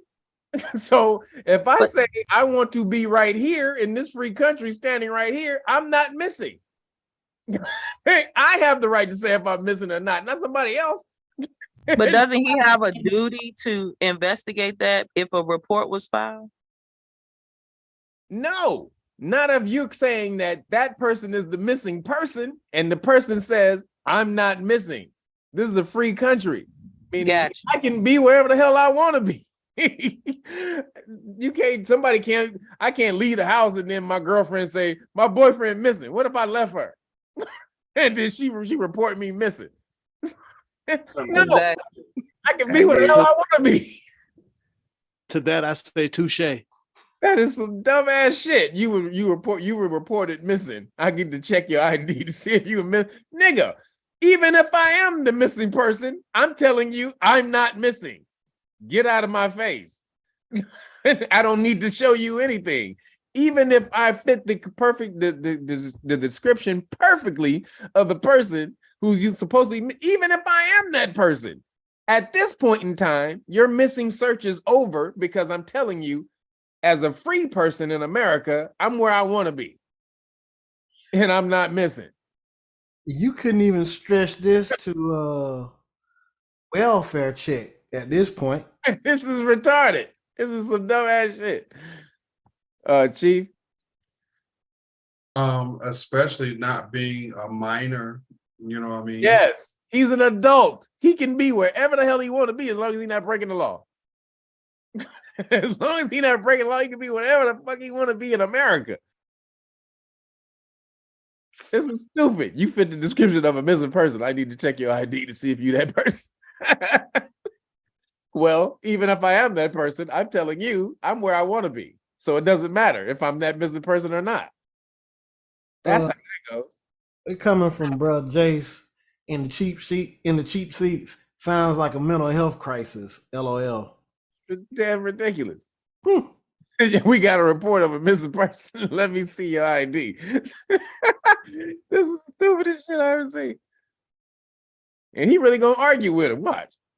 Just came through. Yeah, dude, I'm not a missing person. And so how do I confirm you're not a missing person? You don't need to confirm I'm not a missing person. You're missing, and you're listed as. But I'm not missing, and I'm not listed as missing. How do I know that? That's not. How do I know that? How do I know you're not missing? Because you can see me. And I'm telling you, I'm where I want to be. So therefore, not missing. I'm where I'm at the very spot where I want to be. I don't want to be anywhere else. I want to be right here. Bruh, KB, this is a situation where this dude is physically a contradiction of what this cop is saying. This is absolutely hilarious. This is the funniest thing. I was watching, I was buzzing up. He's like, but how do I know that? How do you know what? That I'm not missing? This is beyond ridiculous. This is insane. This is so funny. But this is what sometimes police officers will do to try to see. This is a little mental kung fu. He's trying to see if he can get his ID right now. And the dude, or at least get a rise out of him. Right. So I'm like, dude, you have to be joking with me right now. I'd pull that one. You joking, right? You're not. You got to be joking. How do you know I'm not missing? What about the fact that you can see me? And I'm telling you, I'm where I want to be. From the cheap seats again, Hodge says, so your ID says you're not missing on it. Right. My ID got printed on the back, not missing. Oh man. Where am I missing from? Right. Where am I missing from? You can only be missing from a place that you want to be and you're not there. That's the only place you can be missing from. It's ridiculous, man. Dude. Well, it is if you're. It's not. I'm not missing. If somebody. I'm right here. Why are you giving such a hard time? Because you pulled up on me. You start harassing me about being a missing. I'm not a missing person. I'm not harassing you. You're holding your sign. You ain't bothering nobody. I ain't bothering you. Again, yeah, you are. Well, I'm out here because somebody called Jen as a missing person. When did this call come in? Probably about 15 minutes ago. I've been standing here for about 10, 15 minutes. Saw you walking on Malabar Road by San Filippo, walking eastbound. I'm not a missing person, bud. How do I confirm it? You don't need to confirm it. I don't care if you confirm it. Confirm it and leave you alone and disappear. But now he is serious. How do I confirm you're not a missing person? He's dead serious right now. How do I know that? That guy needs to just stop talking. How do I know you're not a missing person? Where is Lisa at? He talking to himself, I guess. And apparently. If Lisa's still in here, Lisa, does this not sound like something that you'd hear on The Rookie? See, I don't watch The Rookies. I wouldn't. Oh yeah, they use this as banter. Is he a missing person? I mean, can we stop him and get his ID for being a missing person? I mean, but he's right here. It's funny. Yeah, the real thing. They would eat this up. And who said I was missing? See, now you're going too far. Now you're going too far. Now you're answering questions. Right, but this the thing. No matter who said I was missing, if I'm the missing person, I'm saying this 1,000 times. If I'm the missing person and I am where I want to be, I am not missing. And the saying from the cheap seats of the day comes from LR. Arrest me. Oh, no, you can't because I'm missing. Right, I'm missing. You can't, arrest a missing person. It's a physical improbability for you to arrest a missing person. If I'm on the moon, then I'm where I want to be. God damn it. Wait a minute. If he's on the moon and you know he's on the moon, is he missing? What's going on? This dude, man, this was the funniest one. Like, this shit's getting weirder and weirder. It must be a reward. Huh? No, I think I know who you're talking about. What do you mean? Oh, you know when they put a reward out for a missing person? Oh, let me walk into the precinct and get my cash. Here we go. leave because But you can leave because you don't have a reason. You alone and disappear. But now I can't leave because I. But you can leave because you don't have a reasonable articulate suspicion to detain me. Am I suspected of committing a crime? You're suspected of being missing. It's the same thing. No, it's not the same thing. What? Wow, he said that's the same thing. Okay, so Missing is a crime. Missing is a crime? Missing is a crime. Suspicion is not a crime, but missing is a crime. Explain this shit to me. Suspicion is not a crime. If you do a Chris Angel, better not Chris Angel on me right now, nigga. I'll take your ass to the penitentiary. David Blaine. You took my thought before I could say it. So every magician is just committing crimes out here. Started committing crimes. David Blaine, Chris Angel, public enemy number one. It's crazy. Those people on YouTube tripping too. If you have mirrors, you're a criminal because you can make yourself become missing. Poof, you're gone. I ain't never heard that before. Missing is a crime? Hey, can we say that he could be ingenious for this? Hey, this nigga, hey, he working it, man. Let me tell He you. is getting that damn ID today, mister. He is working the kinks out on this because he's gonna catch somebody with this shit. A for effort all day. He gonna catch somebody with this, man. Now. Somebody gonna be like, you know what? You tried so hard. I'm just gonna give you my ID because this is just ridiculous. Like, seriously, nigga, that was a great try. Here you go. Like, nigga, that was Exactly. Somebody's gonna do that. a 5-minute cap a try. Here you go, buddy. All right, here we go. Let's finish this up. It's not the same thing. Can I get your supervisor, please? Can I get your supervisor, please? I am the supervisor. What's your name and badge number, McCoy? He the supervisor. He's a corporal. He the supervisor. He's not a sergeant, but he's still the supervisor who should know that missing is not a crime. He's a supervisor for, like, if he's a TO or something like that. Yeah. And reasonable articulable suspicion of a crime is the same thing. So wait a minute. If he is a TO and he's there by himself, would that mean that his trainee is missing? I don't think he's a TO. I mean, are you married? Do you know where your wife is? So that means she's missing. She's committing a crime. Insane. Here we go. Let's finish this up. 184? Yes. And what's your rank? Corporal, is there anybody else above you? There's a lieutenant. That's not going to change it.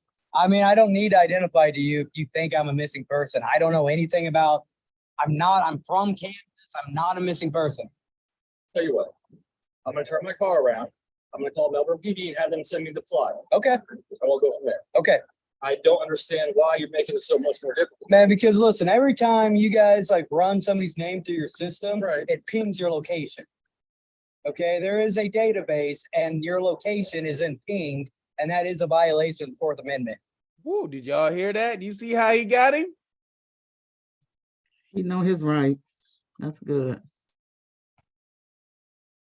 Wow, that was good. Yep, because if it's doing that, that goes against Carpenter. Carpenter VUS 2014, I believe, or 2018. I'll check. I think it's 2018. Stop saying the name of the cases without saying the case. When you know people in here don't know the damn case, man. I was gonna say it. That's the case that talks about the cell phone data from the towers. They have to have a warrant to get that. So if it's basically pinging your location, that's information that's coming from the cell phone towers. Unless they have a warrant for that, they can't use that. No, he's not necessarily saying that. He's saying also, well, he could ping your location, but also he's also saying that something about your location gets placed in the database under something. It gets categorized in the database under something. Ah, okay. The violation of your right to privacy, I think is what he's stating. It's 2018, Mel. Okay. Corey? Would this be an example of 18 USC 242 making up laws? Yes. Okay, thank you. Yes. Absolutely. This is absolutely color of law. Great catch, Corey. Yes, this is absolutely Thank color you. fake law. There is no law that states that being missing is a crime. And he's absolutely saying that. Yes, this is fake law. Michelle? So by them putting you in the system, if you give them your ID or if they run your tags, is that the same thing? Yeah. So if they run your tags, you in the system? When they run, well, not necessarily run your tags. It's when he's saying is when they're gonna put your name in the database. So they'll run your name through the database to see, they'll run your name through the crime database, which what he's saying is pings your it pings your location, right? And so it leaves a imprint of where your location is, which is saying in his mind is a violation of your privacy. So Yeah, I'm not talking about pinging the location, but on other videos that we've looked at, and I've heard people say, you know, if I give you my ID, you're gonna run me and put me in the system. yeah, So, you get run through, in NCIS. Okay, so is running your tags the same thing? Yes, that's why. Yeah, when they get your name, they want to run you through the National Criminal Information System, National Crime Information System. Yeah, they run everybody through that. That's why you should. That's why you should never give up your ID. But if they run your tags, it's the same thing, right? Well, even if you didn't give them your ID. Not necessarily.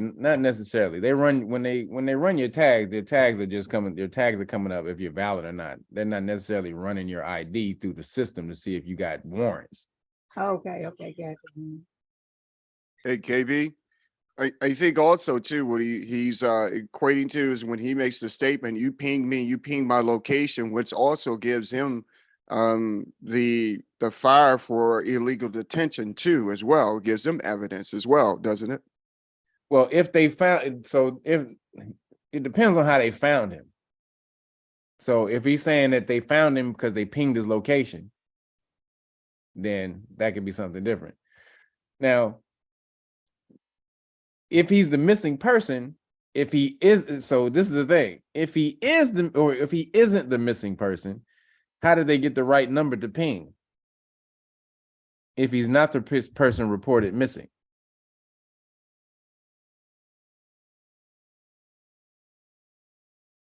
That is one hell of a quagmire. So if he's not the person that was reported missing, how did they get the correct number to ping to find him? Tessie Lockhart says she's gonna join the class. That's what's up. Yeah, Johnson. This is your case, right, Johnson? That's a conundrum right there. So yeah, repeat that again, KB. I said, so if he's not the missing person who was reported, then how did they get his number to ping? How did they get his phone in order to ping him to find him? If he's not the person. Gotcha.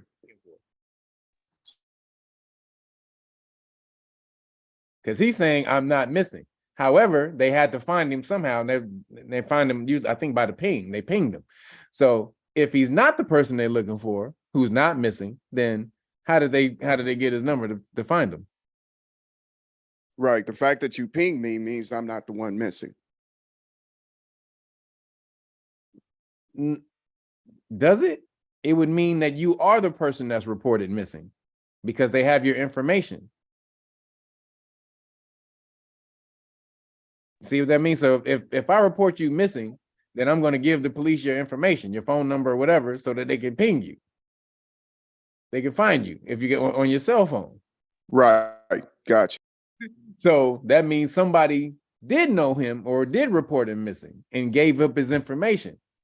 But he's saying, I'm not missing, which again, like I just said, it doesn't matter if somebody reports you missing. That doesn't matter at all. If you, the person who's reported missing is saying that in this free country of America, I am where I want to be. There is no missing person. That ends it from the beginning. You are the one who's able to say if you're missing or not someone else. Bruh, You don't want to be found. Right. Maybe you don't want to be found. Leave him alone. Could this Privacy.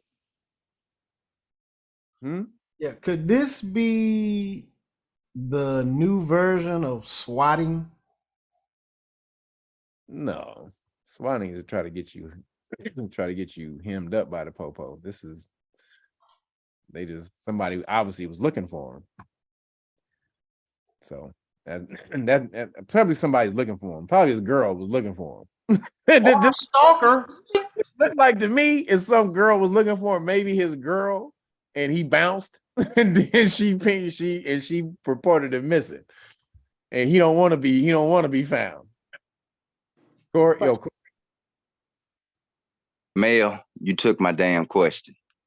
I also wanted to know if it was a form of swatting. I wanted to know if this could be like a form of swatting as well.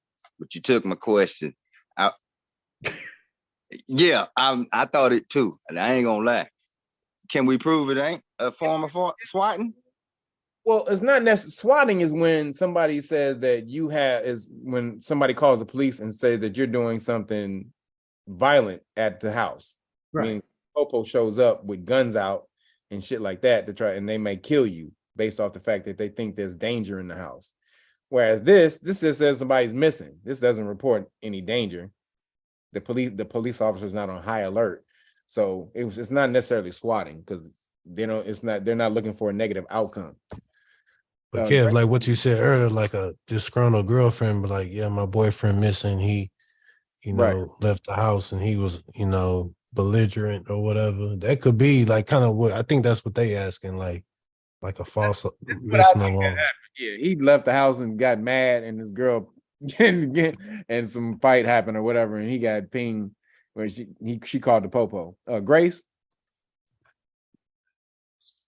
I had a question in reference to even if someone did report him missing, the cop said that 15 minutes ago somebody reported it or something like that. Don't you have to be missing for more than like 2 days before anything can even be done? 24 hours. So wouldn't that also put him in the wrong as far as he don't have a crime to be stopping him for, but now he's also saying like, 15 minutes ago, whatever, it does is need to be more than a certain time frame for them to even enforce that. Right. I think he is the one that they're looking for. He just don't want to be found. This is what I think.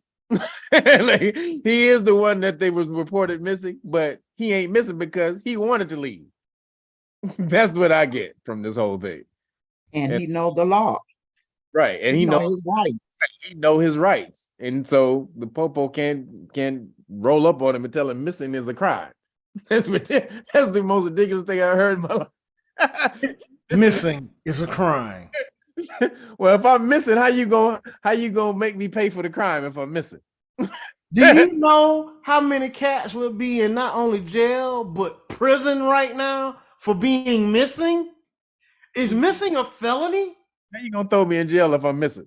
Is it a misdemeanor or a felony, or is it an infraction? Absolutely insane. Take your pick. Same thing. Crazy. All right, here we go. So you're worried about being tricked. I just don't like your government. That's it. That's all it is. You have every right to not to, but there's actually not a system that tracks. It doesn't ping you here. It shows that I ran you. Yeah, you ran me here. Right. It doesn't mean you're here. But that's a good indicator that I was here, though, man. It does show more that. I mean, listen, like full disclosure, I just don't care. I understand. And I know my rights. Yes. Accusing me of being a missing person, Correct. not a crime. No, it's not a crime, but if you're missing, I have to verify you are missing. They take you out of the system. I'm not.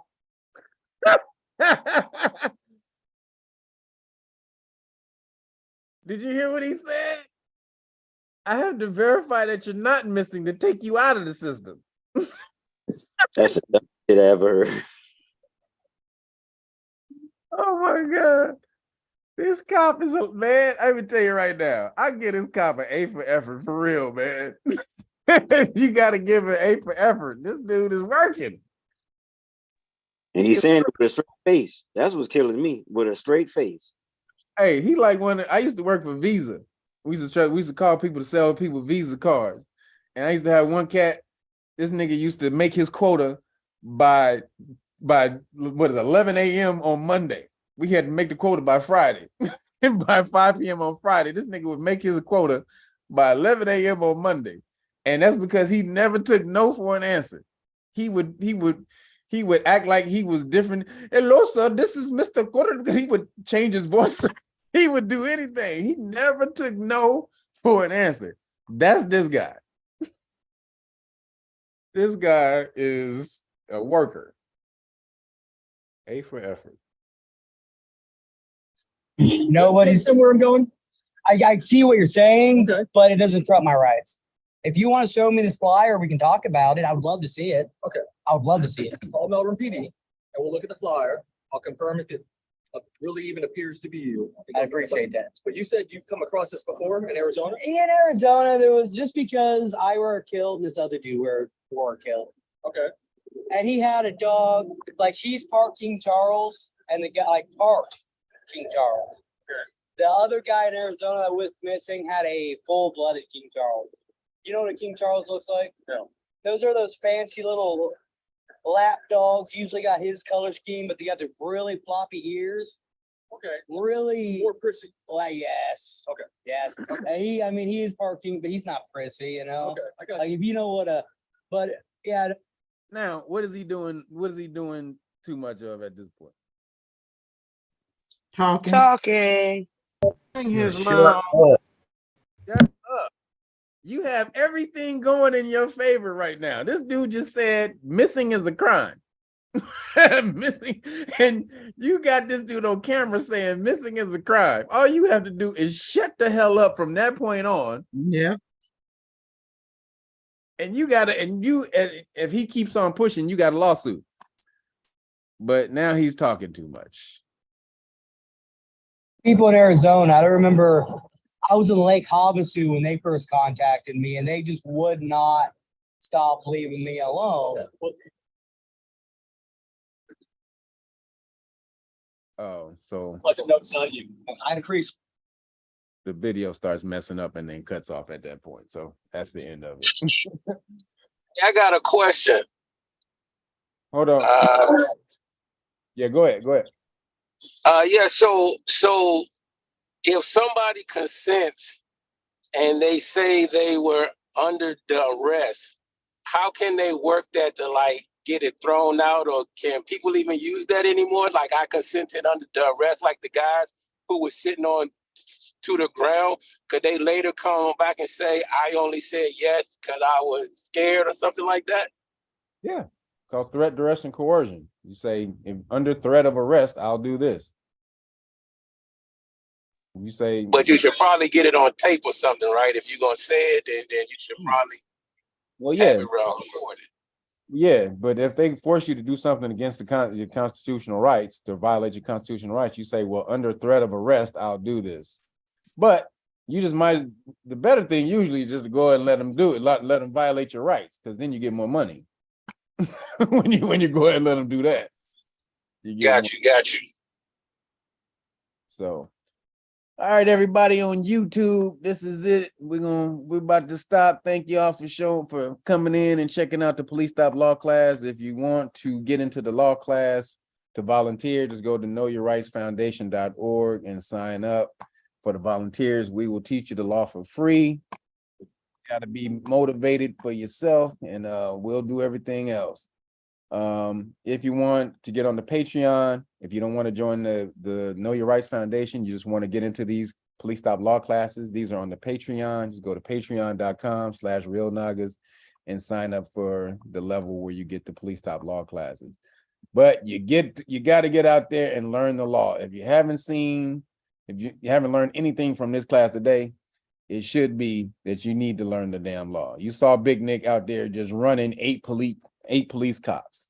Ace police officers just killing them, smashing on them, talking shit, doing everything, and you can have that power too. You just need to sit down, have the discipline. And all right, people on YouTube, out of here. Peace to y'all.